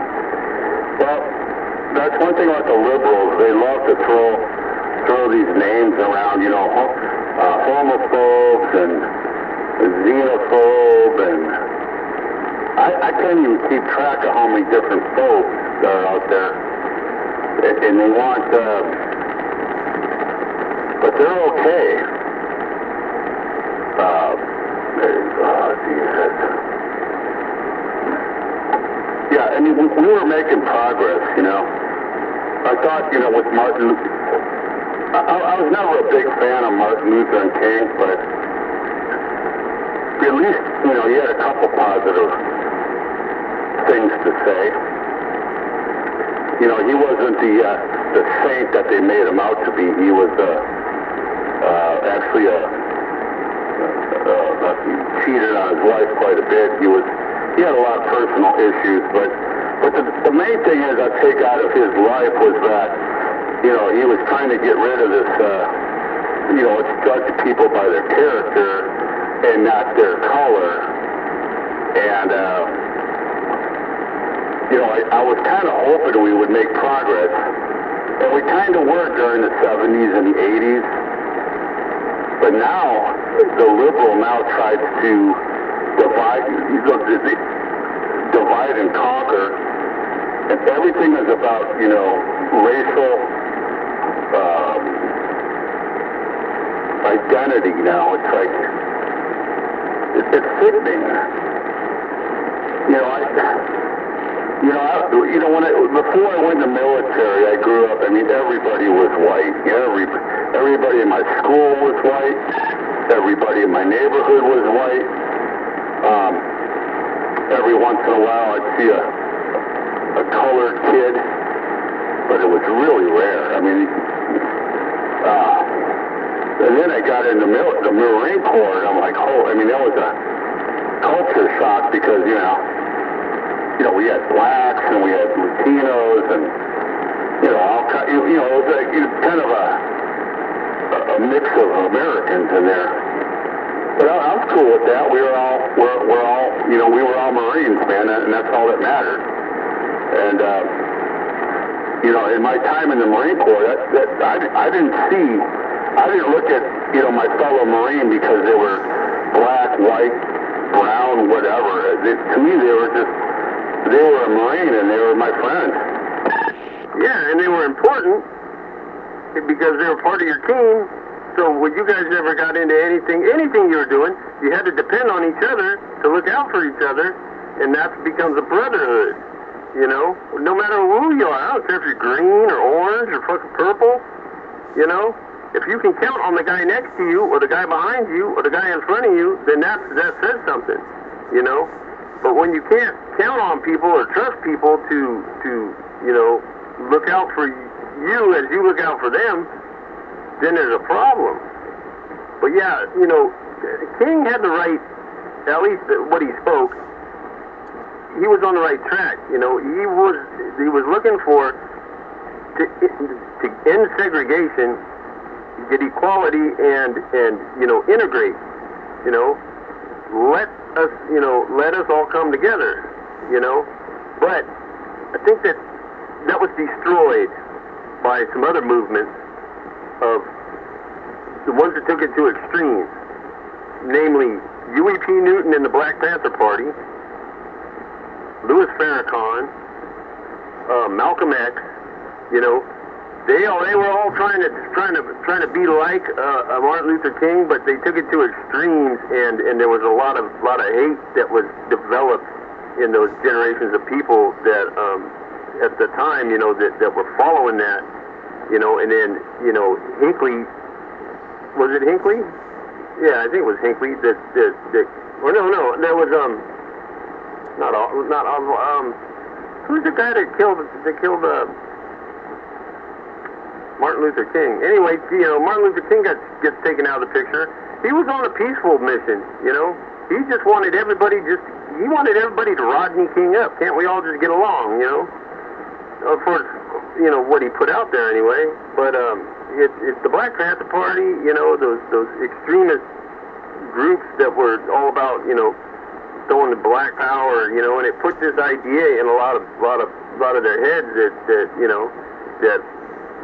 they're walking among the enemy. It's like, it's sickening, man. It's sickening. But it's never going to go away. Like with this BLM stuff, BLM, they're concentrating, that right there, Black Lives Matter. Even though it's for the good, supposedly, for people, but at the same time, that's racist because they've segregated themselves out to say that they matter, but they've excluded everybody else. You see what I'm saying? That's deep racism right there, and it's shit like that that's gonna never let this die. Never. As long as that kind of shit's around, it's never gonna die. It's always gonna be prevalent. It's always gonna be apparent, and people are always gonna know it.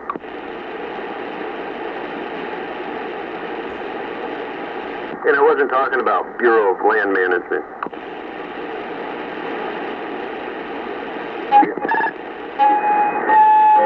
I'm sorry, I leave a gap in there for anybody that, I'm not trying to hog the channel or anything, so that's why I intentionally leave a bit of a gap in there, so anybody wants to jump in and talk, feel free.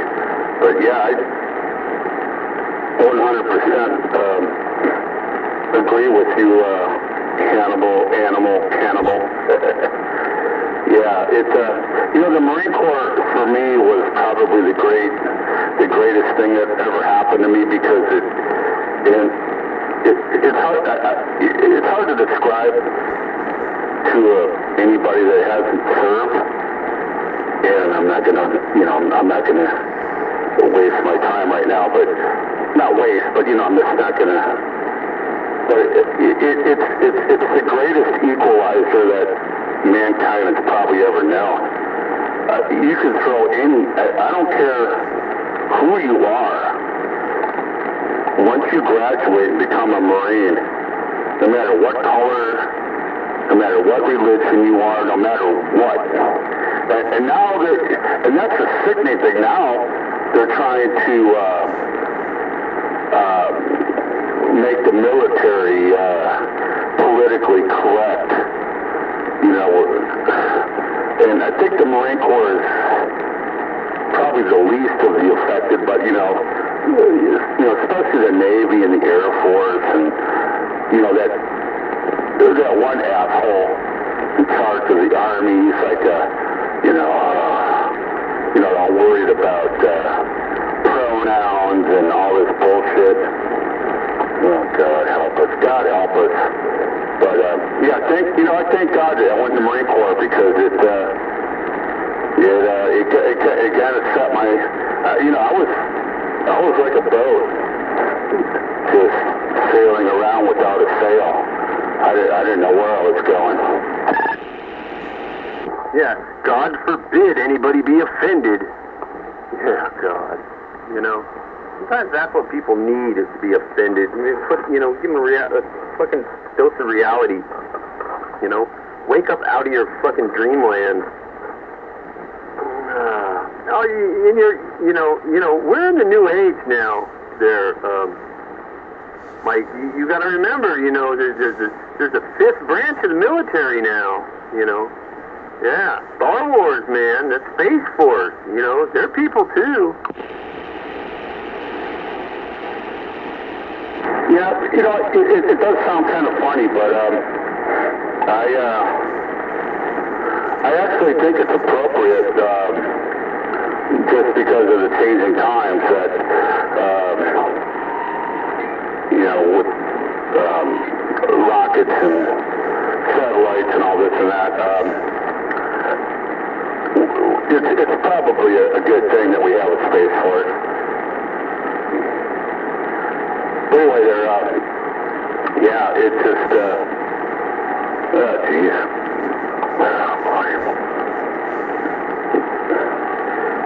I'll tell you what, if everybody were to go through the, everybody couldn't go through the Marine Corps. I'm going to stop talking about the Marine Corps right now, because it's just, I'm going to get to, I just want to give you a heads up. I'm going to, if I start rambling and stumbling and mumbling and fumbling and drooling and stuff, give me some advance warning, and I'm drinking some really, really strong beer right now. Making the monks proud. No, I got you. Just as long as if you go away, you just don't go away mad, because that'd be a problem. But yeah, you know what it is? That all got to come about because we're constantly gaining more capabilities. We've got the capability to get up there. We've got the capability to come back, and the main picture that I see is the great last frontier. Well, current last frontier. It'll be the great land grab. There's been no land grabs in fucking how long, on this planet. But there is in potential insight from what these fuckers like Musk, which I don't like that guy. I don't like him. He's up to something. I'm gonna say that till I'm blue in the face, till it comes true, and you'll all see. But that's his big mission, is colonize Mars. Why does he want to do that? Why does he want to do that? A dead planet, okay? Oh no, it's not really dead. Okay, well, okay, whatever. It's not in the right location in our system to really support life. You got to live in underground, whatever. But guess what? Whoever grabs that motherfucker and can protect it gets to rule. I mean, that's not going to happen here really easily on Earth. It's going to take a long time and a lot of people and a lot of money to pull something like that off here. And a lot of people are going to die behind it. But it's that last great land grab, Mars. And that's where this is coming into play, is, as the years tick on here, in the not too distant future, it's going to become serious reality. And there's going to be a big rush from different countries to get somebody there, to get a hold of it and then they're going to need to protect it and hold on to it. Because it just might turn into Star Wars up there, just over some dead fucking rock.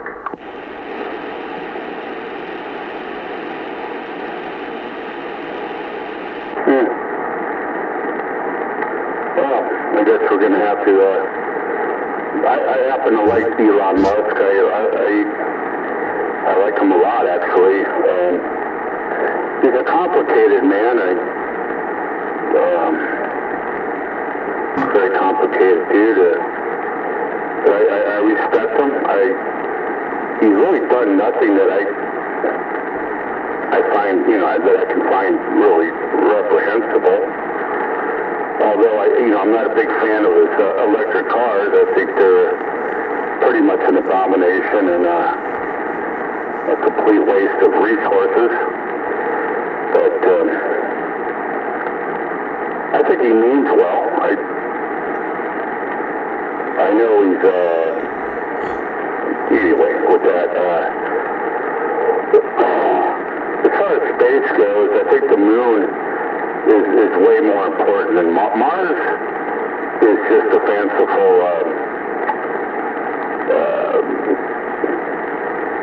dream, but realistically, the moon is much more important than Mars. I mean, you think about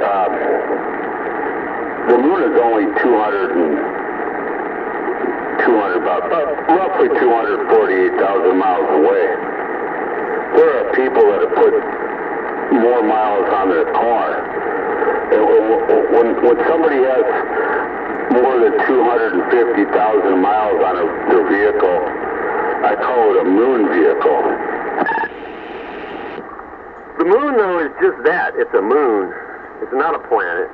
It's a moon. There's a difference.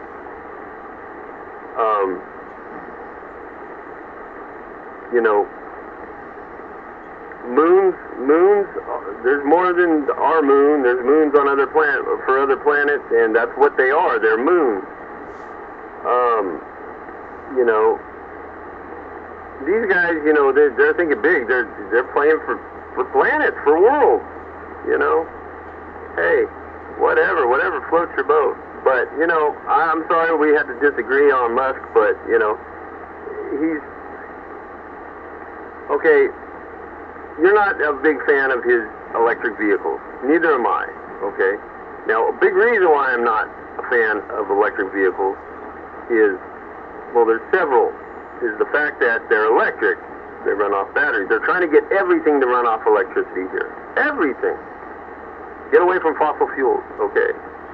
Okay, fair enough. But electricity, it's going to take an awful lot to be able to harness enough power constantly for all the people when everything is electric. I mean, I just don't see it. It's an accident waiting to happen. The batteries, okay, when these things start piling up after decades, what is the environmental impact of these batteries? Not to mention those batteries, that battery technology is not that stable. It's dangerous. And when they go, you got thermal runaway. And you're not stopping it. It's like a tire fire. They can't put them out. They just got to let them burn. And these things are like a tire fire on fucking steroids from hell. Okay, when they go. When you get thermal runaway, there's no stopping it. And it's hot. And it's destructive. I mean, you're strapping your ass to a fucking bomb. Okay? You get a direct short in there somehow. Something goes wrong inside one of those cells. And done. I don't care if a guy drove his family off a cliff and they all survived. He got lucky. Plus the fact that he's put cameras all the way around these fucking things. I don't like driving by Teslas. I don't like it. I don't trust them. And the autonomous bullshit. We don't need it. It's fucking ridiculous. That and searching for AI. No. Leave things alone. Leave him alone. He's no good. He's no good. And I'm going to stick to that opinion. It's never going to change. I mean, he would have to he'd have to become Jesus Christ himself to to make me change my opinion. Everybody's going to see. Everybody's getting snowed on Musk, and it's, you know, it all comes out in the wash. Just a matter of time. Just a matter of time.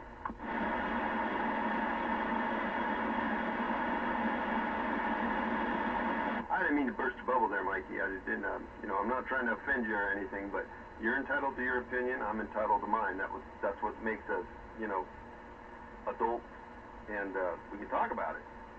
And that's what makes us civil. And there's nothing wrong with that. You know, I mentioned the reason I'm leaving a gap in there, so in case somebody wants to break in, I kind of feel bad because I know Popcorn was out there, and I didn't mean to. Popcorn, you still out there? I wasn't trying to. God dang, now I feel guilty. Popcorn, come on. Oh, if he went, I wouldn't take any offense. I'm sure he didn't take any offense. He was reading something anyway. Popcorn's got a good station. He can, you know, he wants to be heard. He'll get it out there. I don't think that's an issue. Or, you know, if he really wanted in, he'd shoot me a text and say, hey, get off the key. But, no, I think we're all right with Popcorn. He's got to work in the morning, too, you know. And it's almost 1 o'clock, going on 1 o'clock. But, yeah, anyway, back to what I was saying. Yeah, Musk, he doesn't sit well with me. You know, I mean, come on, guy names his kids like XYZ or whatever the hell. You know, what's it with him and the X thing? X takes Twitter, which I never use Twitter. I really never will use Twitter. And changes the name to X. Then he tried to put that big lit up X on the building, and they made him take it down. Thank God, because that was just obnoxious. But no, he might be too smart for his own good. I don't know. But he's up to something, and he's snowing everybody. Everybody's getting snowed, and it's going to come out in the wash. It's going to come out in the wash. It's just a matter of time, and then you all see. You can all go, oh, you were absolutely right. How come we didn't see it before? But hey, that's my opinion. All right, well, all right, Popcorn, if you're out there, have a good night. Didn't mean to take over. I don't know, I'm just like that. I just feel a little guilty. I have a conscience. Yeah, I don't know. I guess we see Elon Musk. I don't worship the guy. I think he's a pretty cool dude, though. Actually, I don't want to spend a lot of time arguing it, or we'll just even discussing it because you know, you got your opinion, I got my opinion. I'm not going to change. I certainly don't think, no matter what I say, it's going to change your mind, and that's cool. I'm fine with that. Trust you, Ryan. I have no problem with that. You know, that's how I am. I respect people, and I wish, you know, going back to the old days when, you know, people had differing opinions and could talk about it, you know, civilly. But nowadays, it's like, you know, everybody's so used to, well, if you don't agree with me, then the name calling and blah, blah, blah, and blah, blah, blah. You know, it never used to be that way, so. But I'm old school, man. It's like, I like people with opposite opinions because it just makes things more interesting. But I think Elon is, he's a smart guy. I don't really think he's got some, I don't think he's got some kind of evil end game that you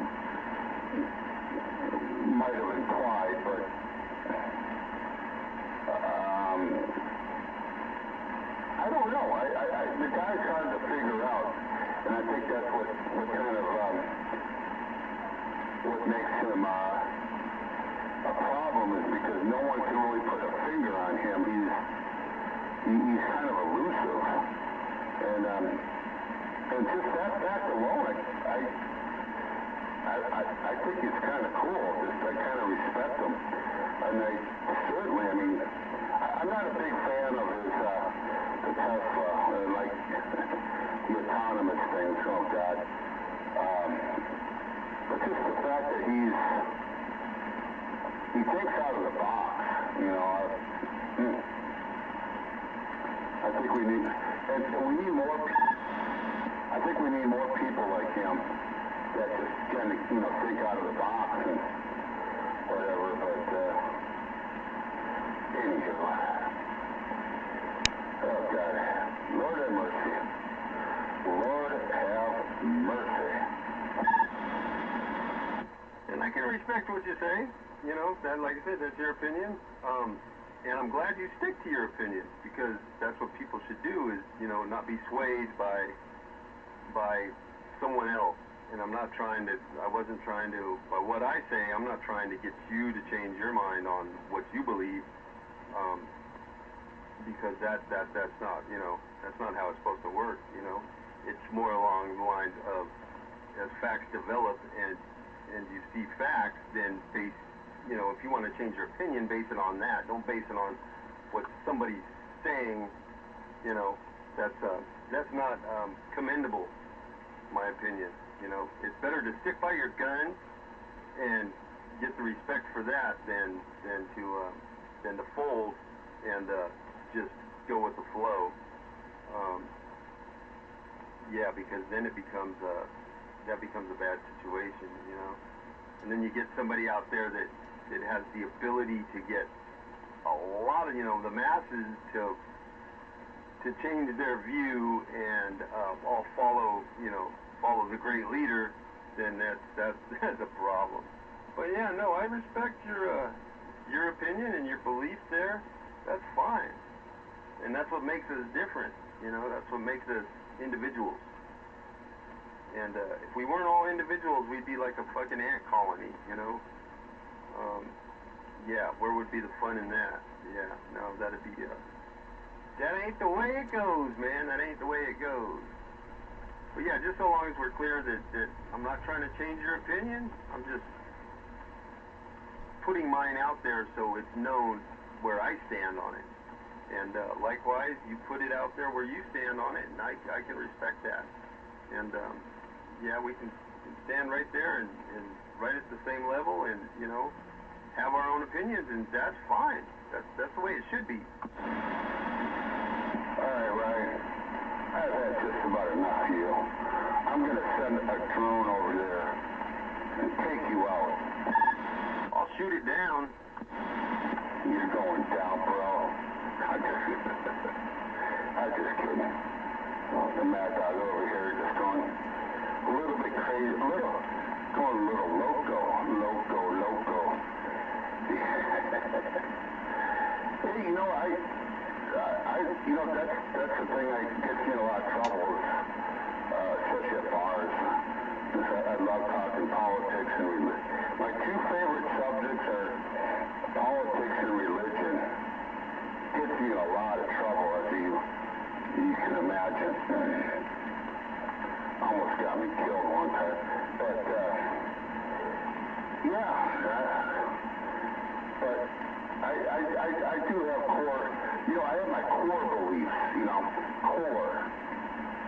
There's just certain beliefs that I will never deviate from. Now, I have other beliefs that are, think of like the core belief is the sun, and then other beliefs is like, you know, like planets orbiting the sun. They can be changed and rearranged, but they're just, you know, I have my core beliefs that'll never ever change. But as far as like Elon goes, I mean, yeah, it's constantly changing and rearranging. The guy's a trip. You know, I like to give him a big hug. I just want to give him a hug and say, Elon, what's up, bro? Anyway, I don't think he drinks. That's how as you think, huh? I was just going to say, when you and Keith, and now you just said that, I was just going to say, yeah, you just want to give him a big hug and offer him a beer, right? Kick back and drink a beer with him.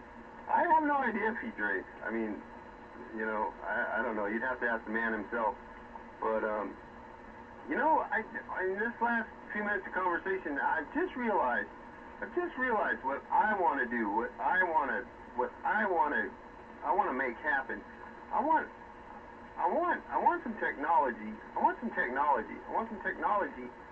want a box, right? I want a box that's got the capabilities that when I key up, to not only to increase amplify my signal and get me out there, but I want it to have the capabilities to drop a drone that's anywhere within, like, you know, an infringing proximity of my property, because my antenna comes right up, basically in the middle of my backyard, comes right up, you know, 36 feet at the base.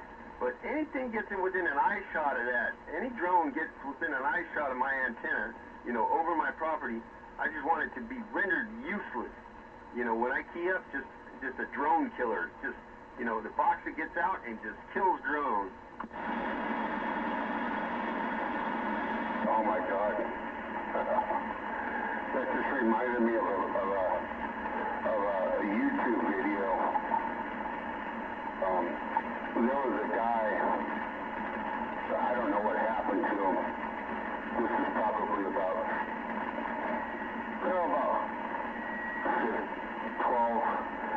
12 years ago. His handle was Shadow. Anyway, he put out a private YouTube video where only certain people could watch it. But it was funny as fuck because he had a mobile unit that had, you know, some power. I think it was unintended, but they're watching these kids fly this drone, right? And he's keying up, talking to people, watching this kid fly these two kids. I think it was down like by Golden Gate Park in San Francisco, but they're flying this drone, right? And every time he keyed up, I think of course it was unintentional, but he had so much power that it was fucking the drone. Every time he keyed up, the drone would go fucking nuts.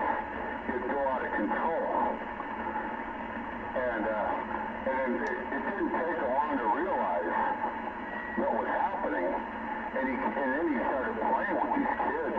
He'd like give it like a quick key, and they're trying to get the drone back, but he kept keying it, and the drone would go berserk. It was fucking hilarious.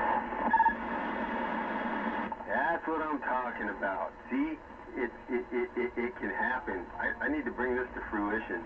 I mean, not just to get it glitchy or get it out of control. I want it to just stop a drone dead in its fucking tracks. Just those fucking little props just fucking cease to fucking spin and just a motherfucker drop right on the property. That way I could collect it and hold it hostage and build a little prison camp for drones. Well, this is what I don't quite understand is that the military, I watch a lot of video, a lot of gory video of the Ukrainians versus the Russians, and the things they do with these drones are incredible. And the carnage, oh my God, the carnage.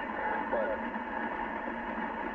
the thing is, back in the day, the old drones used to run on the VHF band. That's why the CB would fuck them up. But now they're on the UHF or the gigahertz band. But you can jam. You can jam these things. I don't know why they're not employing this technology more over there in the Ukraine. They have these, if you can pump out, 100 watts with a directional antenna, and think of that directional antenna as a gun, and you point it at the drone and hit the trigger and jam the motherfucker. control. Yeah, now if I can find some backers and some a research and development team and put it to fruition, man, that'd be something. That'd be something. I'd just love to be able to just, somebody. God, I mean, you got everything from these days that I see from insurance companies, flying them over properties of people that are insured through them and dropping their policies because of, blight in their yards or whatever. I mean, to, people trying to sneak a drone around through the sky, over your property and see what you got, it's a fucking serious invasion of privacy. I can't stand when I see one of those things. And I have, man. I fucking grabbed a fucking pellet gun and I'll take shots at the motherfucker. I'm not gonna pull out no fucking firearm and do it, that's just stupid. But, I don't want them fucking things, don't fucking fly over my fucking property, because if I got a chance to nail that fucker or to fucking knock it out of the sky, I'm gonna take it every time. Every time. And it happens enough. Eventually I'll get good enough that one way or another I'll make it happen. But yeah, I just want to be able to just sit back and just, there's a drone over the property, and we'll see about that. Just key it up and just fucking let it drop. Yeah. See, I want to incorporate that into my hobby here, right into one of these boxes, man. Yeah, that'd be cool. I think that'd be fun. Then bring them, fly them over, watch them fall. You want to get them back? Oh, there's a ransom. Well, I hate to be the one to break the news to you, but they're out there. If you do a Google search on drone jammers, you'll see what I'm talking about. You might have to cough up a few $100, but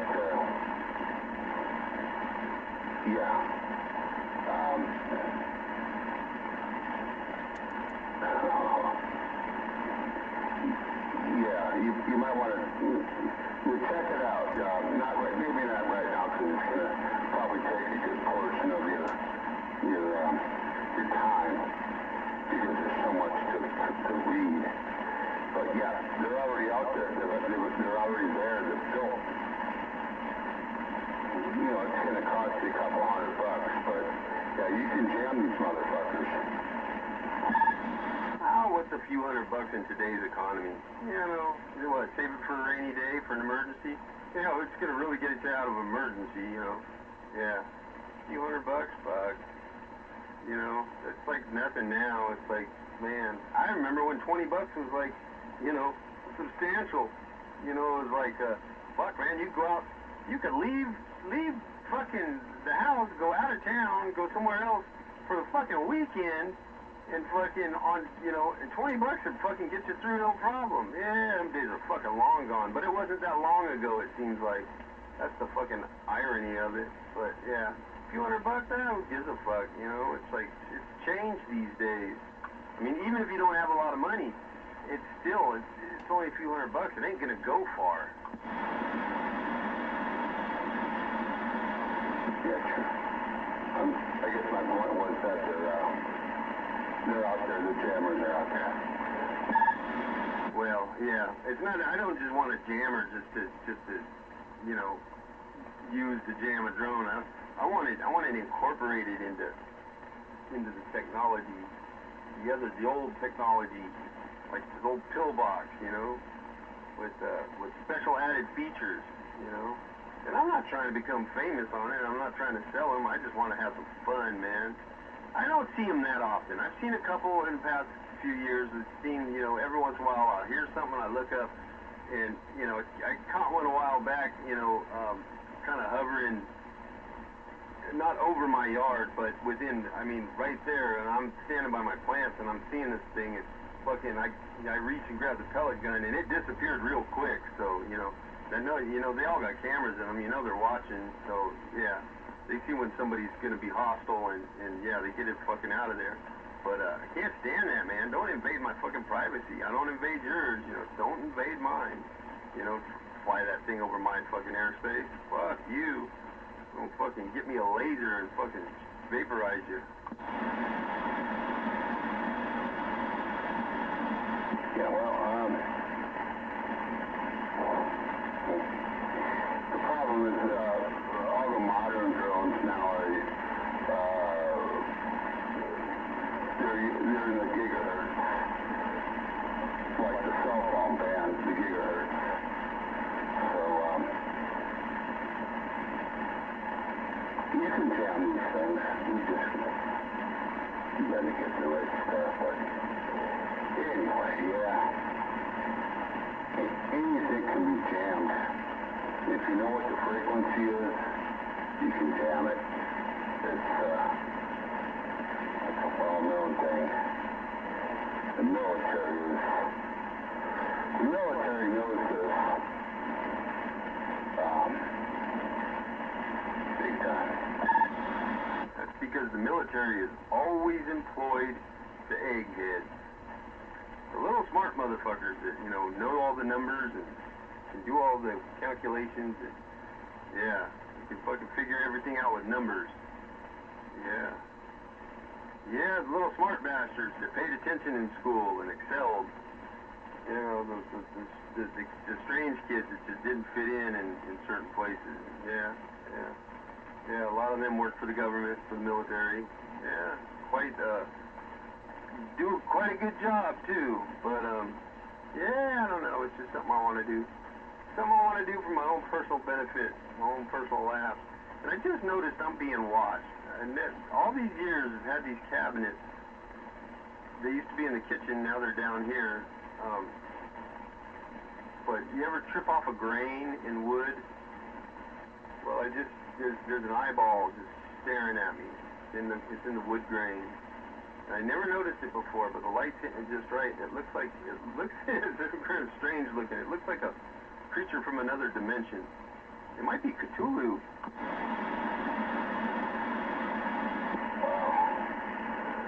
That THC is definitely you're definitely getting your THC's worth of cannabis there. Yeah, I'm gonna change my handle. No, it's not cannibal, it's cannabis. Yeah, no, there's a thought. No, I have not consumed any THC.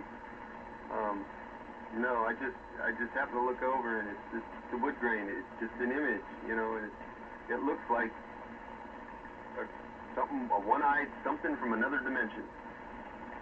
Yeah, in the house I lived in Castro Valley a couple years back, in the kitchen there, the cabinets, and this was on one cabinet that's both doors, you know, there's two doors on the one cabinet, and I swear, it was a mirror image. It was like the same piece of wood that was split, and then it's mirror image like, and it completely makes this, and it takes up the whole two cabinet faces.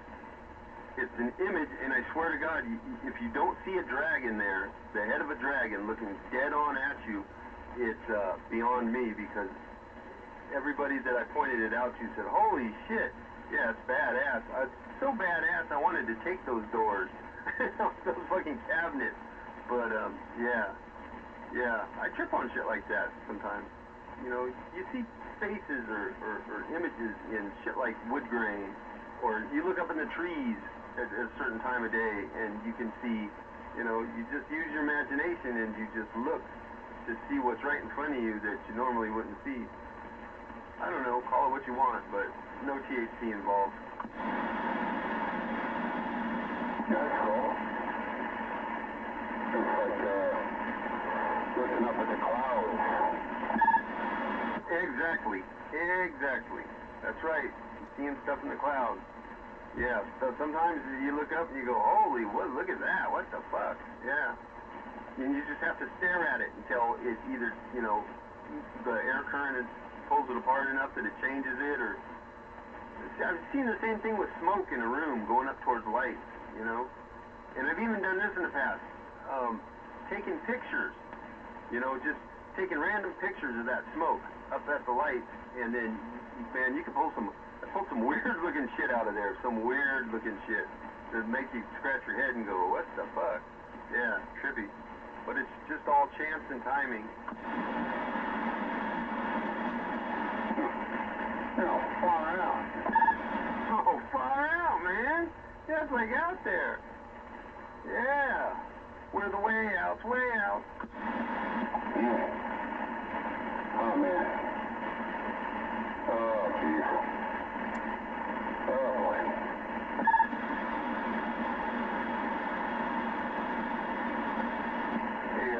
Hey, Ryan,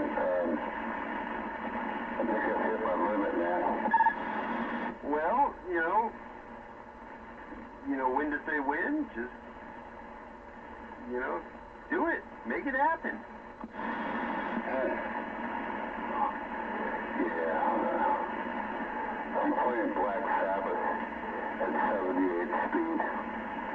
I see God. Is it a 78 record that you're playing? I don't know. You ever heard that? Nah, I'm just messing around, but holy man.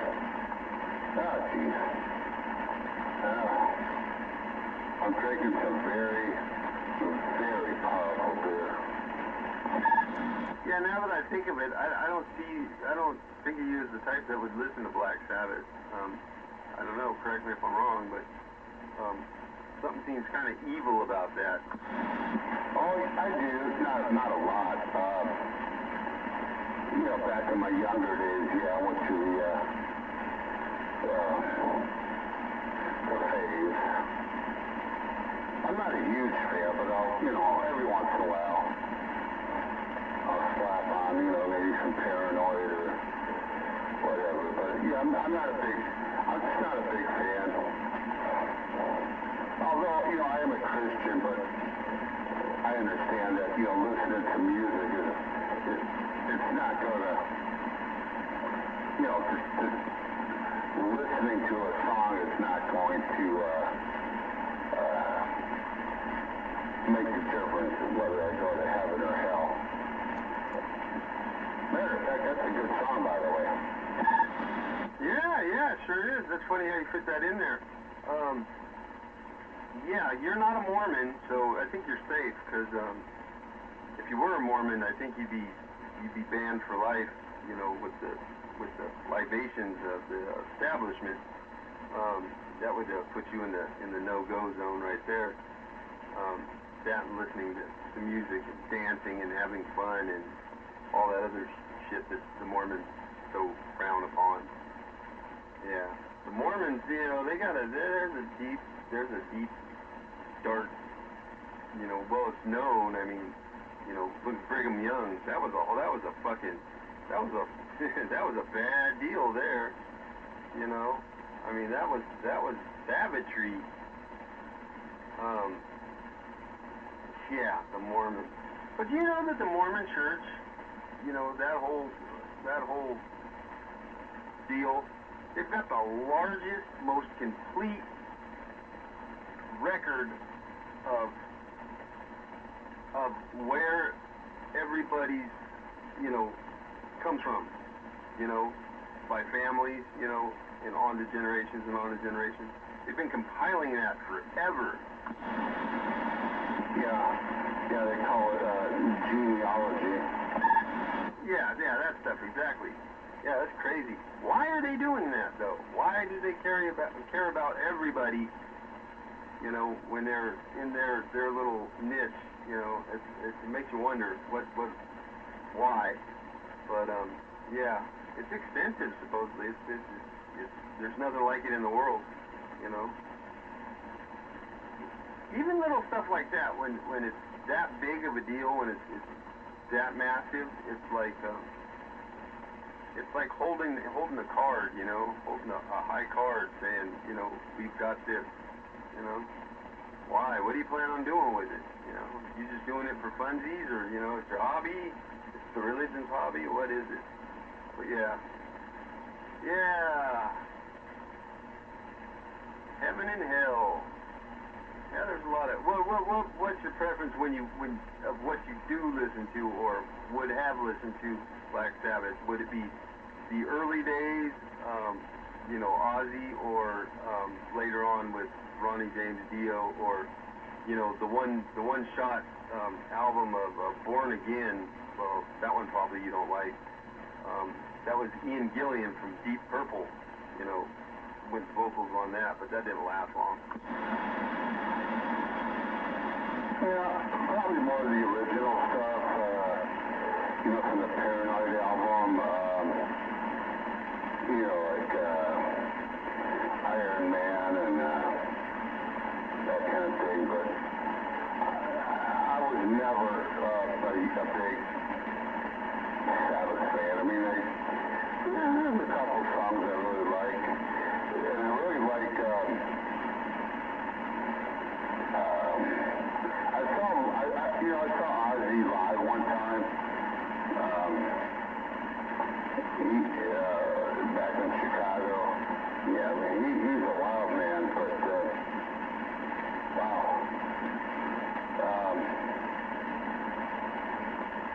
I think Ronnie James Dio was the best. God bless him, because he's dead now. And of course, he's the one that behind the vocals of Heaven and Hell. I think, to me, that is the epitome of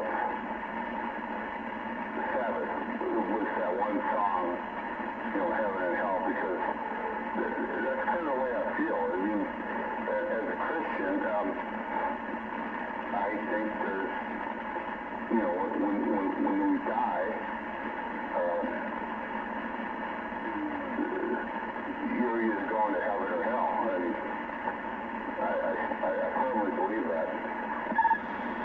Well, my opinion is that the two of them, they're both very good at what they,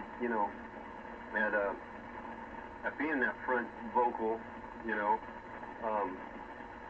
Now, the big difference I see, Ozzy's Ozzy. He's, he was there in the beginning, and they made a lot of well-known, for Black Sabbath, they made a lot of well-known songs, that a lot of us grew up with hearing when we were younger, and just it invokes memories from the past. When you hear stuff that you've heard for years and years and years. Ronnie James Dio, it seems like when he was frontman, those songs like Heaven and Hell, or, anything that he put the vocals to was, you got taken on a journey, Ozzy sang, you listen to the song, it may get you, invoke emotion or response in your brain, but it's like Ronnie James Dio is like telling a story in a way where it's like just, it takes you on a journey, and it's like puts you in a different place, and that's I think that's what he had going for him there, especially with Black Sabbath, because he was with Rainbow before, and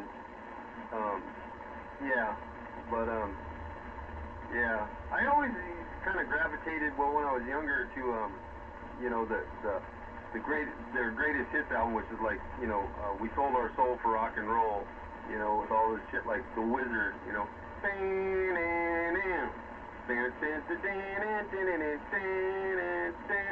fairies wear boots and shit, which kind of take you on a storytelling kind of sense, but something about Ronnie James Dio, the way he did it, it's like kind of the same thing with Iron Maiden and Bruce Dickinson. I don't know if you were ever listened to that, but it's got that kind of like that way that he sings. It's just like telling a story, and it kind of transports you into a different realm of time almost. It's strange. Well said. But that's the way I see it. I don't know. I could be completely off. Everybody else could hear it a different way, but I don't know. Maybe that's just me. Maybe I'm just fucked up in the head. Yeah. Thinking that.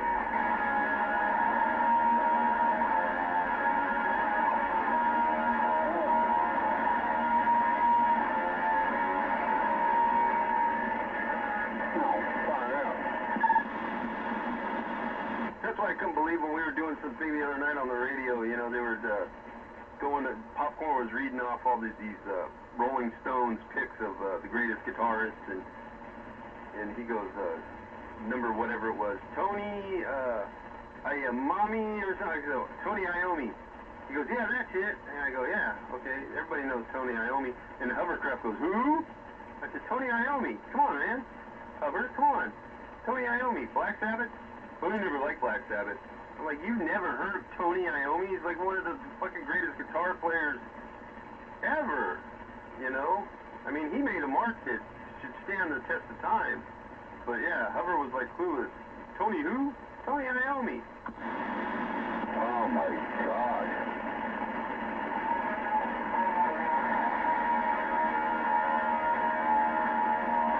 What? I can't believe what I'm hearing. What is wrong with that man? He's gonna have to get a tune-up. I mean, when you boil it down, you know, with all the changes, you know, in singers, you know, over the years of Black Sabbath and the conflict in the band, and, you know, when you think Black Sabbath, I mean, it all boils down to, I mean, the one solid thing there was Tony Iommi, you know, that he is Black Sabbath, you know. Yeah, crazy. Oh yeah. And I knew that back in the late 70s. Okay. All right, well, that's what happens when you smoke, believe it or not, too much weed. I told you I wasn't smoking no weed. I'm not talking about you, bro. I'm talking about the Hovercraft. That boy smokes about 10 pounds a day. Oh, 10-4, yeah, that one kind of just, I missed that one. yeah, wow. Yeah, I got you now. Yeah, he's, man, Hub's always been like, oh, bong hit, smoking a bowl, you know, it's like, and boy, he puts it out there, he wants everybody to know. Yeah, you know, time to fire up. Yeah, I used to be like that, you know, I was a kid though. It was like, hey man, fire up, you know, hey, we're smoking, yeah. Let's go smoke. Yeah, that was like, man, that was like always the mission of the day, all day, throughout the day. You know? Man, there was points in my life I'd wake up at 3 in the morning, get up, take a leak, and man, I'm gonna take a couple bong hits before I go back to bed. You know? Fuck. Man. Yeah, I was crazy. Crazy like that. I can't smoke weed like that anymore. I take a couple of hits and I'm good for the next week. You know? That's why I say when I grow it, I like to do it. I just like to grow it. I got a thing about growing it. You know? I like to get a nice, you know, an accomplishment. But wow, look at this. This is, man, smell that. That's great. You know, I did that. You know, and I give this shit away, man. I give this shit away. That's 510. You know? I didn't even know him, you know? I laid in the first time on the radio. It was during a check-in, and he had it out for 44 and was causing shit that night on the check-in. And I swore at him up and down. I told him, fucking, you want to fucking start, you want to fucking fight somebody? You want to prove your shit? I said, you come over to fucking Foothill and Seminary. Meet me over there. And I went down there, you know? I went down there, and you know, in the back of my mind, though, it'd turn into one of those things if he showed up. It'd be like, hey, man, you know, what's your problem? Here, you know, smoke this, chill the fuck out, you know? You know, don't cause me no fucking getting upset at you, you know? But he didn't show. But you know, after that, I, you know, talked to him on the radio, and I said, yeah, you know, I'm sorry for being an ass that night, but you know, you're kind of cutting into my time that I enjoy. You know, we're only asking for an hour, and this, that, and the other thing. And I got him to come by, you know, not to the house, but down the street, you know. He's like, come over here, you know, and I got something for you. So he came and said, here, take this. You want that? He's like, yeah, cool. So, you know, since then, I've, you know, in these past couple of years, my little grows, I've, you know, I set him up a care package, and I think he's all right, you know. I think he gets a little, misled by certain factors in the radio world, but and he can be a shit at times. But you know, all in all, he seems all right to me, and I'm a fairly good judge of character, or at least I used to be. But you know, he's respectful, to say that. You know, he comes over, he's always polite, he's always nice. You know, it's like I don't mind him at all. I know he's got problems with certain people on the radio, and those other people have problems with him for just, you know, being, but, you know, hey, we're all in this together, man. You know, we're all got the same shit coursing through our veins, and we're all headed to the same place, you know. It's not a matter of if, it's just a matter of when. Yeah, easy type.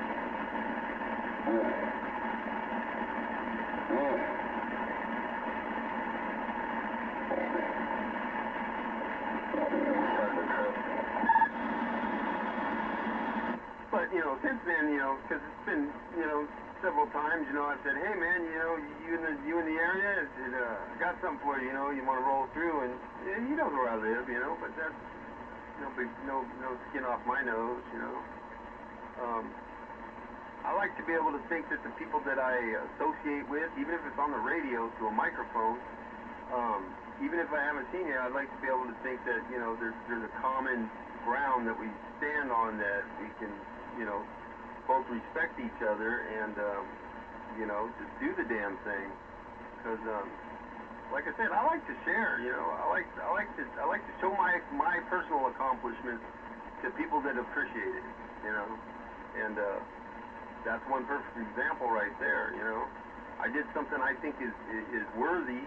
You know, I want to pass it along to see what somebody else thinks. You know, and maybe you know, and Lord knows, next to Hover, he's, you know, probably one of those a weed smoking fool. So yeah, who better to put your hard work, this product, fruits of your hard work, out to appreciate, you know, maybe get a little feedback on. So I do that, you know, that's just me. You know, I could probably try and sell it, you know, but I've never been a fucking salesman for anything, really, you know.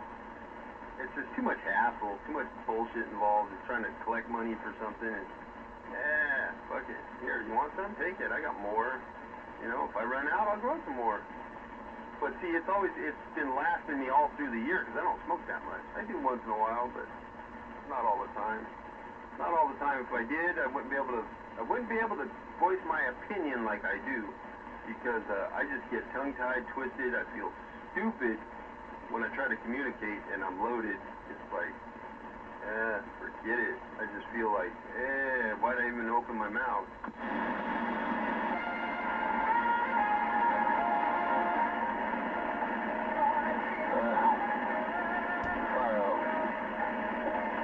I'm gonna have to sign off here.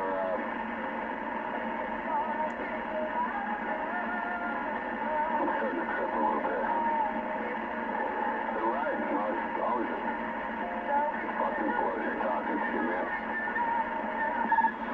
Hey, man, I didn't mean to talk you to death. I didn't mean to scare you off with my opinions or my views or my actions, but yeah, maybe it's time to, you know, you can always save what you got left for later. You know, you don't have to drink now. There's no law that says that. But yeah, it sounds like by the feedback I'm getting that you're slowly sliding down that hill.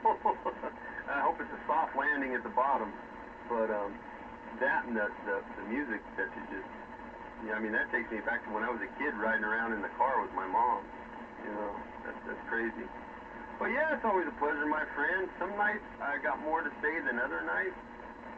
Tonight I almost feel like I'm on broadcast radio here, because like I got some kind of show going on, but you know, I don't have much of an audience.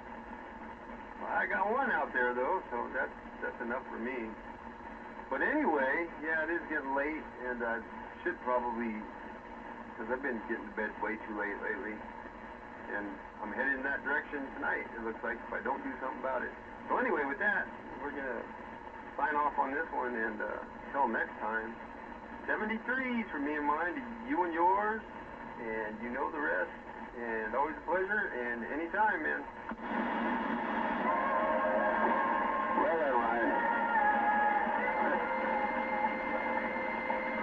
in my YouTube watching some videos. Hit my retro music in.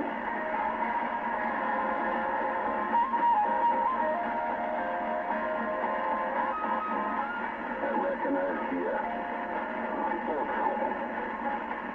But yeah, no, I'm just, yeah, I gotta check out, man. I love cheese. Can't wait. You take care, Ryan. Good talking to you. And, well, I guess tomorrow night, if I talk to you, it'll be on, I'll be on the Collins radio. 10-4. 10-4. Alrighty. Mission accomplished. I out-talked somebody. No, I'm just kidding. Yeah, you go ahead and relax, man, and find your happy place, and we'll do it again. We'll do it again. We'll definitely do it again, because I'm not done. I'm far from done. It's going to be a long time. The Grim Reaper's going to have to sharpen his skills, step up his game, and try a lot harder to get me, because I ain't going nowhere. Not until I'm ready. All right, Mike. Good night. All right, yeah, let me see. Oh. I'm just kicking an old school here. Come on.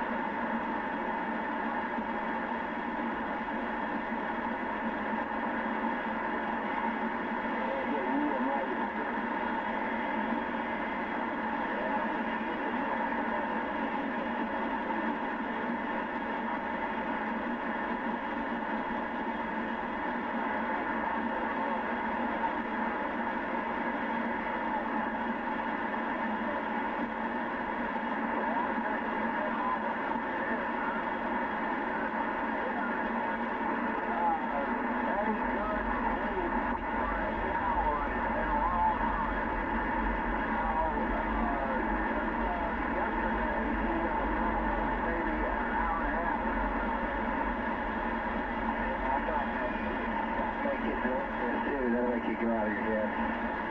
Delirious. Yeah, you gotta get sleep.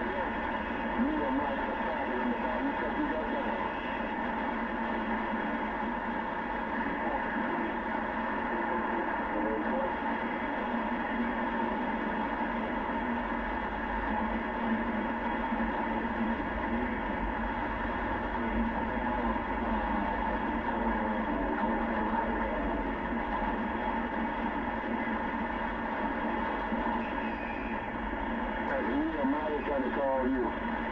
Hey, that's Nehemiah trying to call you at 6 this morning. Hey, Fireball, ain't about a Nehemiah the prophet. The prophet Nehemiah in the Bayou Country got down.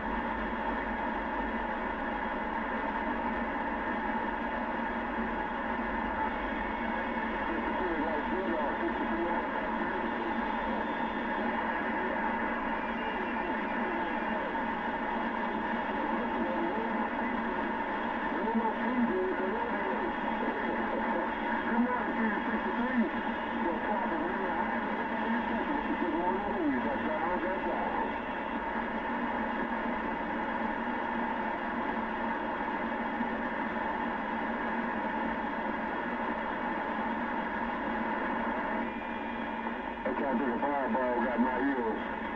Fireball got my different ears. Good to your coach. We need to turn back down the cloud side, let the bear roll on.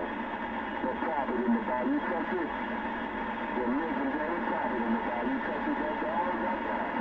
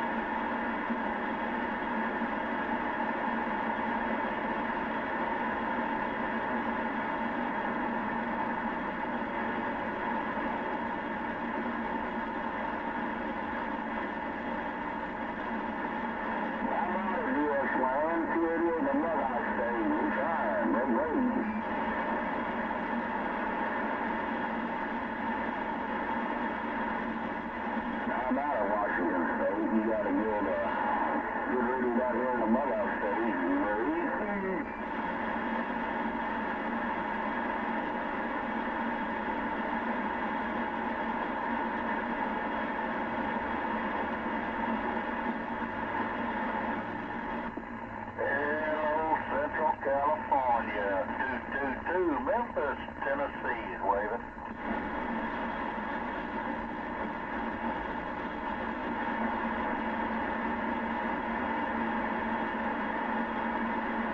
Roger, man, appreciate the comeback. I also heard number 40 in California, Tennessee, saying hello.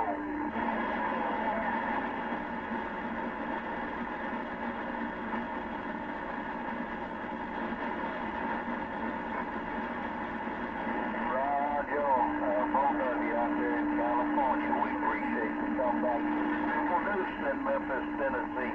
We standing by.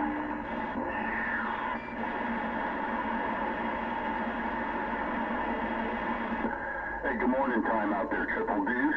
Good morning time there, Triple Deuce. Sounding great over here in Northern California. 693 Running Man. Northern California here in the San Francisco Bay Area.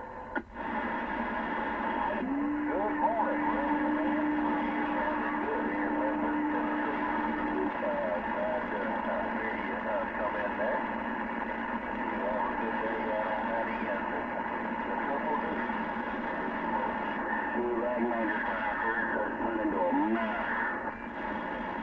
right on, Triple Deuce. I appreciate the comeback. Hey, Triple Deuce, you have a great day out there and enjoy your DXing. Great to hear you out there. We'll put it on another dime, another time. Triple Deuce, 693 Running Man. I'm here in Northern Cal and I'm waving a hand.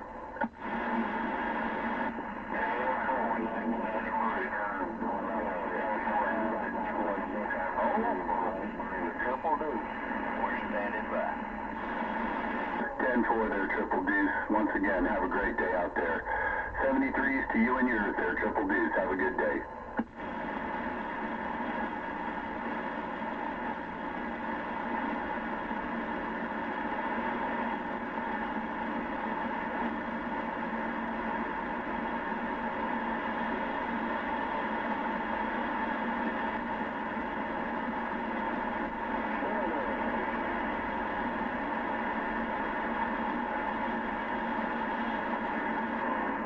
Good morning back to you, the Triple Deuce saying.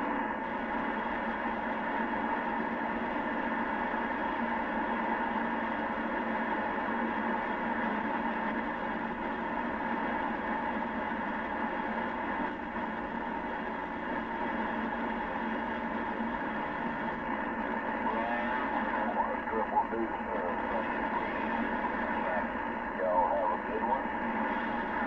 For the Triple Deuce, way on the side.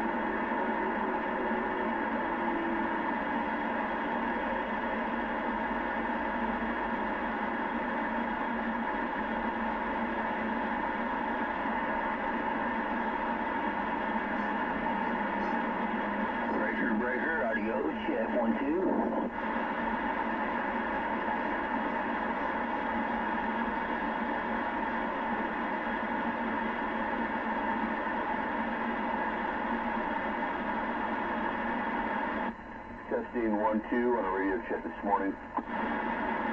It's working great. Go ahead, Breaker. Thank you, guys. Good morning, hovercraft waving out here. Hovercraft, Stony 318. Who is that? You got Stony 318 Illinois over here, bottom side. Good morning, sir. Kelly Green Cheese, he said? Hearing aid. Yeah, I know, I need a hearing aid. I'm getting old, dude. I'm 70. Okay, so give me a break. It's Stony 318 waving right back to you. Oh, God. Stony 318. Thank you. Thanks, Ray, man. Good morning. Good morning. And good morning, Stony 318. Sounding good over here in Northern California. I appreciate it. I'm just CB shack drinking a cup of coffee. Been out there trying to get my rotator hooked up to my phaser. My new antenna should be in this week. Hey, well, whatever you got going there right now is working great, man. Right on, Stony. Hey, well, good to hear you out there today, and enjoy your DXing, man. 73s to you and yours. 693 running man over here, and then, you know, you got hovercraft over across the bay from me. And trying to wake up. Morning, running man. Pete, good morning, sir. How are you? I'm the best, but there's a bunch of gibberish, but good morning to y'all. Be good, be fine. Enjoy your Monday DXing through 18 Stony. I'm back here proud. Right on, Stony. Have a good day out there. 318, sounding fine. By the way, traffic information for you folks on 92 on the San Mateo Bridge. Westbound, 92, in the middle of the span, there is a stall vehicle if they're trying to get out of there. So it's going to be causing a backup for right now going into Foster City. That's westbound 92 at mid-span stall vehicle. Hey, check on that 918. You have a good one. That's just Pete. He stopped on the bridge so they could shoot Skip. That's Super Pete for you, taking advantage of the elevation. Good for you, Pete. And good morning, Albert. Yeah, morning. Hey, Pete, I got your email there, the photo there. That's pretty damn funny. Oh, right on, I got to that.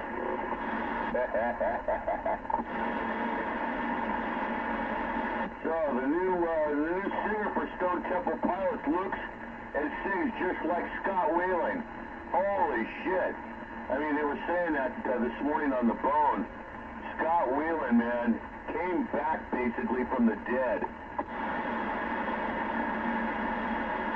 Go get him, Stone Temple Pilots. Who's that? That's TP, a musical group. Playing in my hometown in a couple weeks. They are fucking ripping, dude. Yeah, when Whalen was in the band before he died, fucking guys rocked, and they're still rocking. This CP's playing just about 20-30 minutes up the road from us in a couple weeks. Well, they're going up to your hometown? And for Right on, man. I hope you enjoy them as much as I have in the past.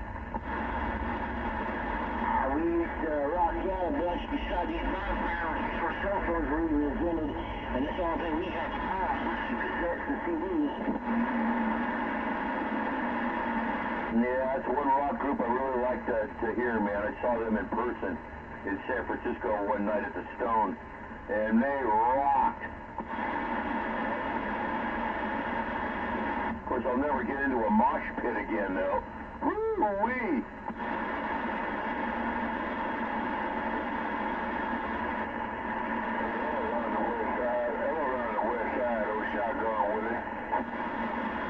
West side out here, California, in the Bay Area. Hello. 10-4, you got Shotgun Willie around Indiana.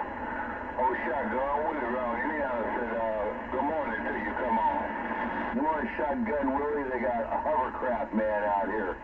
Your only hovercraft man in Northern California. Hey, 10-4, 10-4, I almost got you out of three guys keyed up at the same time, and real good, boy. Oh, Shotgun Willie, Indiana Guard. Shotgun Willie, you got hovercraft, man. Hovercraft out here in the Bay Area.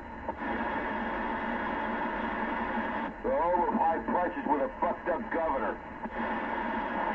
Hey, 10-4, I think I got over 347 out of there.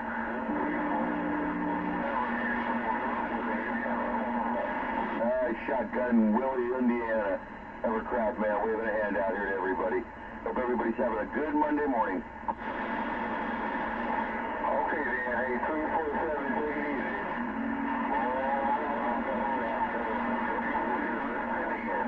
Shotgun, where's the popcorn? Miles out of Chicago, clear. 611, Golden Gate. Oh shit, it's only 7:12. I got up too early. Hey, good morning to you, 75, shotgun with it. Did you guys know that Newsom is related to Pelosi? No wonder there's evil running in the house. What the heck? Oh, God. Nancy Pelosi, fuck, what a crow. Oh yeah, you didn't know that? You didn't know that connection? Right. My hero just goes, his nephew or something like that? Yeah, that's his auntie. That's his. Oh damn. Hey, look at the snob! Slick back, fucking slick back hair, no tie on. Looks like he's reckless. Yeah, that's our governor for you, Newsom. Eddie Newsom. Guy who likes weird people. Probably, it takes a lot of hair product to get a hair helmet like that. What you think about that, Triple Seven? Oh, that's funny.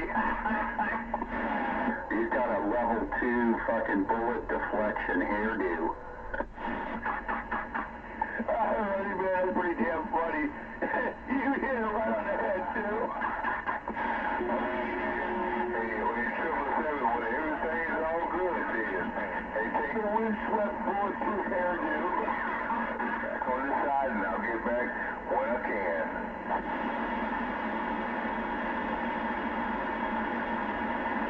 And I thought Willie Brown was a bad mayor. Boy, this guy tops them all. Yeah, I know the sleaze factor gets worse and worse as the years go on. I don't know, what's wrong with these people voting shit like that in? I think they call it being bamboozled.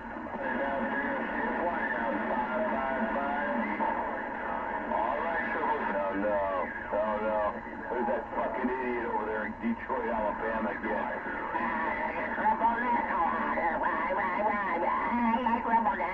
I'm sitting in my dirty old chair again. What the fuck? You know. Oh, shit. What a bunch now. All right, Silver. Yeah, crap on that. I'm the boss in Detroit. Yeah. No. Lots of bullshit. Bullshit. Oh, that's right. Bullshit. Morning, 429. Where? Good morning. See on the freak. Yeah, oh well. I gotta go give my dog a little bit of food here. I'll be back. Well, good morning time, 17. Radio station 1137. And the show news standing by. Good morning, 1137. Hovercraft, here's you out here. Good morning, Hovercraft. Loud and proud over here in Missouri, man. Same here, buddy. Same here. All right, I gotta go feed my food. She's hungry. I go goddamn right there.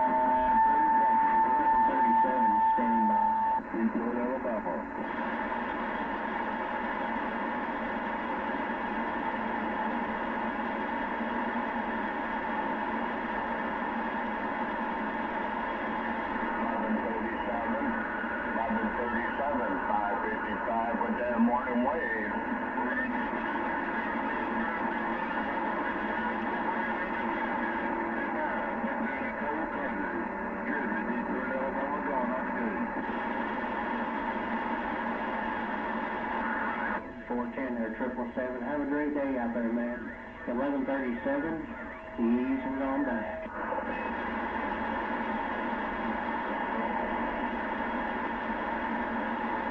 777 loud out there in Kelly today.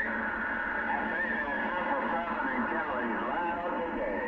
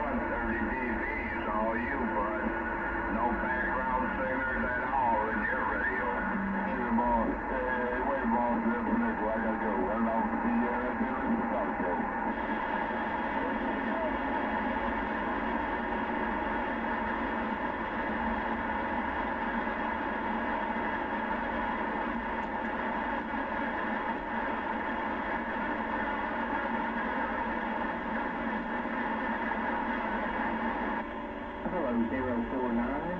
Hey, 049, I'm waving right back at you.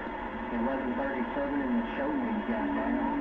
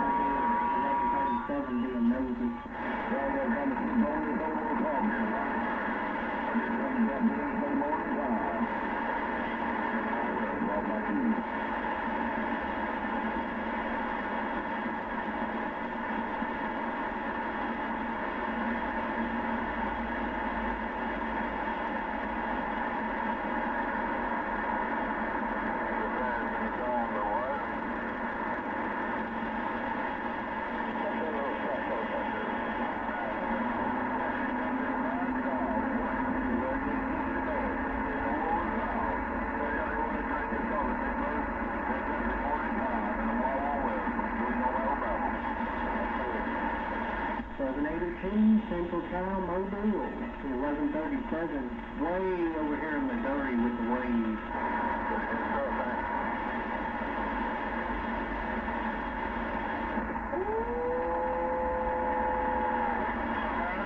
That Central Town, Mobile is loud and proud, treetops all over here in Missouri, man. Hey, 782, 1137, looking at you.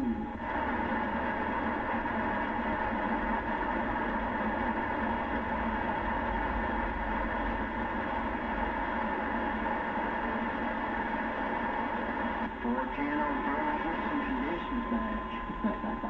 1137 got down.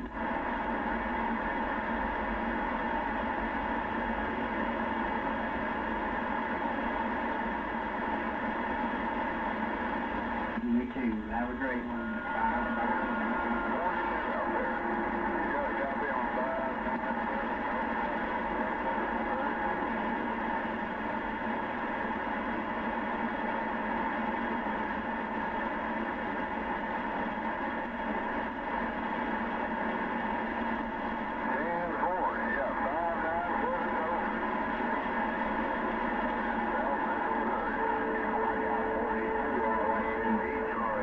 Getting the road farm now.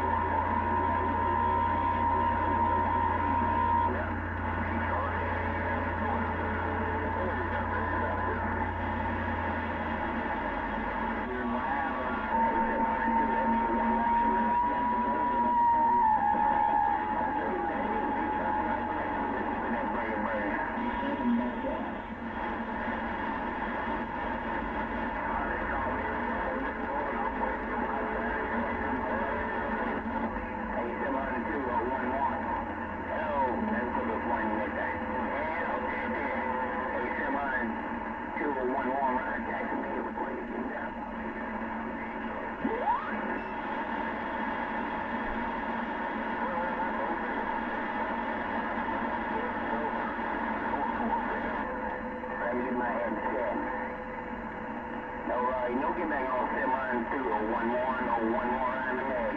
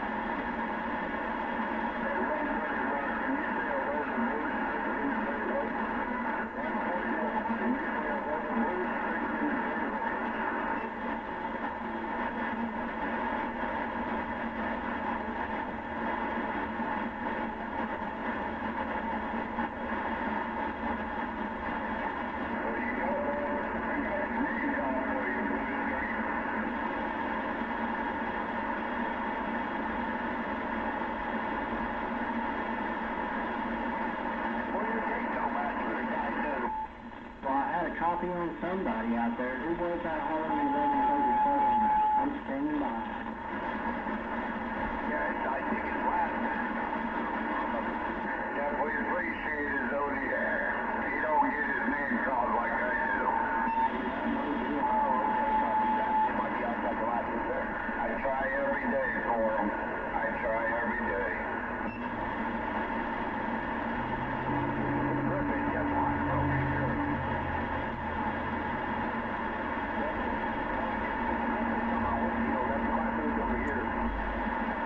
I heard a 92 or a 93 up in there. Who was that? 1137 standing by.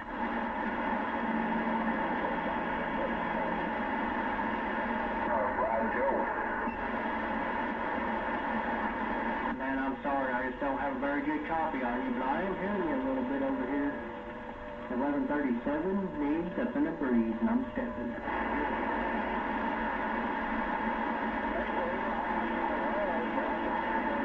Good morning, 357.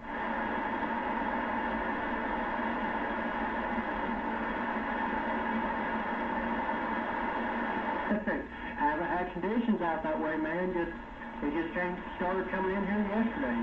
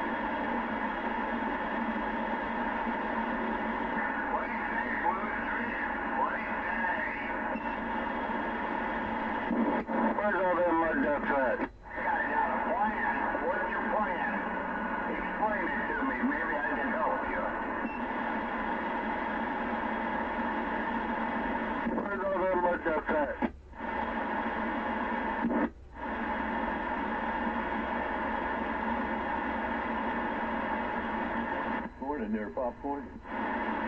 Good morning, Honky. How's it going? Happy Monday. Happy Monday, man. Good morning. I know, she just wants to party. Fired up.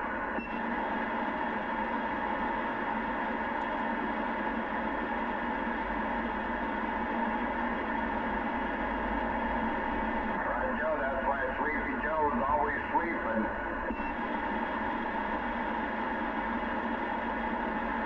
I don't know, he's probably in there somewhere. He's like Willie Nelson. Don't fuck with him.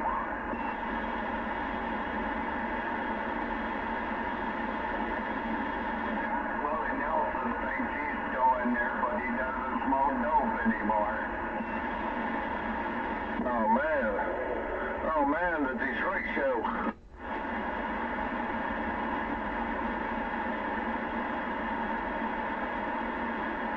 You get to listen to the self-proclaimed boss, right? Yep.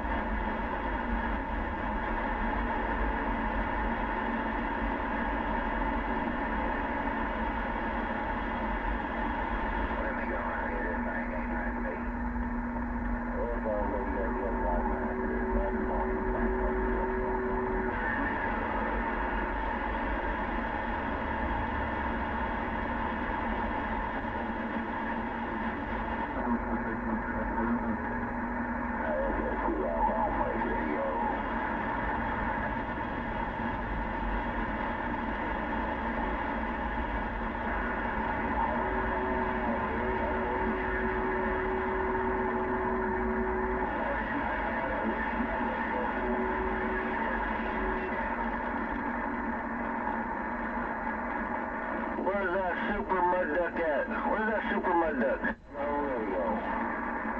Hello, radio.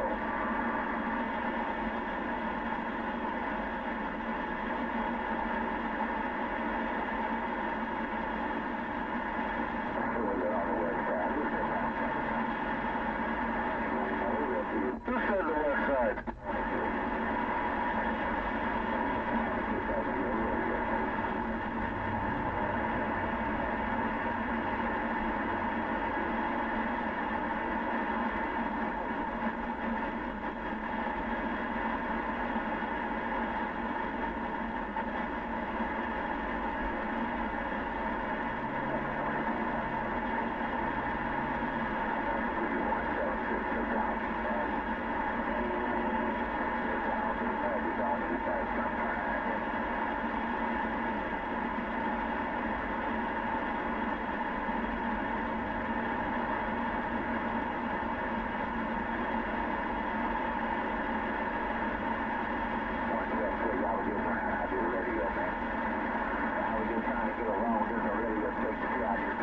Super P, where you at?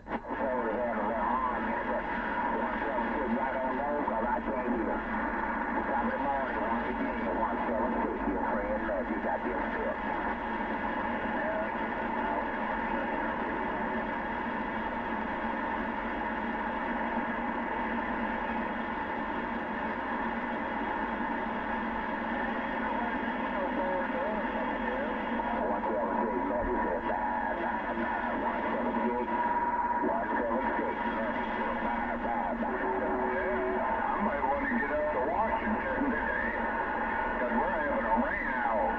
It's going to pour down rain around Michigan.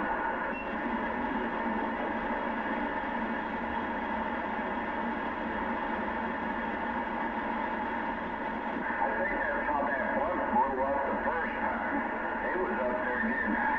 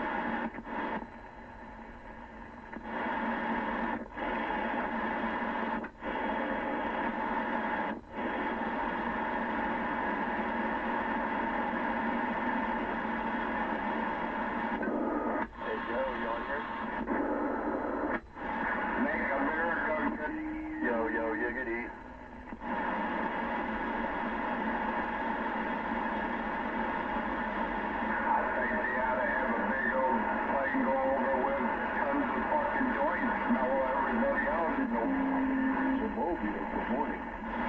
Hey, there he is. What's going on, Honky? Not much. Oh, hey, good, good. Just got out here in the mobile, getting ready to do that rat race. I heard that.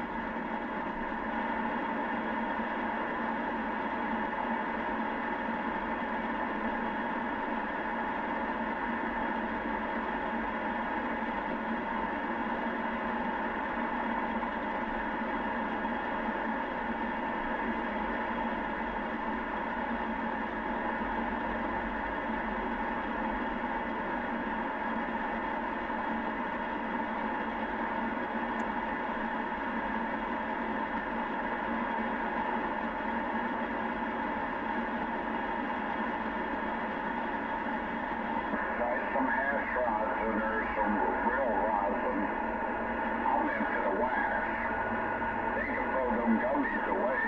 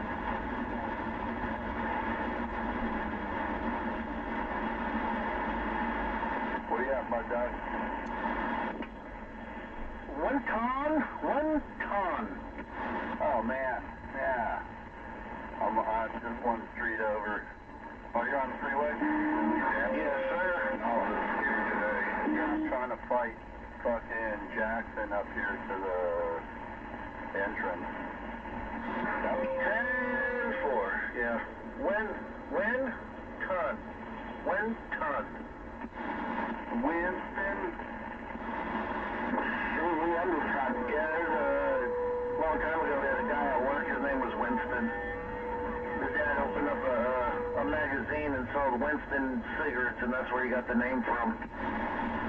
Fuck. Poor kid. Right?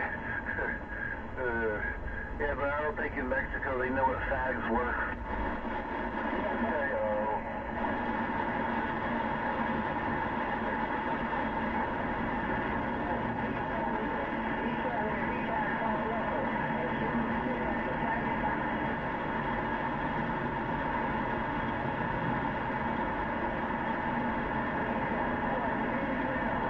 Yeah, back when truck drivers.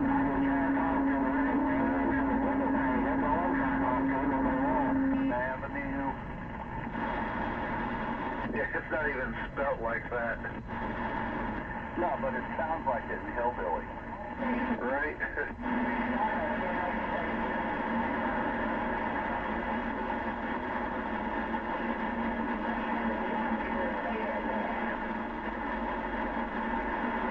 I think that's about as far as I talked.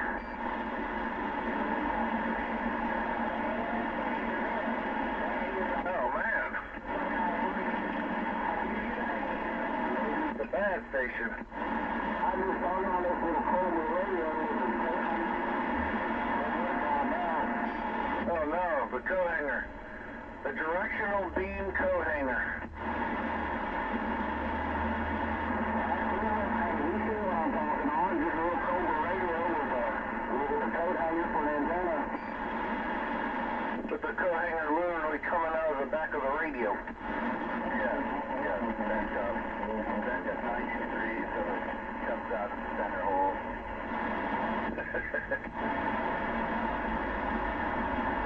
You use a wooden coat hanger, you don't have to worry about interference.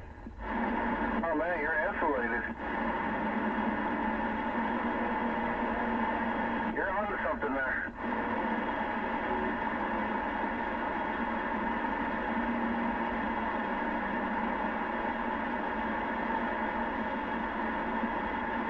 Nobody blasted you yet?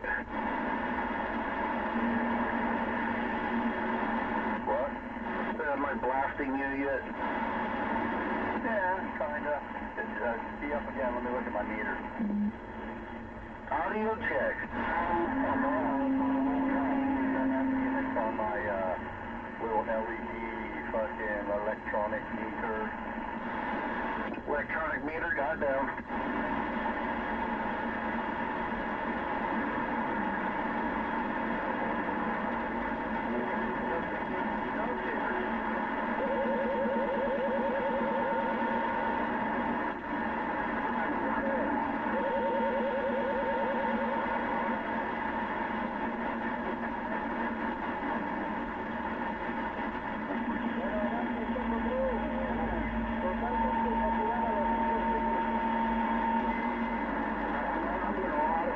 Yeah, but if you can't go to long enough. My bad.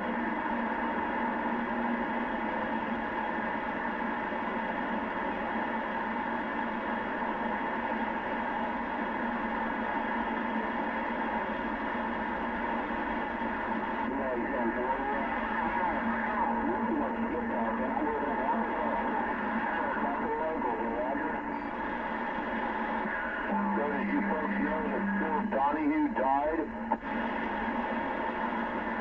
Are you waving him back quiet? I'm on triple nickel. Phil Donahue died yesterday. Yeah, I hope he made it to heaven. God bless you, Phil Donahue. Thanks, nobody. You ain't looking. You right there.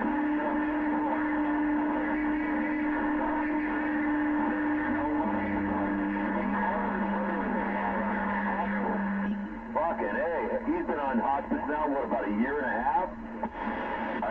I'm still waiting to get onto the on-ramp. Jimmy Carter, he was a hell of a good guy, man. Not too good as a president, but he was a nice guy. And I'm pointing at you. I can probably get a little bit closer. Let's see if they can get a little bit closer there to the evergreen. The last two signals trying to get to the on-ramp are just fucking packed here on the surface streets. Careful. The lights are only letting, what, 3 cars by at a time? I think so. All right, Mister, nobody here will give a shit. Animal never gave a shit. Okay, now I think I'm gonna make this one.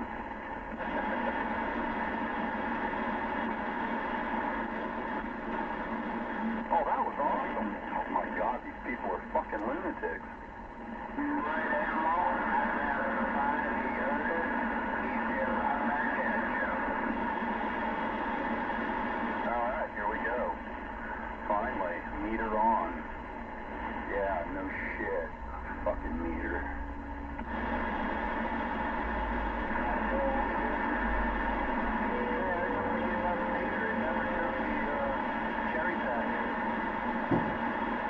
Yeah, right.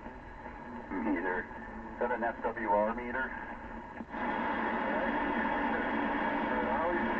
Yeah, man, he's there footing and he's kicking Detroit's butt. Oh, keep on moving. Yeah, so one. So how long ago did you pass Jackson? Hey folks, there's a warning on cucumbers. Warning on cucumbers at the store. They have got a salmonella outbreak on cucumbers right now. So please, wash the cucumbers before you eat them. Do not buy a cucumber and not wash it. Do not. Salmonella outbreak in cucumbers, folks. This is no joke. Somebody's talking about washing the cucumbers. Salmonella cucumbers. Out here in the Bay Area, they don't know where the cucumbers are coming from, but there's a salmonella outbreak. Heads up. And eyes wide open.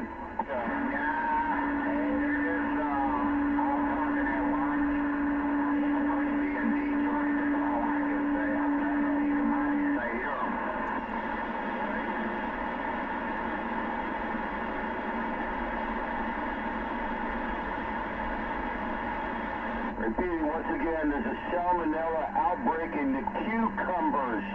Cucumbers, a salmonella outbreak in the Bay Area. Heads up.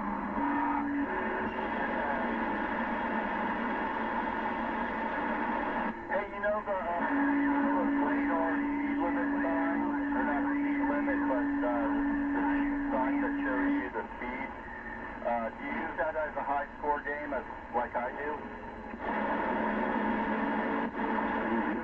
When my son was a kid, we needed a high score game, and I'd score it, and then he'd laugh his ass off, and probably until he was a young adult, he thought that was like a real thing. It was a high score game.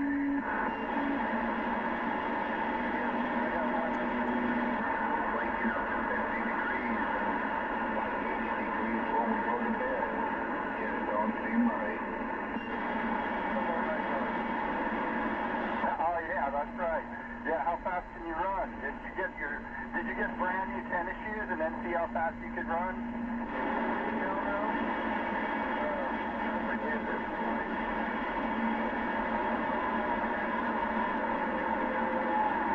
Oh yeah, you could run much faster back then. Oh, really?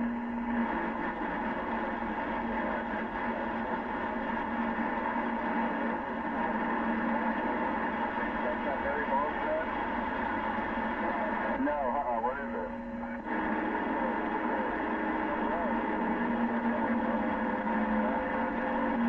Oh, sure, yeah, of course. Because that's the, yeah.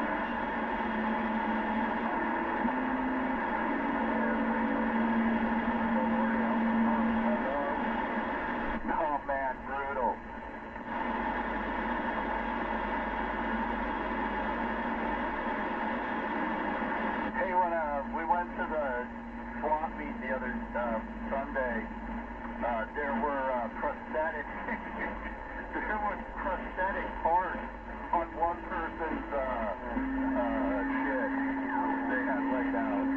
Old style lace up leather one. It was kind of creepy and cool at the same time. Yeah, that's weird. Oh, it was. So, I mean, you can always get this like,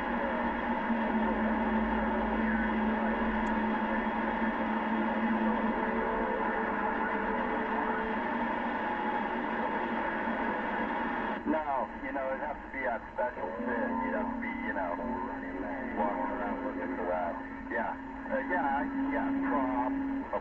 Prop, a fucking artiste, something to be used for some kind of costume, maybe.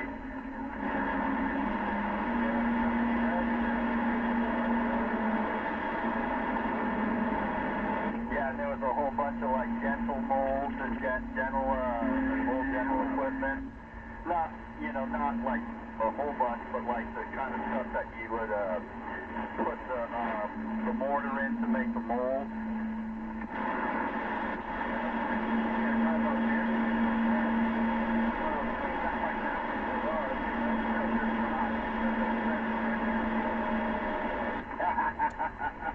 Oh yeah, that's always fun. Yeah, my pops had them all over the place. There was the pockets of coke, the console of his car. Yeah, but the thing is, my grandpa didn't have it.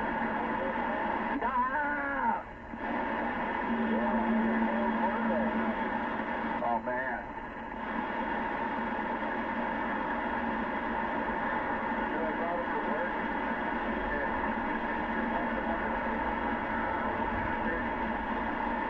Oh, that's awesome.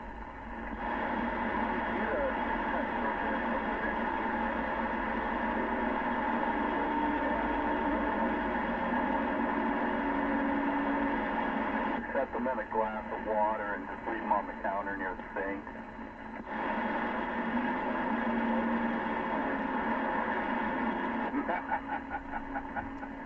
Freeze them in a block of ice.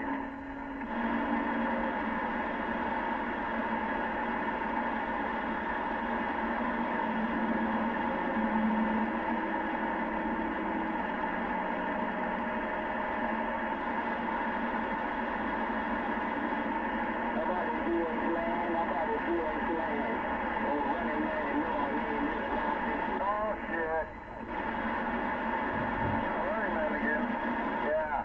Hey, Running Man, New Orleans. Running Man, New Orleans. Running Man, Northern California, calling you back from the mobile.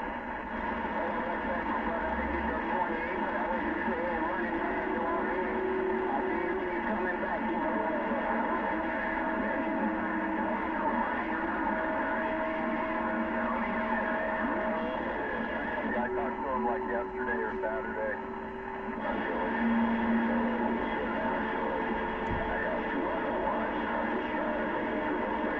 Running Man, New Orleans. Running Man, New Orleans.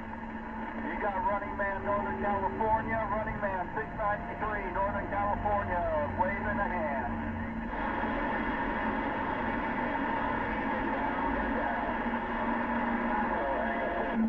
Hey, Running Man, New Orleans, Pop off, let's go, baby.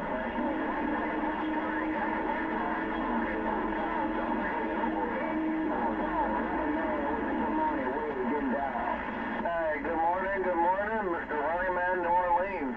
I got my buddy Running Man over here from Frisco Bay hollering at you too.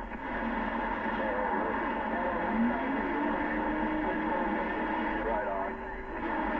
Hey, Running Man, New Orleans. Running Man, New Orleans. Running Man, Northern California. Running Man, 693, waving.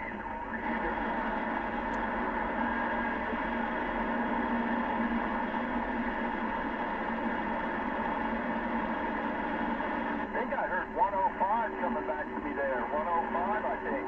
693, Running Man in the mobile, Northern California. I'm waving.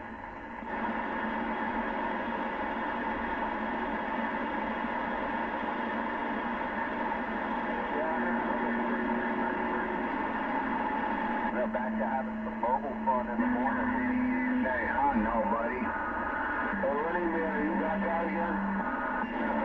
Yeah, man. Fucking dude.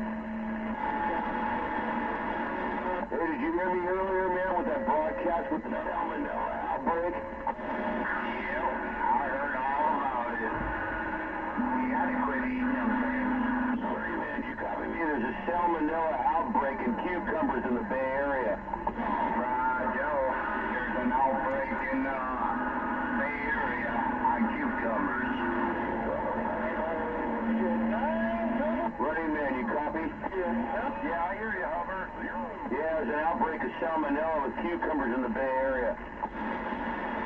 10-4 on the sturdy cucumbers. Yep. Ladies, wash your cucumbers. There, popcorn. Yeah, it's called Access Hayward, and it's a website. And you can absolutely use it. Access Hayward. I'll send you the link later. Yeah, I don't know if it's in the whole cucumber or just on the outside of the skin, but they announced there's an outbreak of salmonella in the Bay Area with cucumbers. Fucking bureaucrats. Yeah, I'll send you that link. I'll probably do it this afternoon from my computer at home where I have everything set up. Yeah, I'm going to look it up on my phone computer here and find out what's going on. This is fucked up, man. Salmonella outbreak. A while back, I was meandering back through the... People are getting sick. I know it's fucked, so no, you don't need to prove it to me. I don't need to prove it to myself.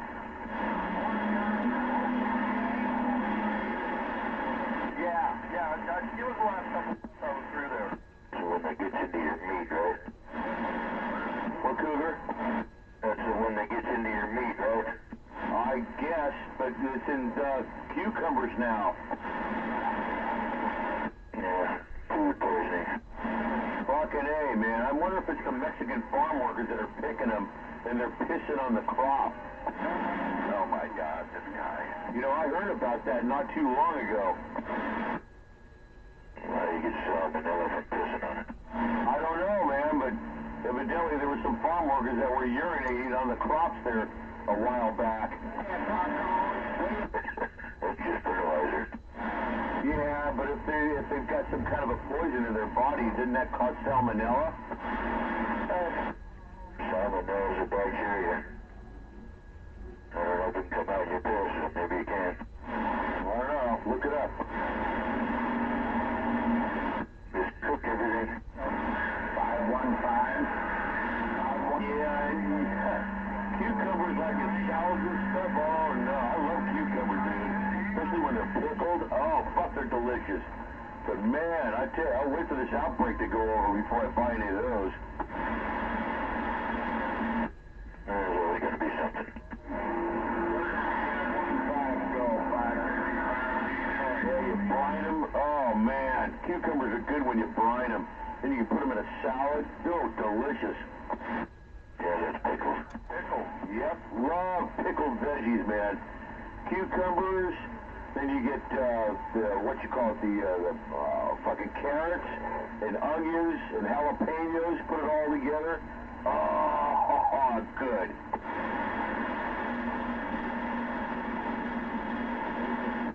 I like jalapenos, but they got to be done right. Correct. Like thin, chewy, slice. She chews the eggs. She was trying to get her name called. Most of it happened with Three Amigos. Used to have really good pickled veggies, but they're starting to go downhill now. They're getting new people in there, and the recipe's basically not the same. It's like Oriental people trying to make pizza, right? Yeah, that reminds me a long time ago when I was working for the solar company, and my boss and I went into a Mexican restaurant. There was Chinese behind the fucking grill. I'm over there. He goes, let's get the fuck out of here. There's fucking ling-dings in here. Yeah, we got one over here, round table pizza, right? Yeah, it's all changed different. It's all Asians making round table pizza. Oh man, what a fucked up pizza. Yeah, the Asian Asians ought to stay with their own staple food. You know, their fried rice and all that stuff, which is delicious. But you don't be making American food. Come on. I mean, that's sacrilegious. Yeah, we're making French fries.